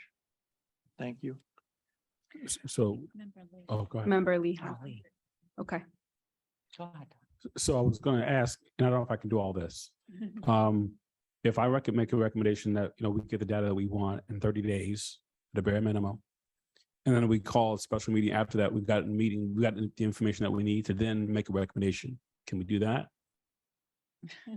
It's your recommendation. So I would recommend that we get the data that we need to make an educated decision within the next 30 days, at which point we call a special meeting to make a recommendation on these two, because we'll have what we need to decide on something solid. Is it, but Todd, is it data, or is it, I really want to hear what Member Sherrod had. I do too. Yeah. I'm thinking of collecting all of what Member Sherrod, for example, was some of the information I was looking to hear for. So I don't have that. So her information, whatever other information we need, I would like to see in the next 30 days so that we can reconvene on these two as a voting body and make a recommendation. Because I feel like at that point we'll be informed more, including that information. Those in the room, I have a comment, a follow-up similar question from member Stinger McLaughlin. Do we have a moment? Yes. Okay. In the meantime, can we request further data from Office of Civil Rights and NAD prior to the next meeting? She goes on to say, I don't know what I can do as a member, but I volunteer to work on this and engage with the USDA because I worked for OCR and with NAD in the past. Thank you. Go ahead, member. I love that idea, but this is Poppy, Tony. The thing I want to say out loud is I really appreciated all the work that Sarah did in putting this recommendation together and the background. I also spent some time with Charlie, heard what he had to say about the systems and the business process. I do think we need to flag two things about this situation. The Office of Civil Rights, their job is to track discriminatory complaints. The Office of NAD, their job is to grant appeals when they when they receive a complaint that someone's been denied a service. Those two things meet very different purposes, and you cannot exchange one for the other. And that is important for us to track as an equity commission, because we have to be able to do both and here. We have to be able to track discriminatory complaints, and we also have to be able to be responsive in equitable ways when people are being denied their rights to resources. So it's not a either or thing here. And I just wanted to say that out loud because while I totally agree that justice delayed is justice not served, if I'm being discriminated against, I want a place to take that. So just, I needed to say that out loud as we go forward in our process. So let's definitely have Tony help us with this, but I don't know what the recommendation is, but it's. But do you feel like you have everything in front of you? Okay. Poppy, I'm asking. Do I find that I do not? Okay. That's why I agree with delaying it. I just didn't understand. Yeah, the so process. Member Corley, it seems more of it's not a specific recommendation, it's just action items that you all need to continue your preparatory work so that you can come back Correct. with more information. So it's not per se a recommendation. Is everyone okay with that? So does that mean that we're not going to vote to approve or deny either one of these? It is up to you, members. If you can postpone the vote. Yes. Okay. That's what I would like to do. Okay, and we're gonna do that when we're going through and When we go voting. through, okay, Yes. perfect. Okay, so for purposes of deliberation. Any other questions, comments, edits? Well, on this item, I don't know how important it is for the moment. I think we're going to end up deferring 16 and 17, but I think the appropriate titling for what, and discussing this with Sarah is, we're talking about allowing discrimination complaints to be filed with the National Appeals Division. I think what this proposal is aimed at is a forward-looking process. So I don't know how much time we want to spend for refining this right now, but I thought I would get that before you. You know, this has been through a number of iterations, and it might be helpful as we look at it going forward to think of it in a more technically correct way. I don't think we're ready to do that though, until we have more information and deliberation, because even the language of allowing discrimination complaints to go before NAD is problematic in my mind, because you have to establish that it's a discrimination complaint in order for it to be a discrimination complaint. And civil rights has a process for doing that. I don't know that NAD does. I don't know how it works. So I feel like this is a legal issue that for us to make a recommendation on it, we need more information. Am I wrong? Am I missing the? I understand. Okay, I think what you're saying is if we change the title now and getting more information, that might not have been the right change to make. Exactly. I feel like we get more information and then we clarify, because then maybe we just have one recommendation. Okay. I think Well, that I'm not we'll have a understanding, question. Charlie. Since the interim report is going somewhere, do we need to have some statement about our dissatisfaction with the Office of Civil Rights historical performance? Yeah. And we put that statement I within love the that. interim report. And then we can come with whatever statements we're gonna come back to, whether it's 30 days or whatever, that we're gonna get some more data. I think we can put that in the preamble. You can do somewhere that, and yes. acknowledge Yes, that We have deep concerns about it and the fact that it's not Yeah. in one of the recommendations. But it doesn't have to be a recommendation. It's It part could of be- the- Doesn't mean it's we're part of- not it's paying part of- yeah, attention yeah, to it, let's do it. but that it is such a long-standing mess that we needed more time to. Okay. Okay. Reagan, I can be Okay. more Yes, kind. okay, okay. So is everyone okay to keep Number moving? 15. Yes, okay, everyone? Okay. Okay. Number 15. Enhance and improve writing job descriptions, hiring requirements that include cultural competencies. A, include cultural competencies in all job descriptions and annual reviews. B, hire more Native career employees, especially for roles that are tribal serving. And there's a typo. C, create an equity corps to develop the next generation of USDA leadership. Opening up the floor. I marked with a star all of the things that I think should be under the equity office. I think this should be under the equity office. I'm not sure why that's a standalone. That's my comment. So when you say equity office member Number 10? Hernandez is in, okay. Where is that number? So I do need to clarify, I do need to clarify because number 10, and then what is the difference between number 10 and then the one that was and number 19? To me, there isn't any difference, except for there's one bullet point that is around resourcing staff that serve specific constituency groups like farm workers, minorities, I think, right? Number 19. Yeah, but it had the 2 bullet points. Where did it go? Establish and enter, but the actual recommendation is institutionalized equity office that drives compliance and culture change across all of USDA. Then it has 2 bullet points. My point is, oh, and then it has this key thing here of include staff and resources dedicated to specific constituencies. And then we said such as farm workers, but we would include any underrepresented populations, right? Then you have these other things like the job descriptions, the other things that get sort of, do you know what I'm talking about here, Todd? What I'm recommending? So let me try. So the big one is number 10, right? Yes. Yes, Yes. okay, Yes. so then what you have in number 19 is really pretty much A and B, you can embed it into 10. Yes. And then add farm workers as one of the bullets in addition to other underrepresented communities. Yes. And then you keep on going those bullets and add number 12 15, or number 15, the job Yep. descriptions. Yes, that's exactly what I'm saying. Thank you for seeing me. You didn't see me. Remember, Corley, you did not see me. Okay. I invited you in. So is that clear to?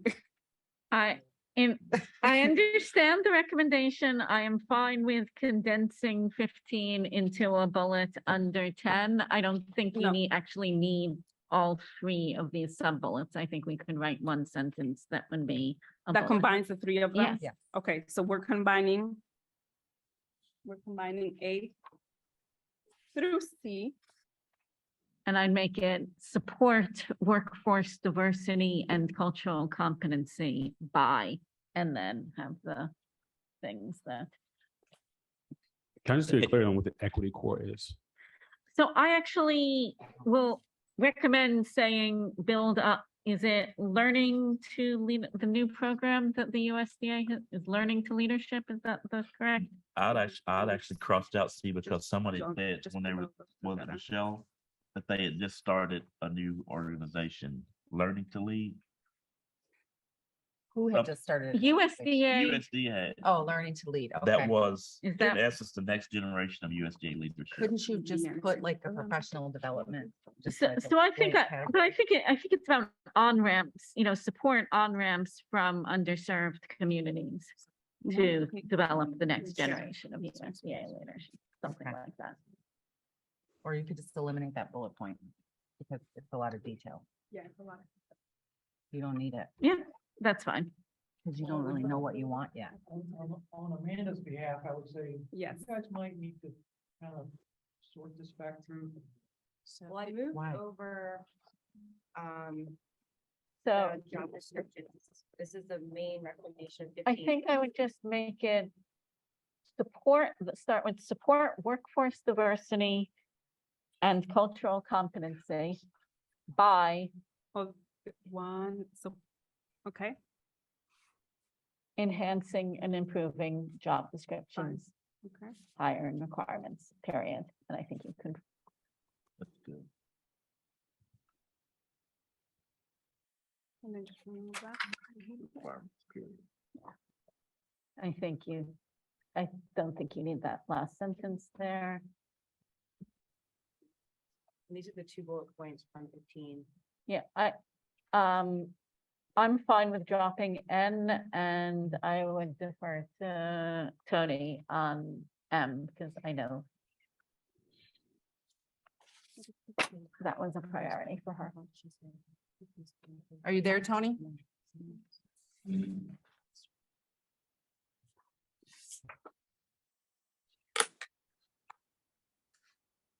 So I just want to make sure. So are we taking N out? Yes, you can Okay. drop N. I'm okay with that. Okay. I think we're all good with, you're doing what we had in mind, so we don't need to belabor. Okay, so just take it out. Mhm. Okay. And that should probably be. I think that can be combined with the, but I don't care. Yeah, it's fine. Tony, Okay. So what happened to the core?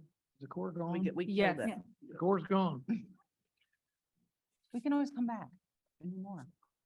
I didn't know what it was, so it's okay. Oh, okay. Oh, you don't Okay. get any shade, but you can. We'll come back. Okay, so did you get it? No shade that you would have to- We have Um, to call before we come out. 15. My cake is gone. So 15 Delete is gone, right? Yes, Okay. although don't delete it because you just drop the numbering. Oh. strike just- through, Just cross it out. strike through. Crossed it out. Yeah. Yeah. Strike through, but if Just you put delete red, it, just it's do gonna something. be red. Memorandums over here using specific Microsoft terms. Just Uh, strike it.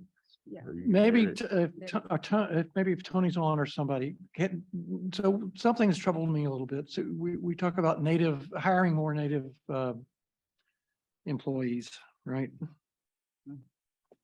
Where's the language? It was listed in there. If you go back to 10. So, yeah.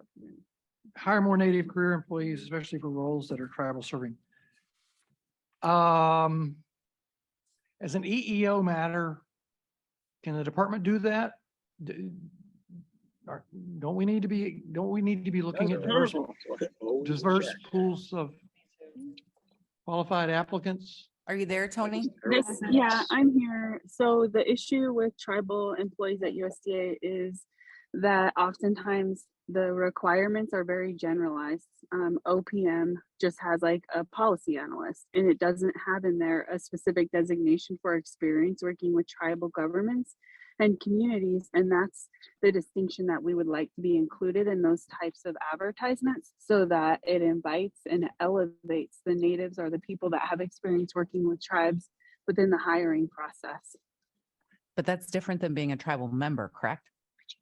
It is, but we can't say tribal member because that has not been tested in the court system. The only 2 departments within the federal government that can do that are the Department of Interior, Bureau of Indian Affairs, and within the Health and Human Services, Indian Health Service. So we have to exercise the language in OPM and in advertisements, and the Office of Tribal Relations is working on that, but we would like the department generally to look at that and how they can include that, and where they should include the key terms and specialized knowledge, and make sure that they're included. And after they're included in a few advertisements, it becomes an adopted, not practice, but like an adopted standard that the Office of Personnel Management can implement, and then it will have a ripple effect.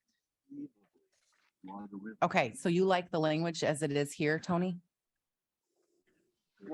I do, but it's if the Office of Tribal Relations has more traction already, since we've made this recommendation, then I would lend to their progress, but they're also having this dialogue right now. Well, would it be acceptable or technically more correct to say that what we're asking for is that job advertisements don't preclude hiring Native career employees, especially for tribal serving? I'm concerned about advertising a job for a particular group that others would challenge and say, you're discriminating against me. I could do that job. But I understand the issue. I know what you're getting at.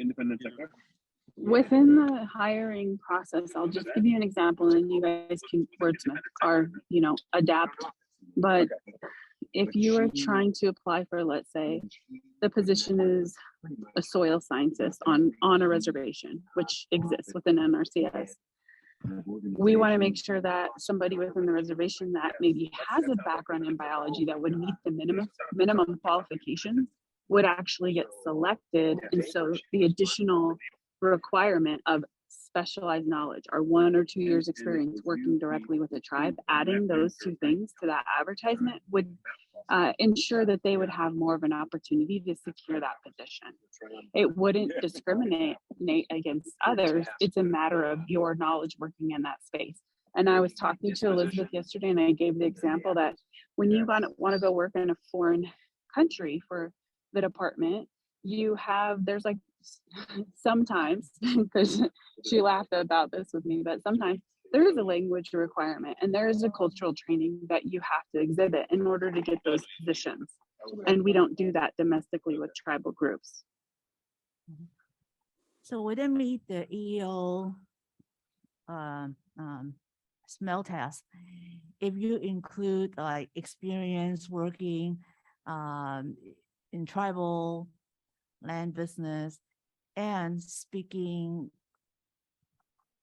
the language? Yeah, speaking the specific language, because I know that even in San Francisco, if you put that in, it meets the EO requirement. So you're not discriminating against anybody.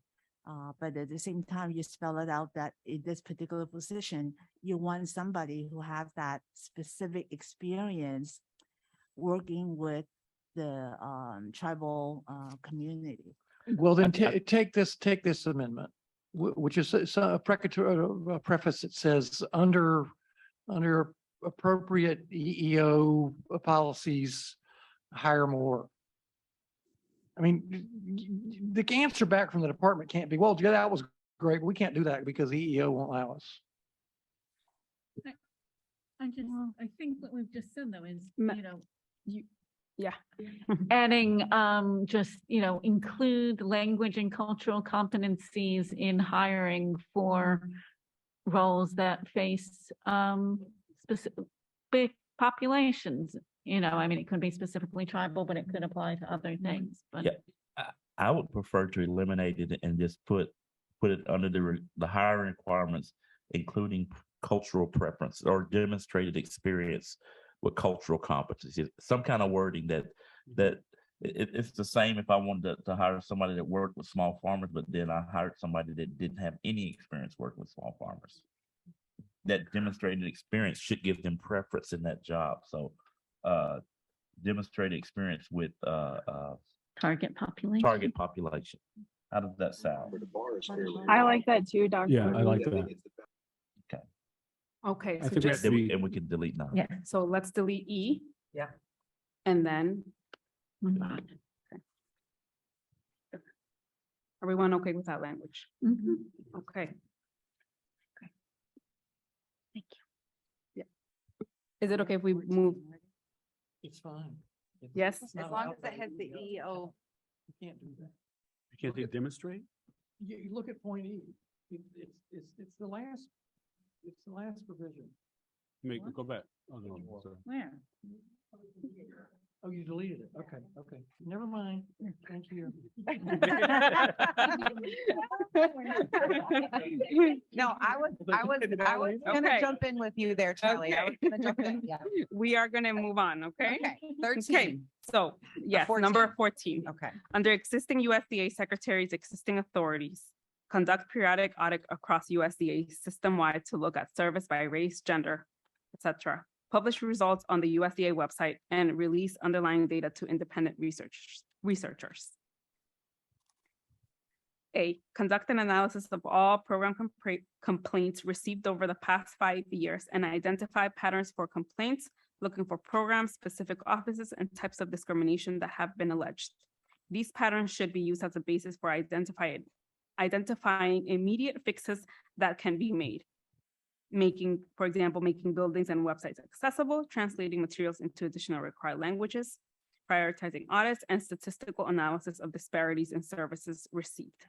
B, conduct a periodic audit across the USDA system-wide to look at the service by race, gender, etc. Publish results on the USDA website. Release underlying data with PII, of course, removed for independent researchers to replicate and build on official audits. Opening up the floor.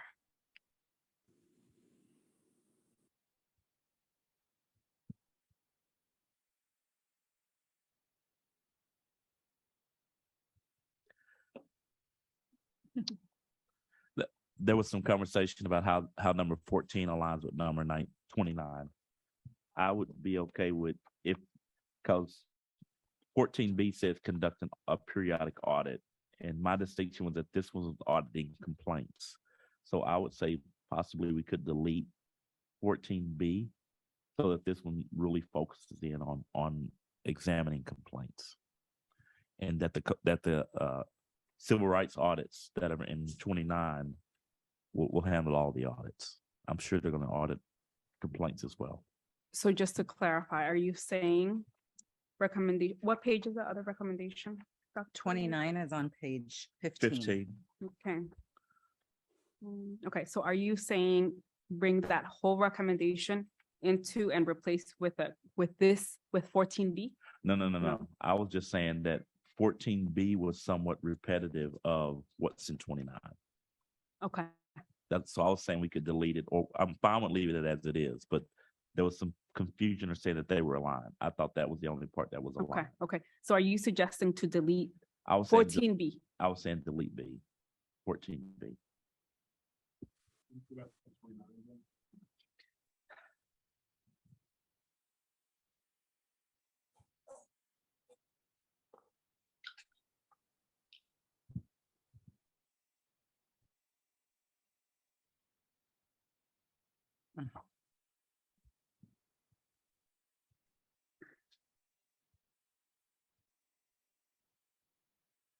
I guess I'm not sure. Compliance reviews and service by demographics are the same. I think you could be in compliance and still have disparities, so.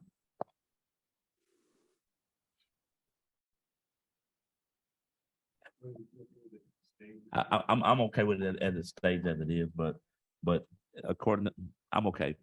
And I'm okay. remember, these are interim recommendations. okay. As you move forward and just have, have more time, you can revise those for the final report.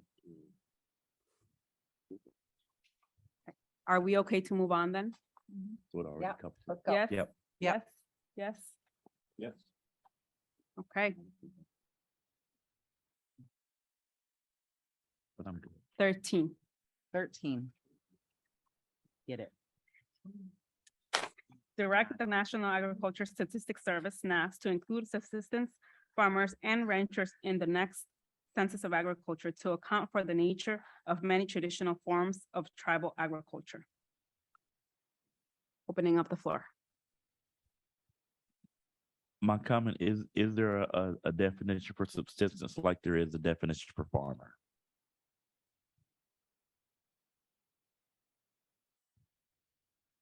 You're asking us. Because what's the definition for a farmer? Is it the $1,000? Yes. So the definition for a farmer that the census tries to do, they try to capture everyone that has the potential Right. to have $1,000 of sales. Okay. So it's subsistence to go out and say, I'm trying to just get more understanding. Tony? Member Yeah. Stanger McLaughlin.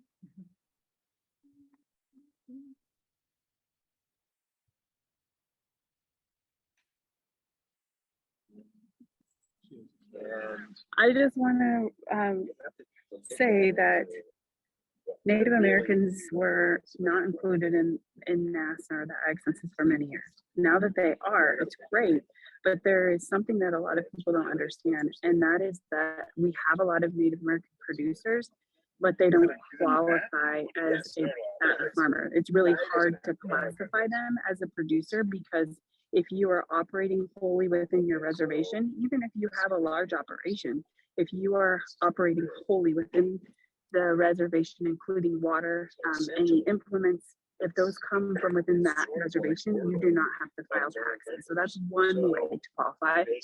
They have made exceptions, but I think if we were able to identify additional options for someone to certify themselves as a producer, and those that are considered in traditional food spaces, salmon and bison, those are traditional foods. They also qualify you as a producer, but if you're doing that wholly within the reservation, it's hard to classify you as a producer.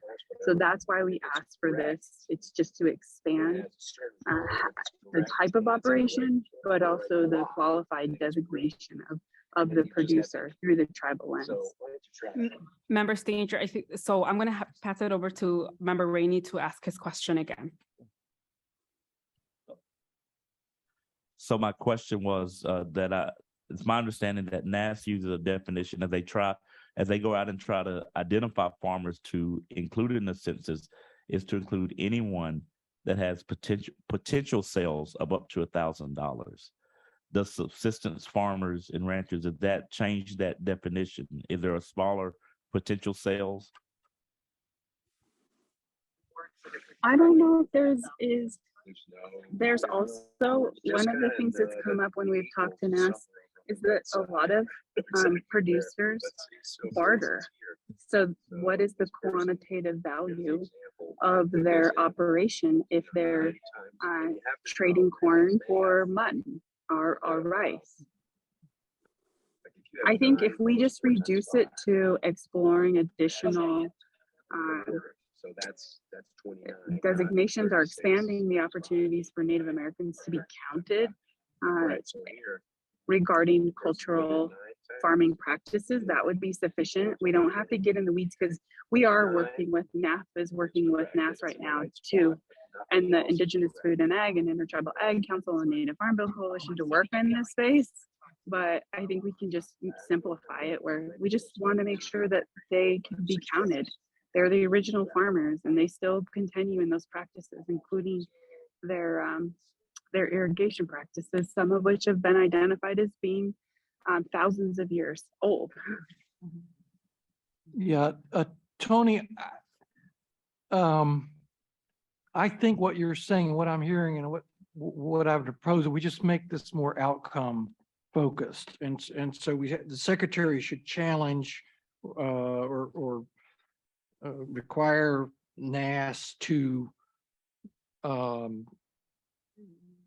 what are we trying to get at? We're trying to make sure that the next census of agriculture accounts for farmers involved in the nature of many traditional forms of tribal agriculture. So I've botched up the language, but I think Tony, what you're saying is you want this to be outcome driven. That NAS needs to find better ways to count Native Americans.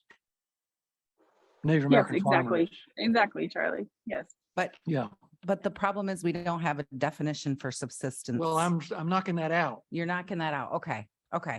You're just saying That's the counting point. Native It's American. the outcome we want. Okay. We want NASS Cute. to Thank figure you. out ways to do this, to get Beautiful. more Native American farmers. Okay. And again, I just want to suggest adding after tribal to add native, tribal and native agriculture. That would include Native Hawaiians. Say that again. After tribal, at the last sentence, tribal and native agriculture, because Native Hawaiians experience similar. Native Hawaiians. The correct term then we would include would be Native Americans, Alaska Natives, and Yes. Native Hawaiians. Yes, yes, perfect. Okay. But I still don't know what Charlie's language was. You're getting it? Okay. Okay.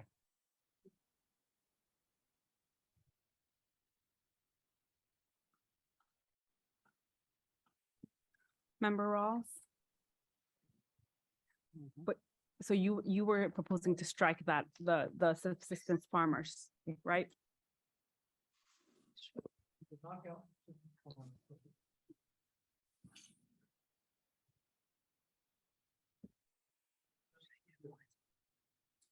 Yeah, everyone okay with that?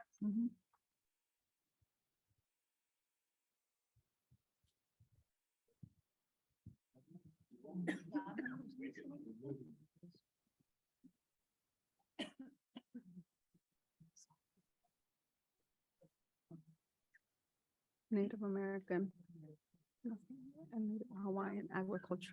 Yeah. Yeah.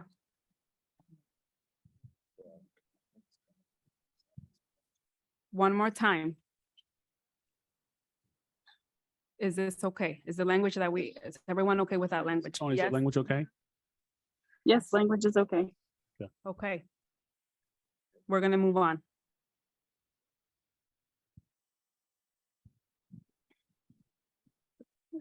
Oh, number 12, conduct an annual convening on equity to have data available to inform the ongoing work of the Equity Commission. Yes?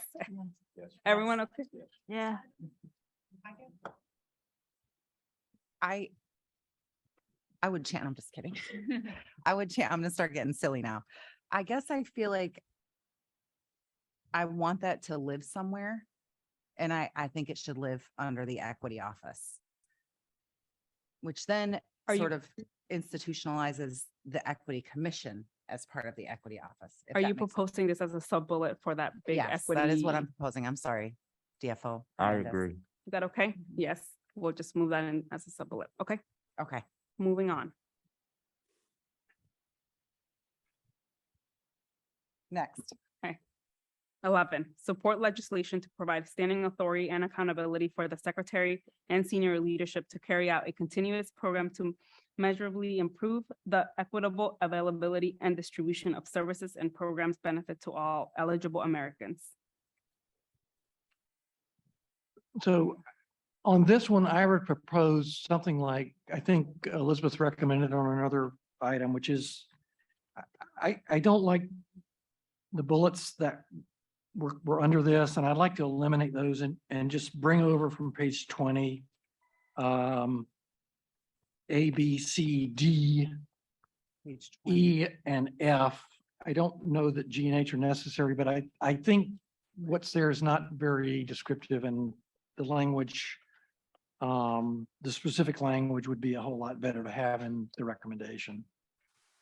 I assume the notes and everything in the back of this wouldn't are not, we're not planning for that to go into the report. I guess that's a good question to. I don't know That's what my- you said, Charlie. What did you just say? What did you just recommend? Get rid of the bullet points that are currently associated with Yeah, that under recommendation. 11, I don't think they're useful, and I would like to use more of the language back on page 20 down where it says potential language.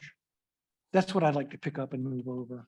Okay, that's what I thought you were saying. And you're saying A through all the way through H. So all those bullet points. Yeah, moved over. yes, for at least for now. Pick up the whole thing. Everyone okay with that? Yes. Yes, Yes. yes, Yes. yes, Yes? No, it's okay. Yes, member. I am Littleback. fine with that recommendation, although I'm not sure we need G and H. I think A through F is probably enough. But DFO Hernandez, you said that the appendices would be in the final report? It is up to you. So we should probably clean up the stuff that we don't think needs to be in the final report at some point. Okay. My original answer to that was it is up to you. If you want to include it, we can clean it up, reformat it and make sure that it's a good final product. Okay. Okay? Yeah. Okay. I mean, I think, not to belabor the point, I think there's some work involved in that because there's clearly stuff that we're not going to want to bring over. But there may be things that you do, so, okay. We got something great to work with here, so. Okay, where are we at? 10? Okay, can we move on? Yes. Yes? Okay. 10, institutionalize an equity office of the department that drives compliance and cultural change across all of USDA. That's rolled into the equity office, right? is That's the all one. Yes. Yes, that's Yes, one. that's Okay, we're right. done. We Yeah, already yeah, did that. Yeah, okay, yes, yes. Done. So, okay, can we move Yep. forward? Yes? Yes, we Moving forward, can. okay. Number 9, enhance private partnerships through pilot programs. Green light, go. Everyone okay No with that? changes. Oh, yeah, I yes. think it should have like 10 more zeros. I have no trouble asking corporations for money. I don't know if I told you that.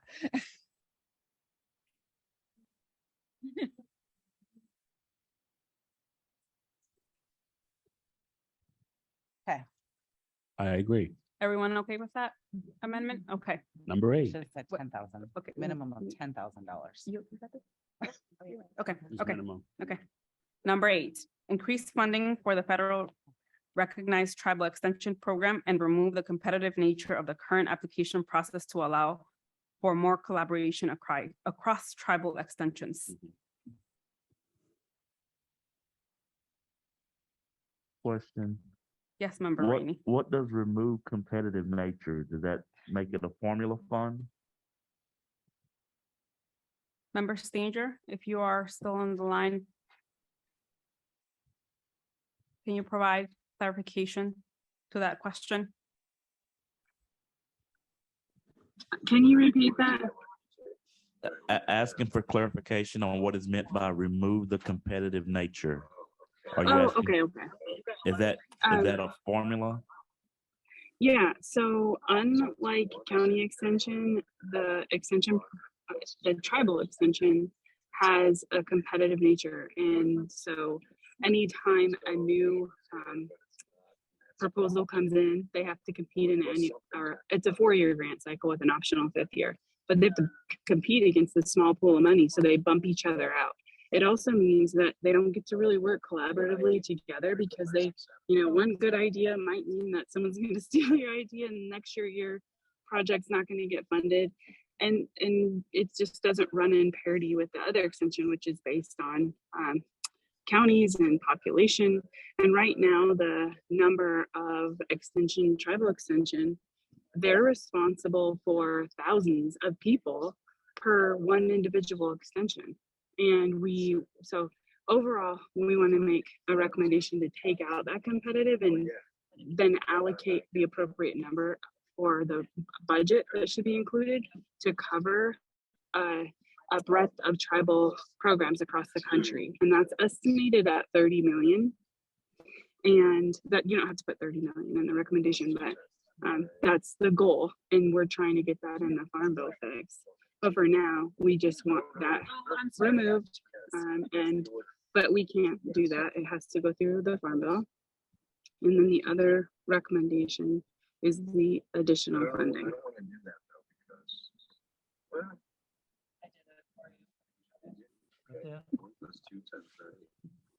One small amendment would to clarify that, as I understand from the discussion, this is an appropriation.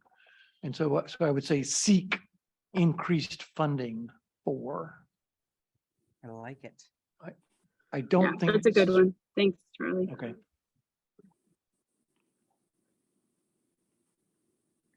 Everyone okay with that amendment? Yes. Okay. Green light, go. Okay, moving on. Number 7.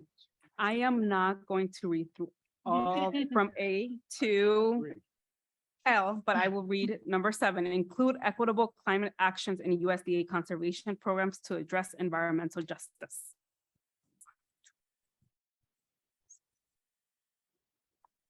And there are 12 sub-recommendations in this, and recommendation number 7. I'm opening the floor. So I like how it is written. The only thing I had made a note about was on letter D. We made a clarification for linguistic recommendation. And maybe Yvonne can speak more to that, but I heard that conversation along with technical linguistic updates. I think it was just linguistically and culturally competent.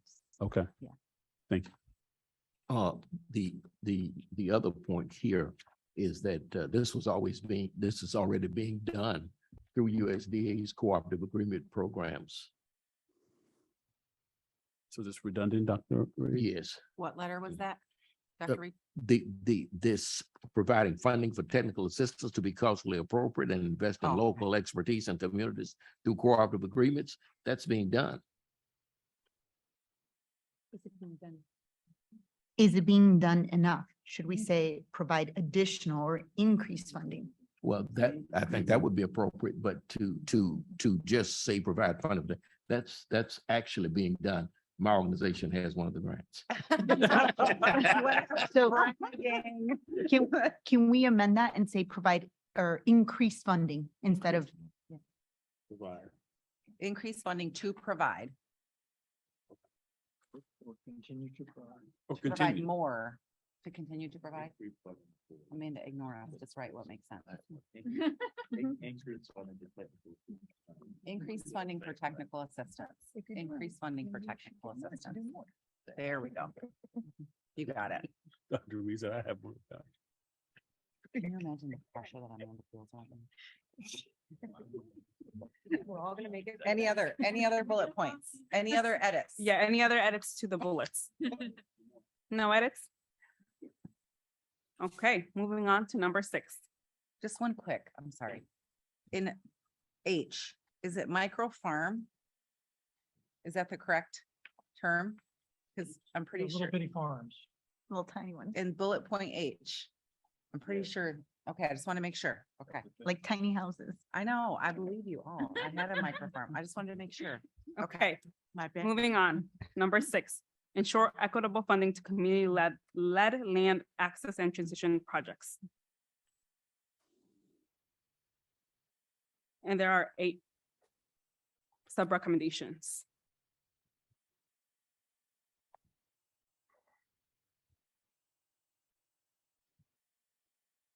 So the question here was, one of the questions was just item E, 6E, talks about heirs property. Right. And Does it- how does that fit with 3A? Exactly.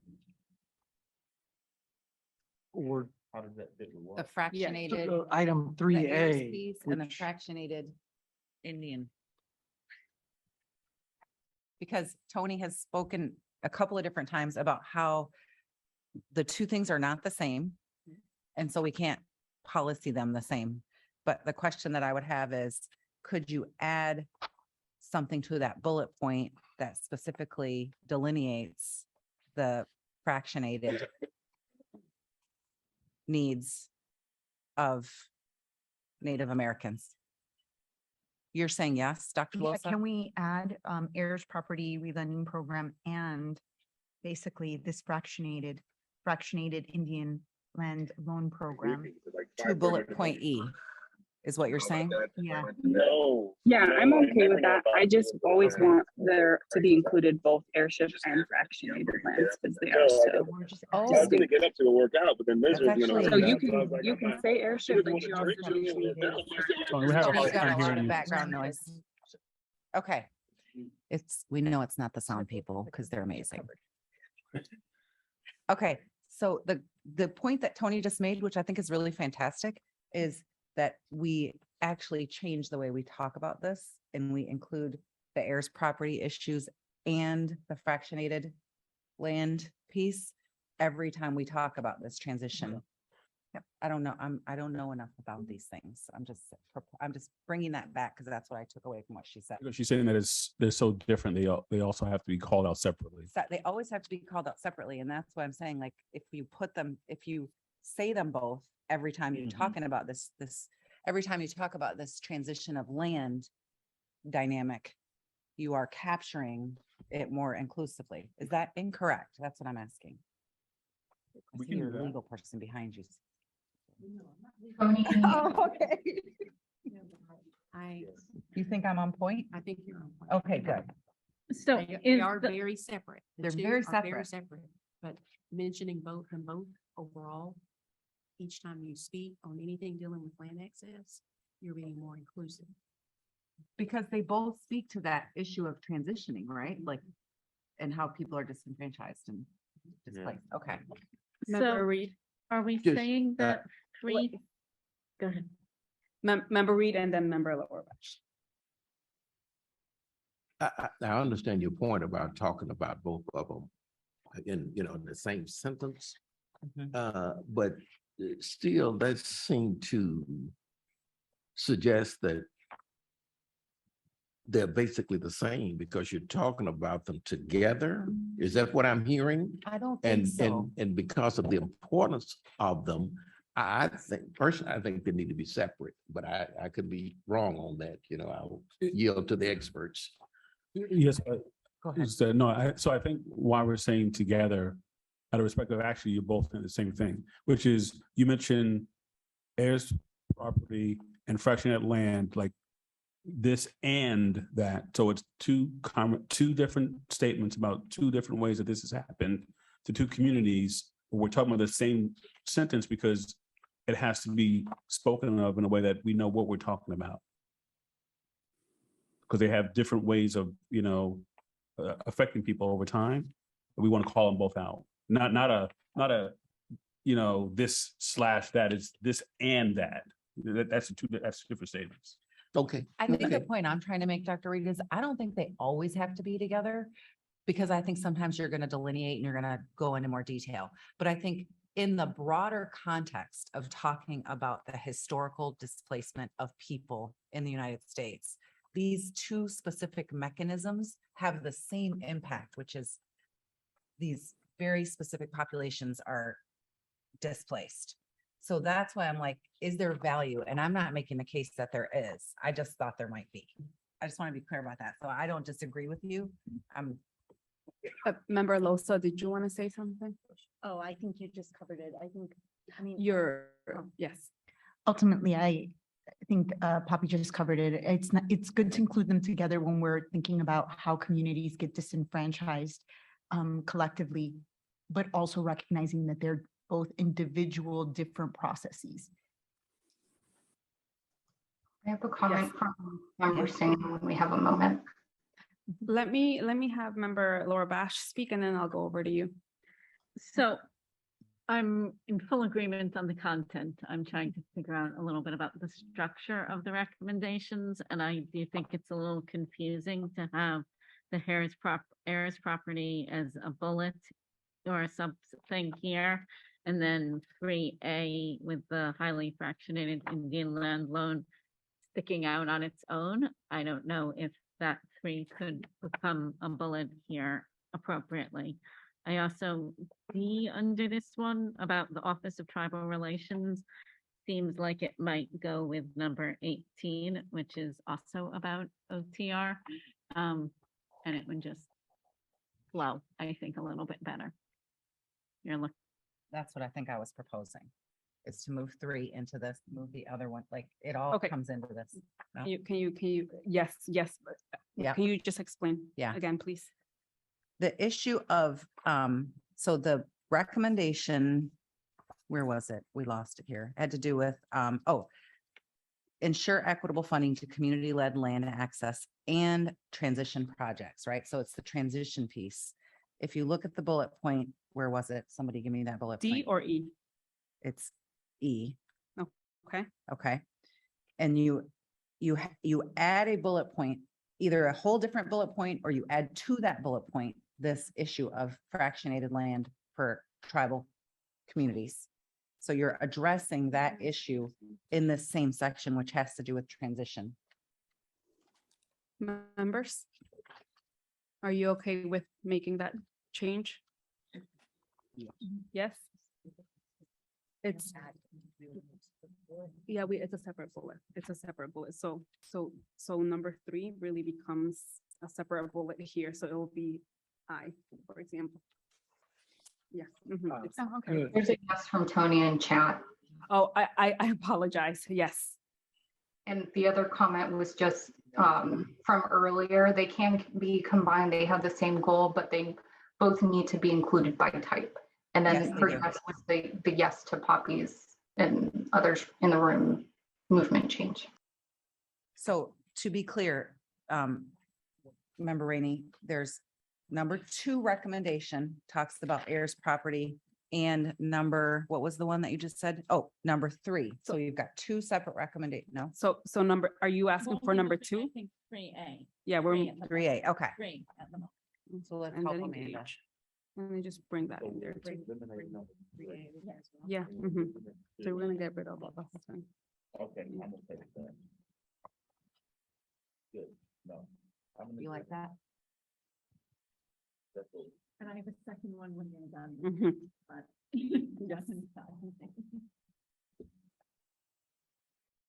So, Member Hernandez, number 2, what were you saying about that one? I was saying that I feel like that is in the same. So if you read the yeah, you're actual right. recommendation, it is a little different because it's You're right. talking about, it's not, yes, it's Non-loan. not Yeah, non-loans. there's a specific Yes. issue that happens with Yes. heirs. Yes. Property that has to do with loans. Okay, so ignore me. I was just trying to create. I was trying to minimize. You can't always minimize. Okay. You got it? Yeah.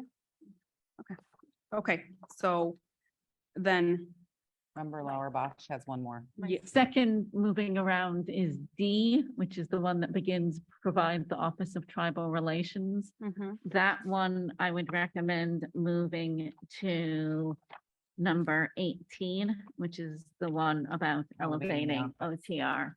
and that would be as a sub-bullet. Yeah. as a- Yes, as it letter would be C C. there. Everyone okay with that? Yes. Yes, Tony, we need to hear from you on this. Tony? I think it's fine, but if the Office of Tribal Relations doesn't get elevated, this is wholly separate. It was already approved in the former farm bill. They just have not allowed anyone to stand it up, and that office formally stood up a similar, our former Council for Native Farming and Ranching, which was a FACA committee too. So what do you all think? I think it's fine to combine it and move it there, but it is separate. It doesn't depend on one or the other. Yeah, it's separate. Yeah, yes, she's saying to keep it, it's separate. Okay, then keep it separate. Okay. Okay. I'm like, we're gonna listen to you, Tony. Period. Yeah, you're the expert on this. Can we move forward? Yeah, Yes. please. Where are we at? 5, We're getting close. USDA, improve USDA loans, programs and processes. We have 4 sub-recommendations.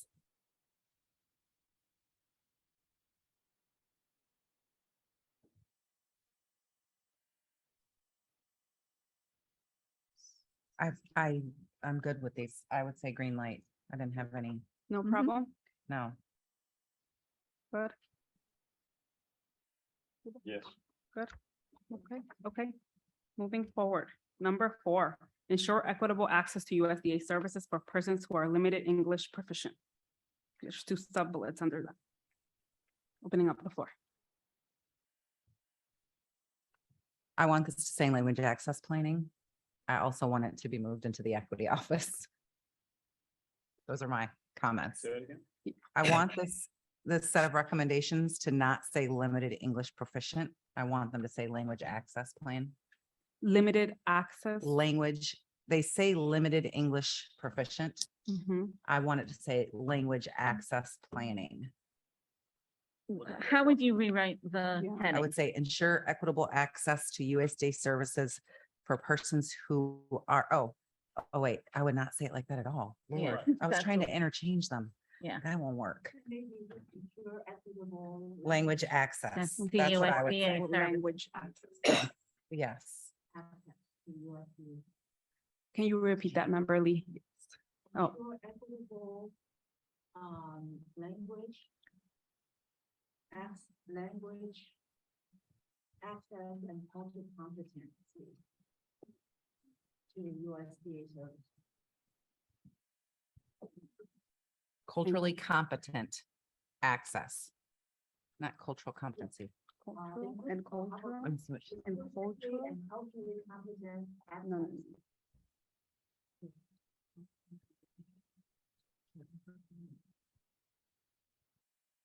Because language access and linguistic competency. I think that's what, I think that. She works. does- yeah, it does work. Language and Yeah. culture, yeah. And you suggest then this should And then be I within want the this to be- DEIA office, not OCR. That's what I think, but I'm willing to be wrong. Member Lane, what? Okay, so just a reminder, can you please use the mic so that members who are joining virtually can hear you? The only concern is OCR is actually responsible for all the federal rules and Right. regulations, right? So what I would- Equity, Yeah. the Office of Equity is not. that. Yes. So I would keep it at OCR. Go ahead. You're like, you're, Yes. yeah. I'm sorry. Because I thought I heard in our discussion that OCR was a concern. So I'm just being honest. I thought we said that earlier and I don't want to lay over that here. Can we replace that now or should we? Because I wrote that as a note. There you go. OCR is currently overseeing the language access plan. I think the concern was OCR is already, depending on how you look at it, either too busy or, Here's, you know. yeah, here's one way to think about this. This recommendation should not exist because this should already be happening. Yeah. Okay, according to the Office of Civil Rights. So this recommendation, from my perspective, doesn't live in a compliance space. It lives in a systems change space. The compliance arm is already there. So that's why I think it should be in the DEIA office, because they will work with the compliance arm to get the systems change launched, implemented, integrated.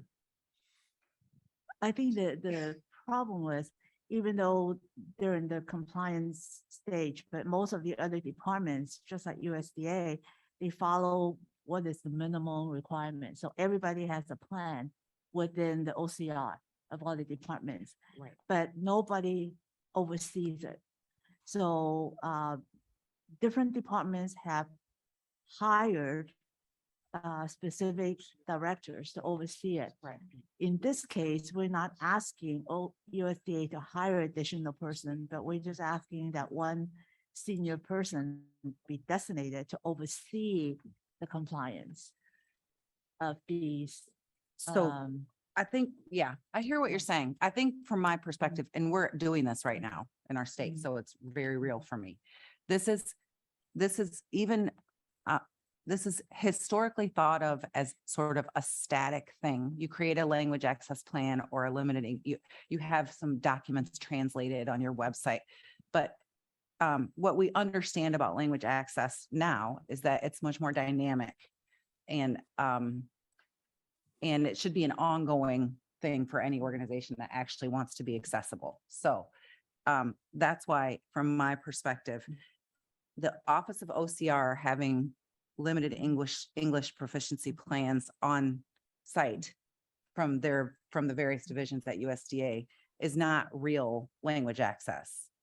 Real language access would be live people helping to keep that plan dynamic and ongoing, and the artificial intelligence and all those pieces are built into it. And that's why I think it's a DEI issue. But it can stay right where it is. It's not a hill I would die on. I think I would be willing to come back to it with better and more information if that felt But that helpful. person is not, that person is to make sure that department-wide Right. is being practiced That's what the beyond. DEIA person does too, right? That's what their whole team does. That's why it fits. Right, but I don't know the DEI team here is set up to do that. Right. Yeah. So I think that's, I wish the group were here to represent this also, but I think that was part of our conversation. Going Um, forward, yeah. So I would leave it at OCR for now. Leave it there. Member Laura Bash. I wonder if we just budget and just say career staff member to be responsible department-wide for guidance, diversity and language, or cultural competency and language access, guidance, outreach, compliance and oversight, and let you all figure out where to put them as you rearrange. Okay. Ships. Perfect. I like that. Yeah. Okay. How come we didn't say that sooner? Getting punched. Okay. Any other changes? Nope. Okay, moving on. Number 3 will be incorporated in the recommendation number 6 as the sub-bullet. Yes? Yep. Yep. Okay. Recommendation number 2, provide non-loan options for producers to prevent the creation of heirs property and reduce the barriers this type of land ownership encounters when accessing USDA programs. And there are 2 sub-recommendations. Opening up the floor. I made a note when we were going through this process that we should explicitly state a heavy focus on the Black Belt. And I'm just wondering where that would happen or how. I put that to the committee. I don't know.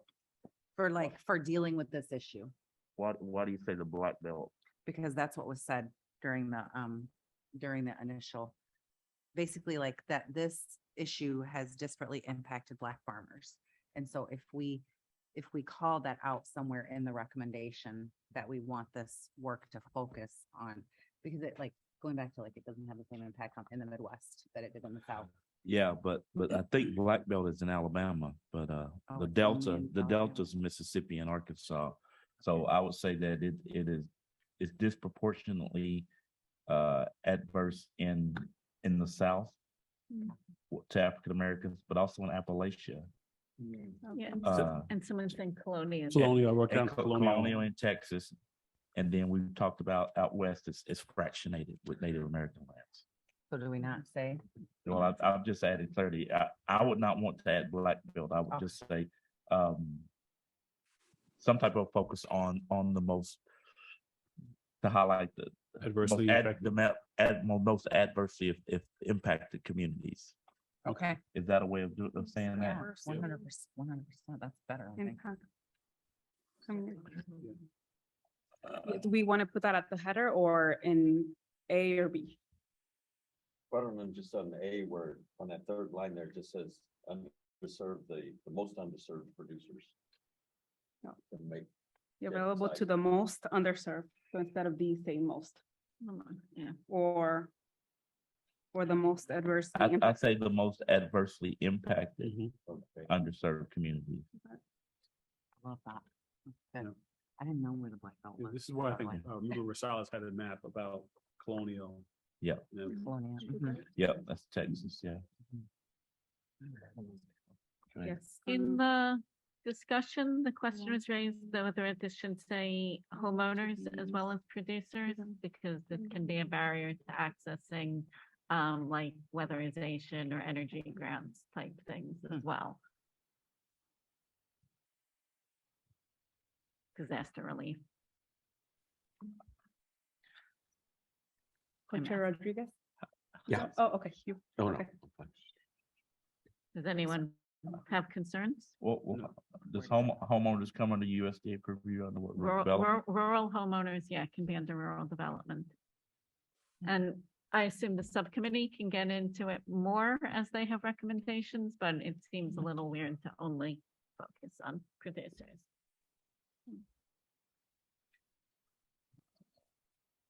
When the CDOs are working with people, I think they, I don't know. Dr. Rainey? I'm just saying, I don't know, because I know that heirs property is such an issue, that ownership issue, that lack of ability to continue in agriculture with farming. I don't know if opening up to homeowners, because of that, going to urban communities as well. But they may have some ownership issues as well. But I was really trying to focus in on the farmers that are trying to get control of their land and to get the ability to use USDA programs with their resources. I don't think we need to state homeowners in this. I do not. That really convolutes the process. So I would, I'm comfortable with the way it's currently reading. probably could just say provide non-loan options to prevent the creation of heirs property. But if you. What was that again? Rather than naming homeowners, could just say non-loan options to prevent the creation of heirs property. Again, I do think this is primarily a rural issue, but She whether said- for homeowners. She said non-landowners. Just to cut this out, just provide non-loan options. Well, to she said loan prevent- out. Oh, okay. To prevent the creation of heirs. So just remove for producers. Does that weaken it? If- Be okay. You're okay with Ron doesn't like it. So so I can understand. So what are we saying? For producers is in or out? That's what we're trying. to That's decide. the debate. Okay.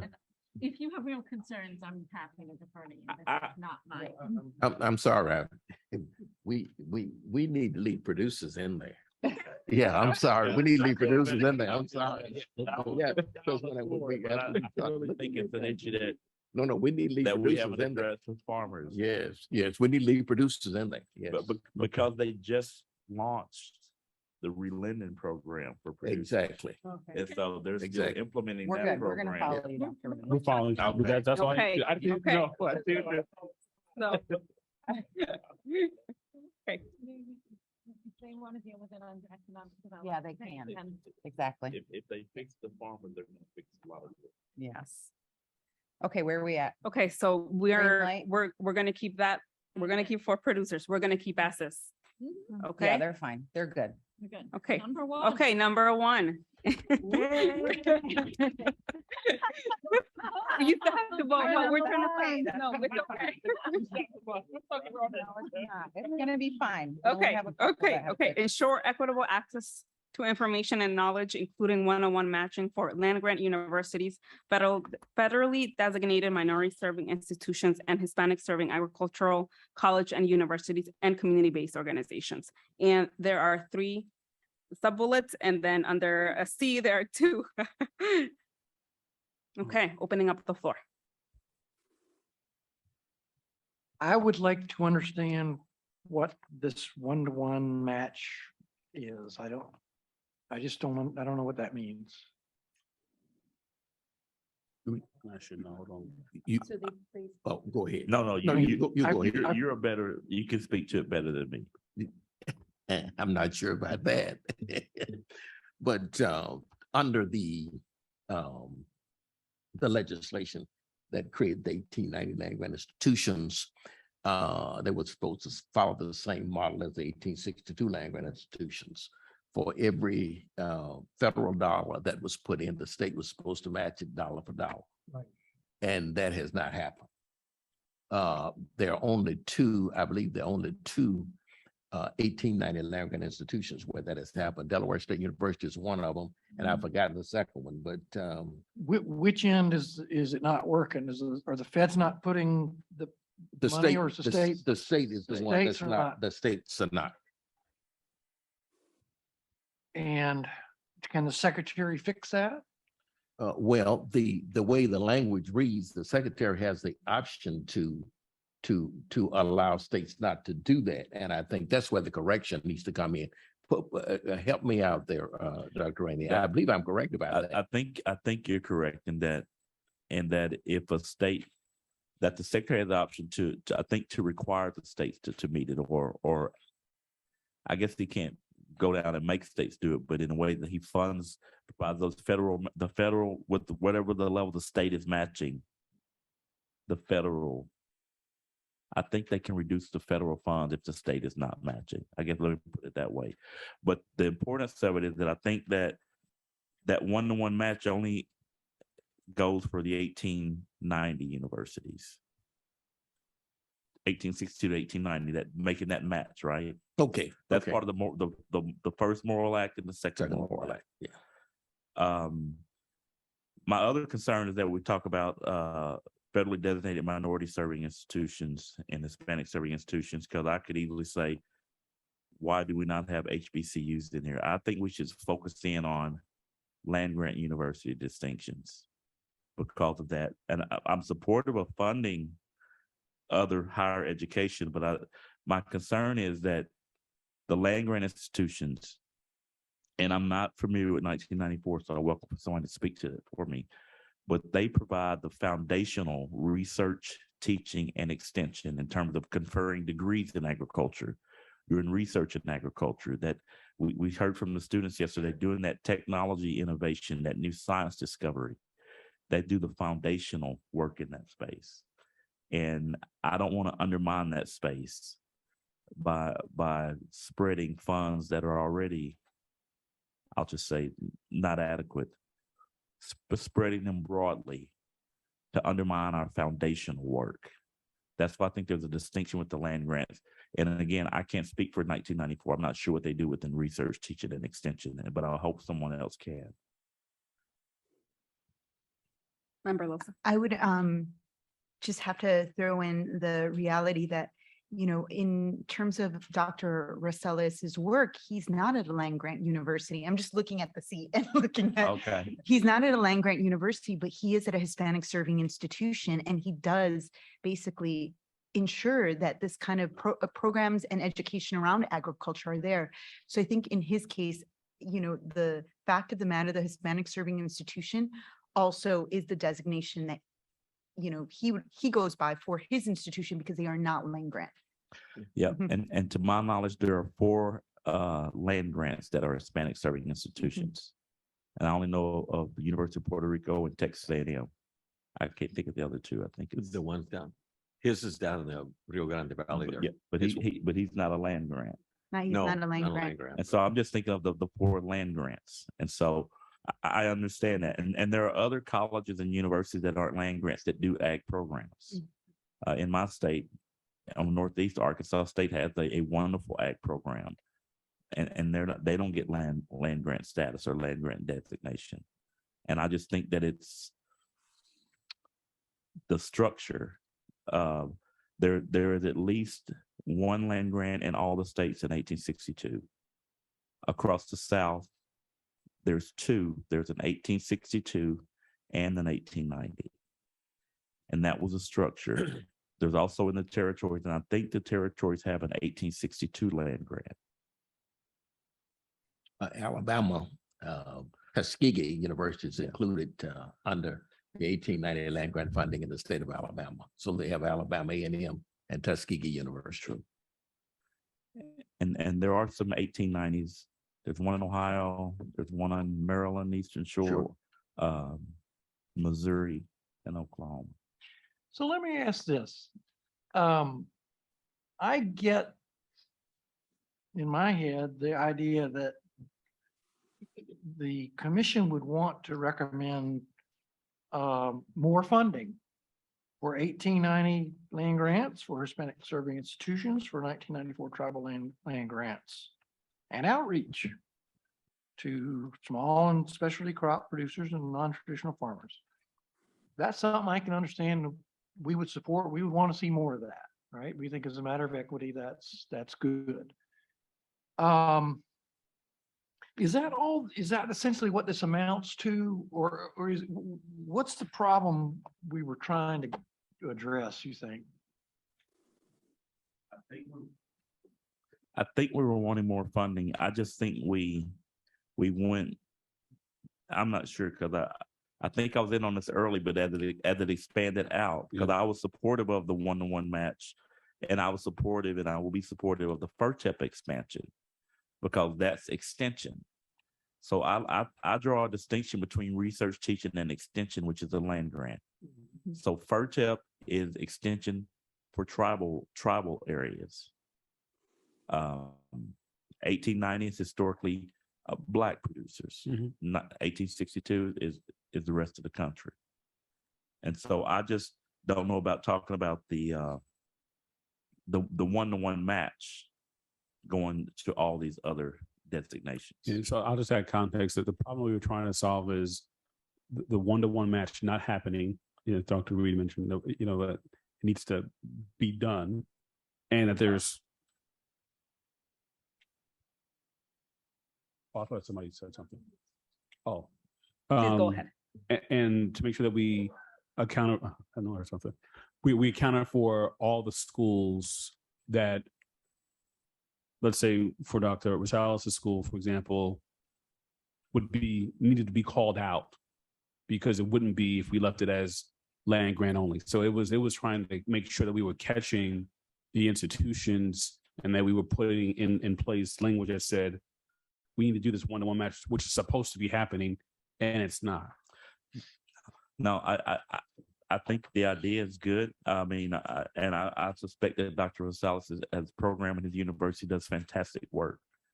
But if I was to open up a door to say you can get some federal funds, if I'm a community college or I'm a historically Black college, I'm like, hey, I'm going to teach a class in agriculture. I need some funds. Yeah. I'm open to that. So I guess just help me with the language. Would it be just HBCUs specifically? No. So for me, I think that's too much of that's a budget buster. Okay. You know, but go ahead.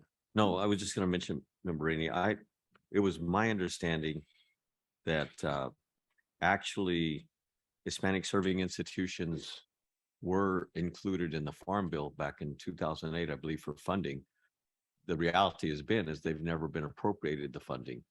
And so that's why I thought, you know, this will be helpful in terms of being able to ensure not only that there's increased funding, as Charlie was mentioning, as Member Rawls was mentioning, but also at the same time that funding that's been appropriated previously, that go into effect.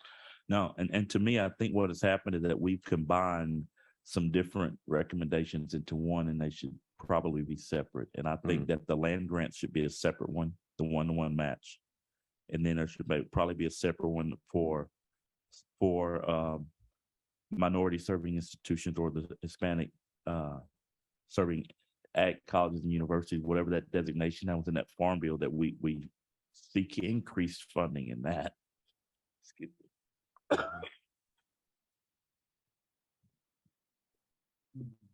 Members, do we want to continue to deliberate? What if we rewrite this so that the top bullet is, you know, basically fund more ag schools, and then the first bullet would be ensure this equitable access information, including this one-to-one match, and then place in that one this priority for 1890 land grant colleges, and then continue on with the others. I will be supportive, but I would like to see them separated out with the land grants because they're already designated. And I think I concur with you. That's extremely important. One of the challenges that I've had, and it was by choice, is that in many instances, persons do not really understand when you're talking about land grant institutions and that mission. So I think it's extremely critical that we do separate those out. I concur with you 100%. Yeah, and I'll just reiterate that point because land grant indicates mission. It indicates that you will have capacity in research. You do that through your research, your ag experiment stations. It determines that you will have a cooperative extension service, that you will take that research and you will disseminate it out across the country, across your state. and then you do teaching on the campus. And so that's mission of those land grants. They're founded on those missions. And all those land grants are supposed to be delivering on those missions equitably, with meaning all the people within their state.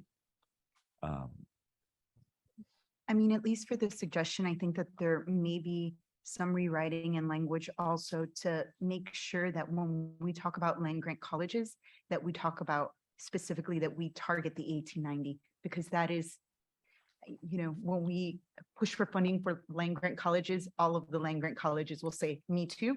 The equitable thing is. No, I like how you had said that. Yeah. I mean, Put- Ohio State's put that land back grant up there. university. So Michigan State. Or you want to up here as well? I know we have 1890s right here. So take a look at letter A. I just moved it down Mhm. To it. Mhm. Yeah. Great. and then Okay. the top, would you say fund more agriculture? Yep. Well, And then B would be I would say- something about minority. I would say fund more agricultural outreach and technical assistance. yes. Outreach. Is that where you add that language of? I would say Hispanic for serving? for underserved producers. How does that sound? Yes. Yes. Okay, period. So remove universities, correct? Correct. Okay. And then That's a bullet.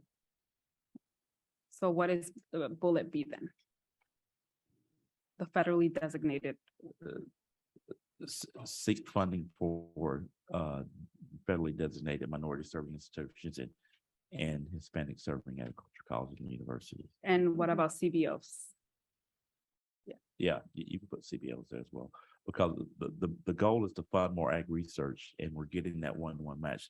That was my problem, was they were all together. Now that they're separate. I get it. Yeah. Can we just, I would, oh, I'm sorry. Oh, no, I was just gonna make a suggestion on B because like I said, it's my understanding that at least some of the Hispanic serving institutions have already been allocated funding. It just hasn't been appropriated. That it include that as well. It's not only seeking the funding, but it's seeking and appropriating. Disperse appropriated money. Yeah.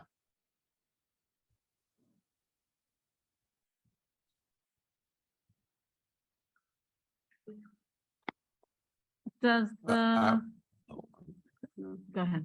Yeah, I would suggest that C and B be reversed.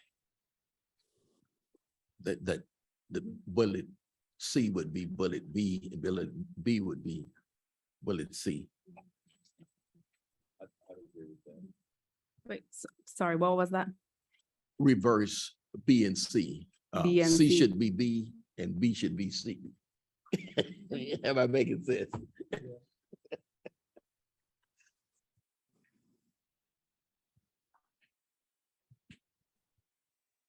Just asking, the recommendation 8 about FERTEP still doesn't belong here? I'm just asking.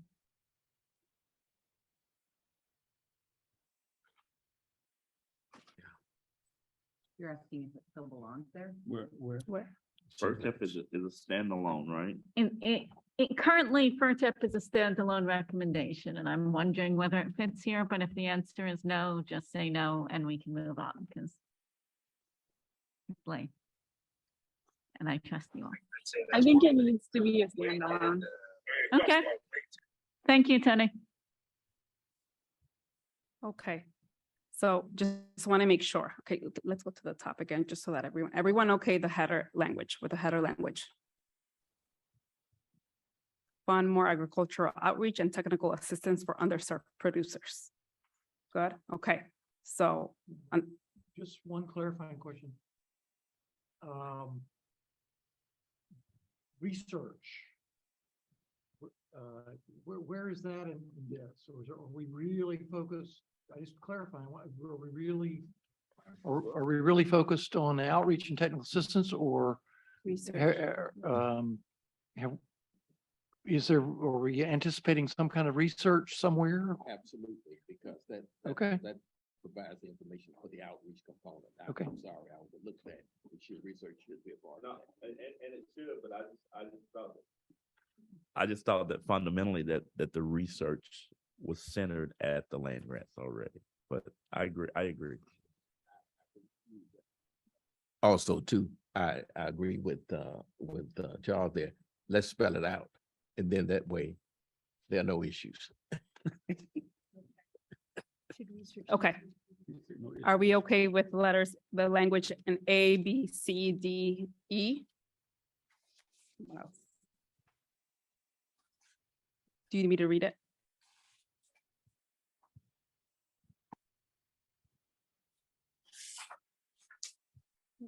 Co-Chair Rodriguez? Yeah. No? No, I was just wondering how B and C really differ at this point, but I can see we have community-based organizations in there and so forth. Okay, no problem. B also highlights the underserved producers. Right. B also highlights the underserved producers as being Right. small specialty crop and non-traditional farmers. Right. Okay. Yep. Are we, Before we leave this, sorry, Member Laura Bash, what was your? Just in C, it's immediate, keep funding and immediately. Okay, that's. it's fine. Okay, no, okay. I think it was supposed to say, and immediately disperse appropriate federal funds, like, No, no, all right, sorry, never mind. It's late, Okay, disperse appropriated appropriate. dollars because the dollars have already been appropriated. okay. They have not. They've been authorized, but not. Oh, they've been authorized, but not, okay, so that's a whole different statement then. Okay. Yeah. That's the two-step there. Yes, that is, Yeah. that's my understanding what the problem is right now. Okay. Yeah. That sucks. Any other considerations, deliberations? well, I want to understand what D and E do as well. I'm sorry. What's D and E? If we're ready to move past. Who is going to dedicate this pool or percentage? Is that a congressional thing or can the secretary do that? I don't know what you're talking about. I'm looking at D. No, you're right. Enhance equity by dedicating a pool percentage of funds specifically for these institutions. Address federal designation associated with. Oh, I don't like these. Yeah. Do we then exit out? I would recommend deleting D. D. D as in David. Or you could say, that the secretary, recommend or in his legislative package, include language which would enhance the equity dedication pool. Well, I'm getting that, so I'm convoluted, you know, but I don't, this funding aspect of it, in order to get this one-to-one match is extremely important. So at some point, we gonna need to say that.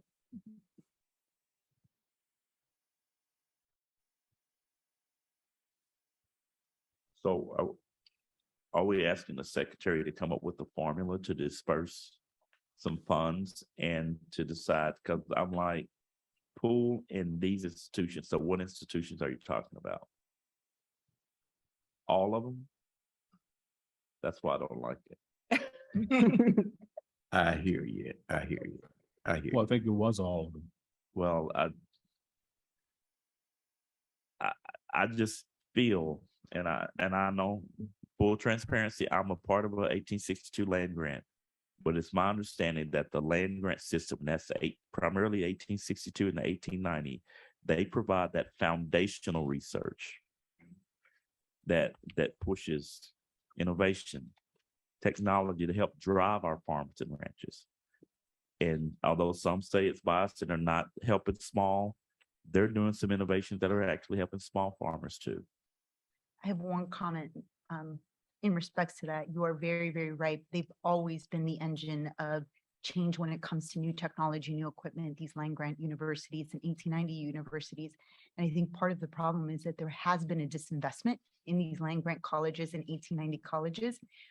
And it has caused a lot of the technology and a lot of the research to then go in private hands, which does not lead to systemic change.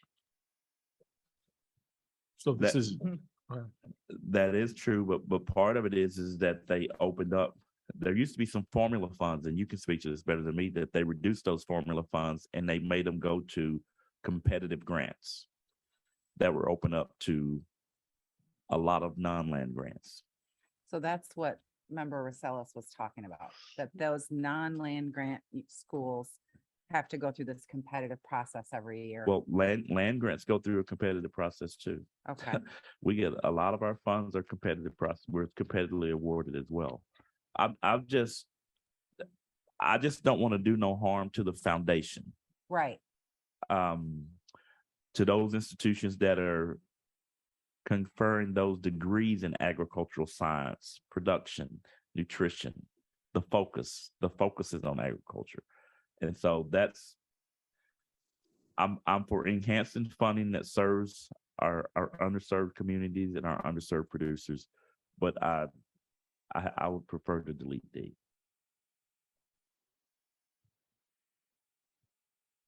so does it take away something that could be done by it being there? I guess I just want to understand. I mean, if everything else in there, are we still getting that, making sure that enough people are getting these funds? Because our overarching goal is to increase the funds, right? To increase funding to support those underserved producers, or we say fund more, we say seek funding for increase. I say seek funding. Seek increased funding. Seek increase. Yeah. Okay. That's nice. Yeah. No, it's problematic. Am I right? We kind of kept, maybe we got two things going on here, which we ought to peel the curtain back on, which is we're concerned about research, outreach, and technical assistance for the farmers. But now we're getting into this and we're dabbling in equitable distribution of funding to institutions. And that's kind of a different thing. It is a different thing. Which I just point out to help us get through it. Well, I think and so that's why he's tiptoeing around. well, I don't think I'm tiptoeing around because all institutions aren't they're founded on different missions. They have different specialties. And I think that for USDA, we would not want to undermine the land grant system. Yep. Just want to make sure that we continue to make progress. Cecilia? Yes. This is Rick Smith. Doing it this way, just listening to it's been hard to follow for me to follow some of this, and you guys are the experts, and I clearly am not. I wanted to come back. I don't know where it ended up on one of the points. When you start talking about giving discretion to the secretary or some other senior person, I guess maybe, in the department, I think it's important to keep in mind that there's going to be future administrations, future secretaries, and discretion could maybe be exercised by doing nothing. I don't know. And so I guess I would, I'm going to follow you guys. So I want to be clear about that.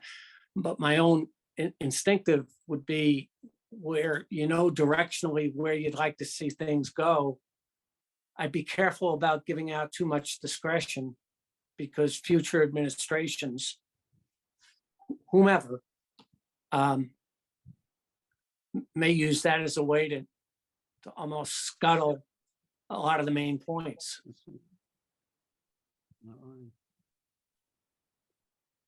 Thank you, Member Smith. Any comments, questions from Member Smith?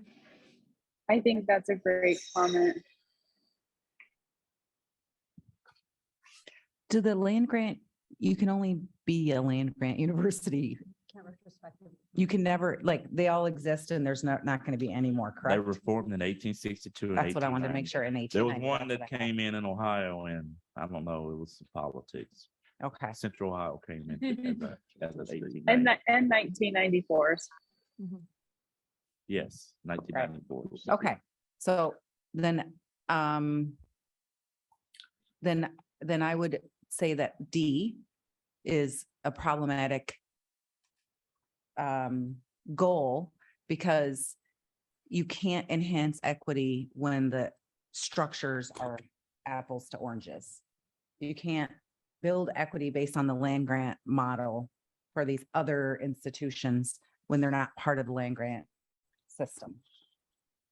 I'm sorry. Does everyone agree with that? Let's delete D. Delete D? Yes.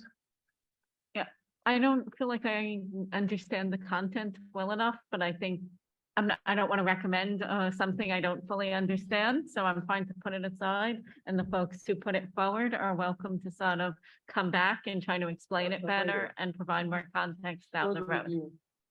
This whole recommendation? No, I'm saying that one bullet. So Okay. I'm saying we can pull it out. Yeah, and I would say defer to what I've heard from people who know better. We can take it out. And in that same vein, I would say delete D. And I agree. Because that's what those designations at the state level, that's what they did. Now the equity of it is in 1994, they came back and they said, we don't have 1994 land grants. So they established land grants, 1994 for Native Americans. They established Hispanic serving institutions, but it's not in the same land It's not grant in the framework. same land grant, right? It is more a function of Hispanic serving institutions with a percentage of the students being Hispanic, not in the degrees deferred or the research that they conduct or the outreach that they do. And that's the distinction that I'm trying to stay on. Can I ask Coach Rodriguez, when you think about the Hispanic experiences, that how does that sound to you when in the community about what we're covering or not covering? I think all right. At this point, I think, we covered what we wanted to cover, at least in C. And talking about, the different things there. So I think it's fine. So just to clarify, are we okay then with, we already deleted the prior D. Are we okay with deleting this current D? Yeah. Yes, yes, Yeah. yes, yes. Okay. It's painful. I want that Okay. noted for the record. Okay, so with that, we are going to start our portion of the voting. But our team does need a few minutes to just prep for that and get ready. So if we need a quick bathroom break, coffee break, water break, we'll be back in just a few minutes. Can everyone hear me? Yeah. So the two virtual members, Member McLaughlin and Member Smith, we're about to take voting, so please be ready to go.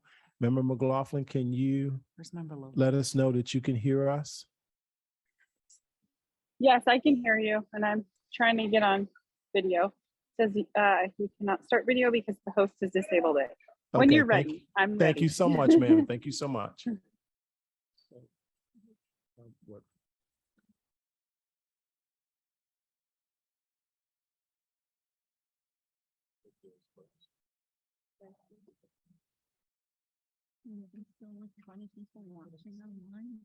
Is there? People still there. 20 people.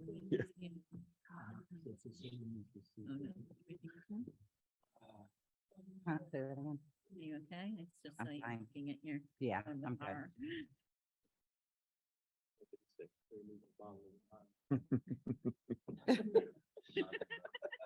Turn off the That's mic. Champagne, we need some harder than that. Some of some cognac.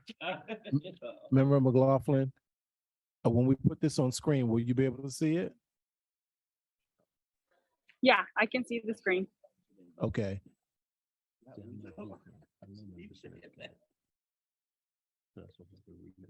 many votes? How many people are voting? I'll remember. I mean, we're not all count, but I was just wondering. Oh, we need to make a vote to pass it. 6, yes, okay. Please until 11. 11 of us, okay. Mhm. 11:15. Okay, why should he Friday evening? Member Lee, we're about to start. She's putting something in the Okay. trash.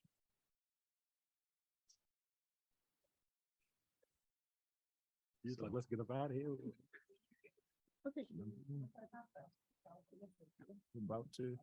Let me just go over that and I'll just read it. Okay. All right, good afternoon, members. We're now in the voting stage of the third Equity Commission meeting. So as we are about to take the vote, DFO Hernandez will read one recommendation. We'll ask for your yay or nay vote. For our virtual members, we are expecting to hear you say yay or nay and or raise your hand. For the members in the room, raising your hand, saying yay or nay as well. We'll tally that vote. We'll say it passes or fails. We'll keep going to the next, to the next recommendation until we finish. And just for clarity, there are 11 Equity Commission members and yes, and a pass recommendations is 6. And so with that, we're going to get started. Recommendation number 1, increase funding for agricultural research, outreach, and technical assistance for underserved producers with 3 sub-bullets.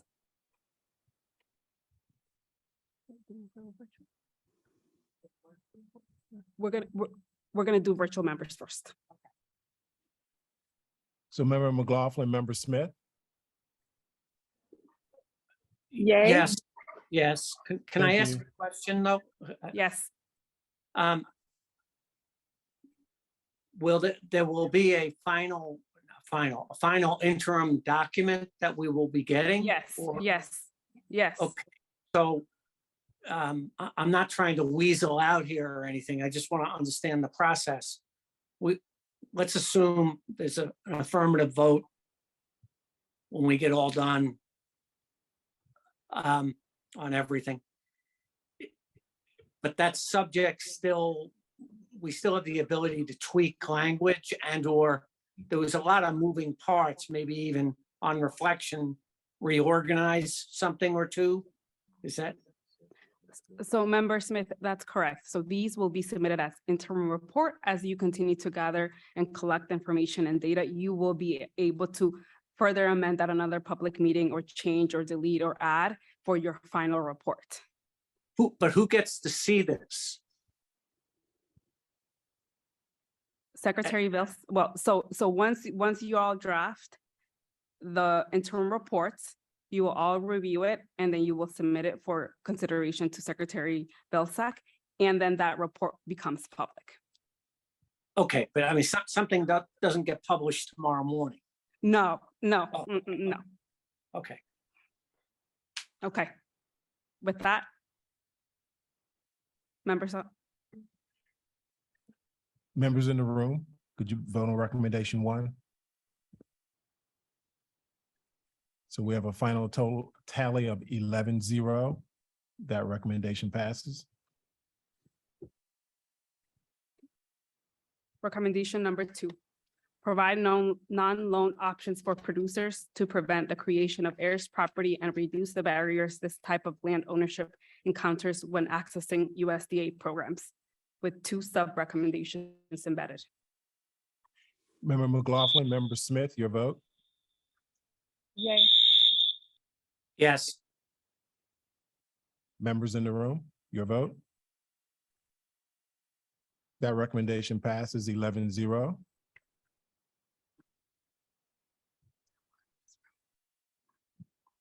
Yeah. So recommendation number 3 has been embedded into the other recommendation. Okay. Recommendation number 4, ensure equitable language and culturally competent access to USDA services, with 2 sub-recommendations embedded. Virtual members, your vote? Yay. Yes. Members in the room, your vote? Recommendation passes 11-0. Recommendation number 5, improve USDA loan programs and processes with 4 sub-recommendations embedded. Virtual members, your vote. Yay. Yes.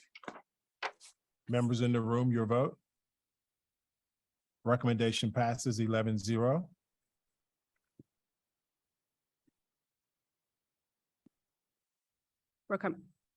Recommendation number 6, ensure equitable funding to community-led land access and transition projects with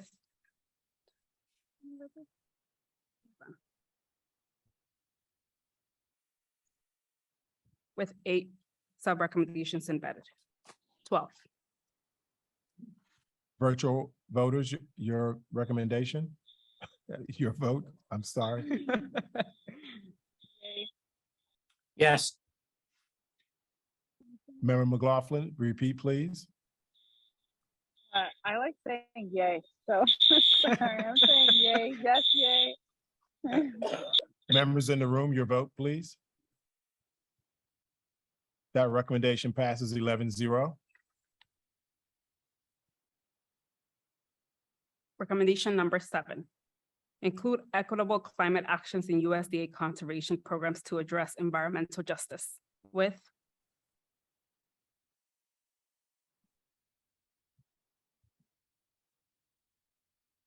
12 sub-recommendations embedded.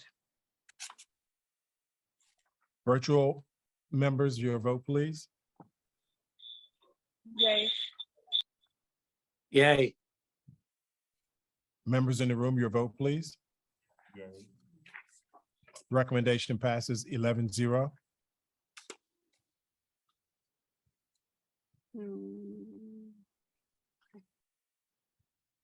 Recommendation number 8, seek increased funding for the federally recognized tribal extension program and remove the competitive nature of the current application process to allow for more collaboration across tribal extensions. Virtual members, your vote, please. Yay. Yes. Members in the room, your vote, please. Recommendation passes 11-0. Recommendation number 9, enhance private-public partnerships through pilot programs with 3 sub-recommendations embedded. Virtual members in the room, virtual members, your vote, please. I'm tired. Yay. Yes. Members in the room, your vote, please. Recommendation passes 11-0.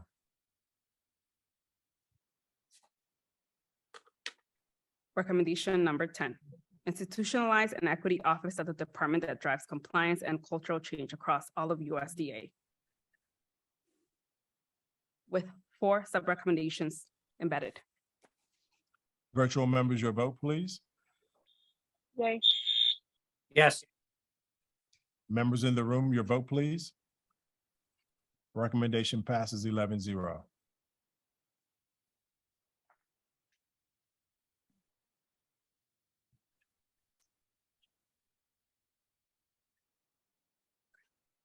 Recommendation number 11, support legislation to provide standing authority and accountability for the secretary and senior leadership to carry out a continuous program to measurably improve the equitable availability and distribution of services and programs benefits to all eligible Americans with 8 sub-recommendations embedded. Virtual members, how do you vote? Yay. Yes. Members in the room, how do you vote? Recommendation passes 11-0.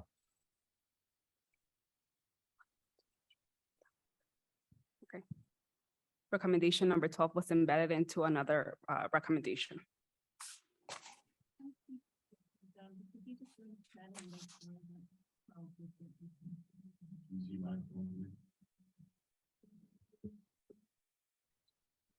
Go to recommendation number 10 and make sure that 12 got moved into 10. Is that where it was supposed to go? Yeah. And I'm just, don't think I saw. that get captured. Or it might have gotten moved to like, what was that? The equity office one. It That might have is got the moved equity all the way office. back.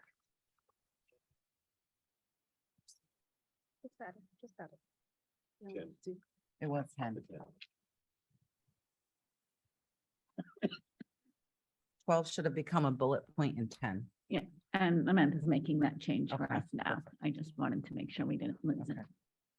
The recommendation on record, Member Laura Bash, that you just spoke to, is that recommendation number 10 that we're speaking of? Yeah, Yeah. I think Amanda has just made. Yeah, we made the correction. Yeah. Something. Okay, we still gotta vote. You should revote it. Okay. Material change. All right, let's do that vote again. We just had a material change to recommendation number 10. Member McLaughlin and Member Smith, could you give us your vote again on recommendation number 10 with one added recommendation, one added sub recommendation? Yay. Yes. Members in the room? Recommendation Number 10. 10 with changes, voted 11-0. It's no longer 12, right? So we can slash that out. Okay. Okay. Recommendation number 13. Direct the the secretary should direct the National Agriculture Statistics Service to include farmers and ranchers in the next census of agriculture to account for the nature of many traditional forms of tribal and Native American, Alaska Native, and Native Hawaiian agriculture. Virtual members, Yay. Yes. members in the room? Recommendation passes 11-0.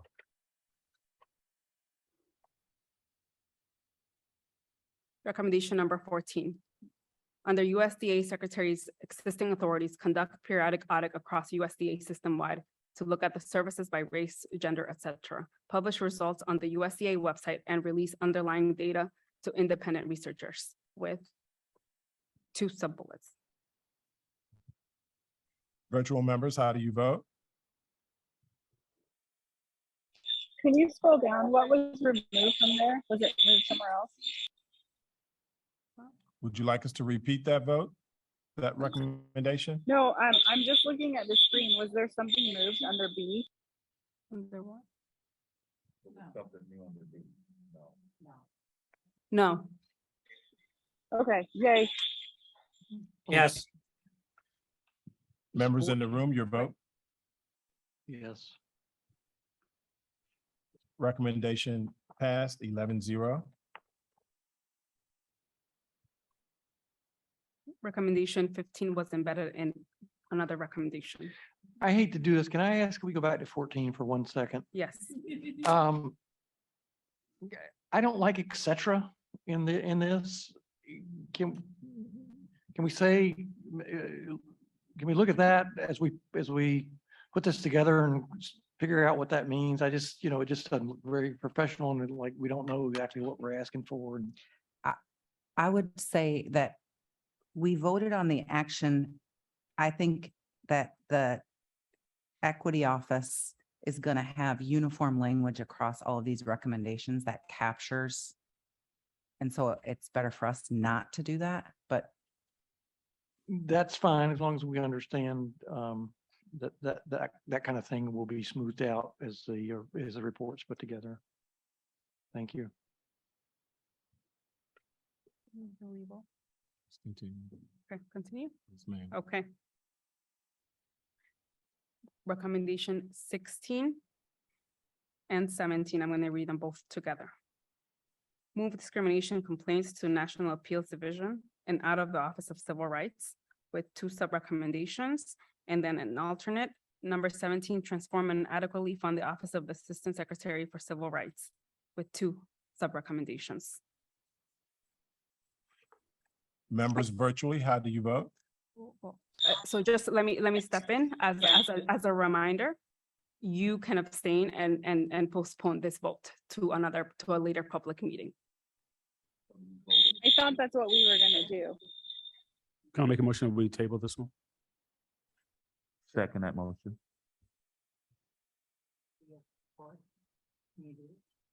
Yes, yes. So we had a first and a second. All in favor, say aye. Aye. Aye. The motion carries. These two recommendations have been tabled.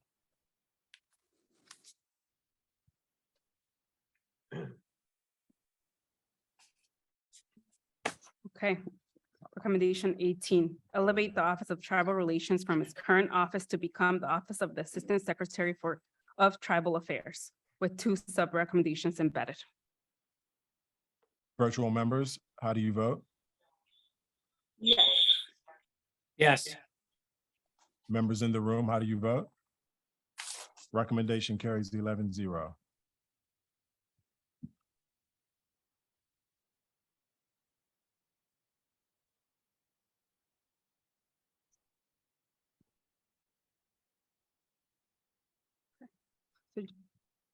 Recommendation number 19, institutionalize equity office that drafts compliance and cultural change across all of USDA and includes staff and resources dedicated to specific constituencies such as farm workers, and 2 sub-recommendations included. Yes. Virtual members, Yes. how do you vote? Thank you. Members in the room, how do you vote? 11-0, recommendation carries.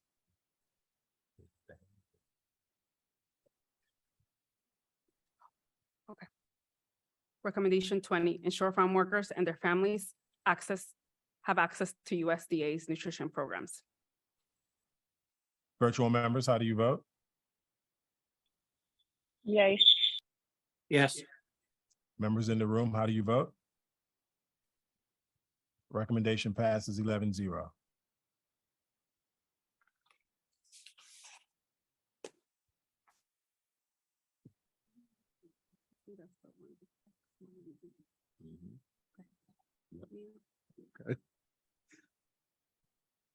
Okay, for this one, I am going to read just the high level.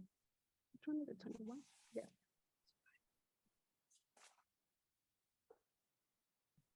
Oh, okay. Recommendation 21, the secretary should pursue legislation and utilize existing authority to fund farm workers and their families with 5 sub-recommendations and 3 options. Recommendation, one option is this recommendation is intended to support farm workers and their farm worker organizations, or this recommendation is intended to support farm worker organizations and not farm labor contractors. Or a third option, this recommendation is intended to support farm workers and farm worker organizations and employers recommended by farm labor organizations. So the instruction is, I will call for the vote and ask for each option first. So virtual members, are you voting for option 1? X? Nay. Y? Can you just say that? Are you voting for option Y? Z. Z. So I have a vote for option Z. Member Smith, what is your vote? I want to defer for a second. Okay. Sure. Members in the room, option X. Y. I think Member Lee. No, so we called for Y right now. I've already called that. I'm gonna restate it. Members in the room, vote for option X. 1 vote for option X. Members in the room voting for option Y. We have 6 votes for option Y. Members in the room, option Z. 2 members for option Z. The vote carries for option Y.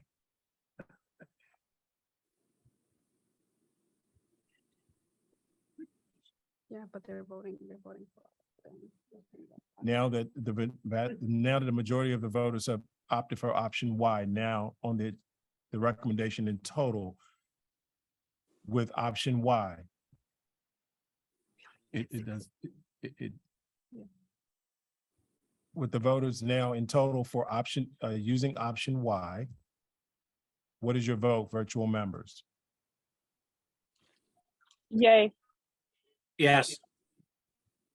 Members in the room, what is your vote? The recommendation carries 11-0 with option Y.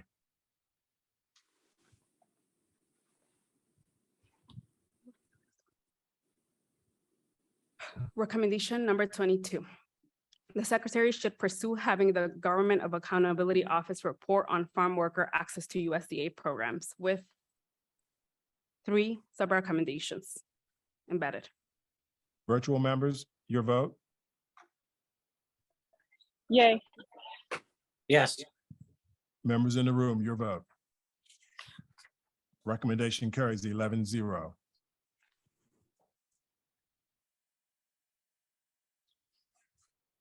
Recommendation number 23. Support legislative action to remove eligibility restrictions on SNAP that disproportionately limit access to nutrition supports by people of color, including the restrictions on persons based on immigration status, residents of Puerto Rico and other insular territories, participants in the FDIPR and the time limit on benefit receipt and the drug felony ban. Virtual members, your vote? Yay. That's a big list, but yay. Hope we Yes. can get it. Members in the room, your vote?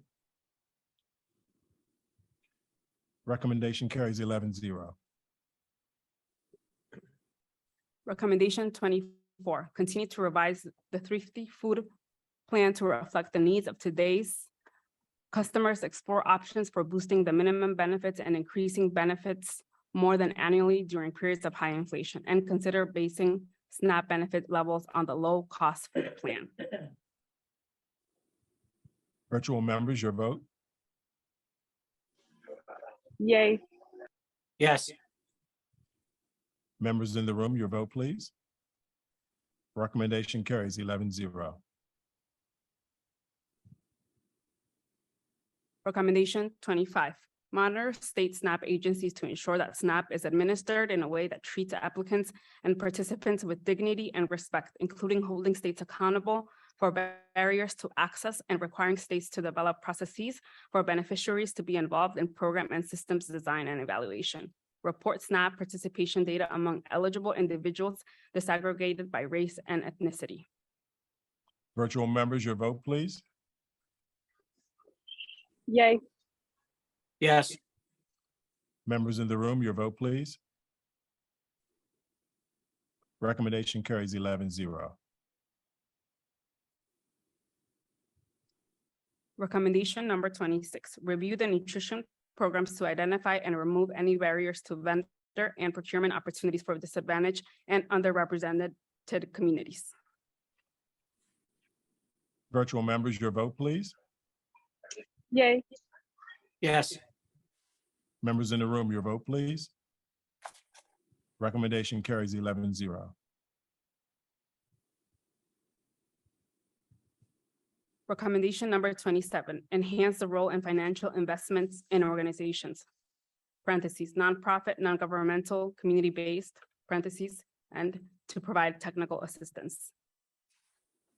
Virtual members, your vote, please. Yay. Yes.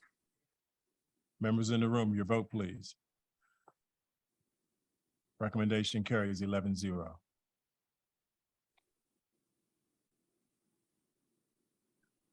Recommendation number 28, address historical and present day inequitable services by making county communities more equitable with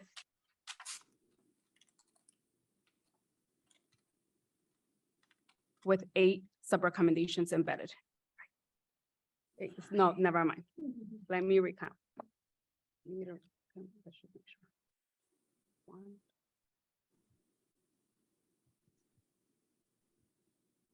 With 10 sub-recommendations embedded.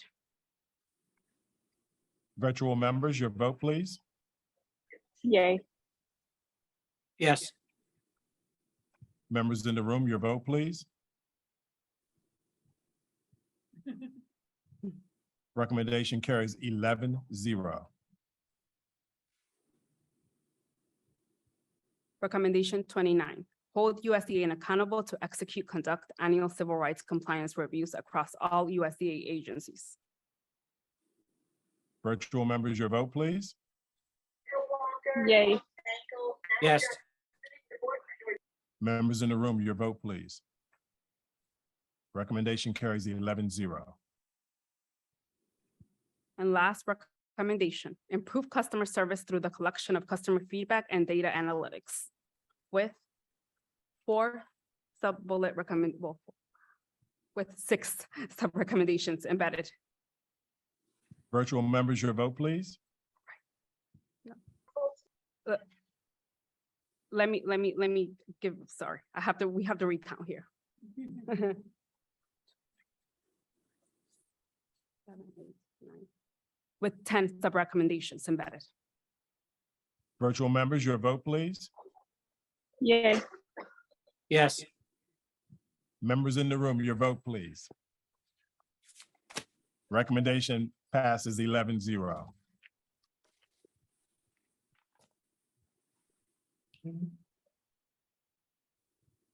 CFO. Can we bring up the last slide?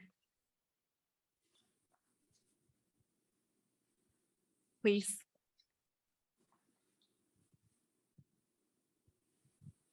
Yep.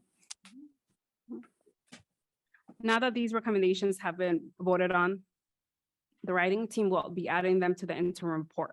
Once the interim report is finalized, the Equity Commission will submit to the Secretary of Agriculture.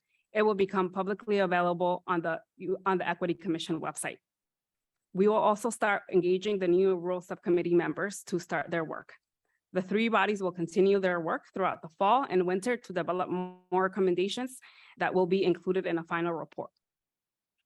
At this moment, no date has been set, but we will continue to engage with all of you to determine when the next public meeting will be held for some time in the winter, either later this year or early next year. And with that, this meeting is now adjourned. Thank you.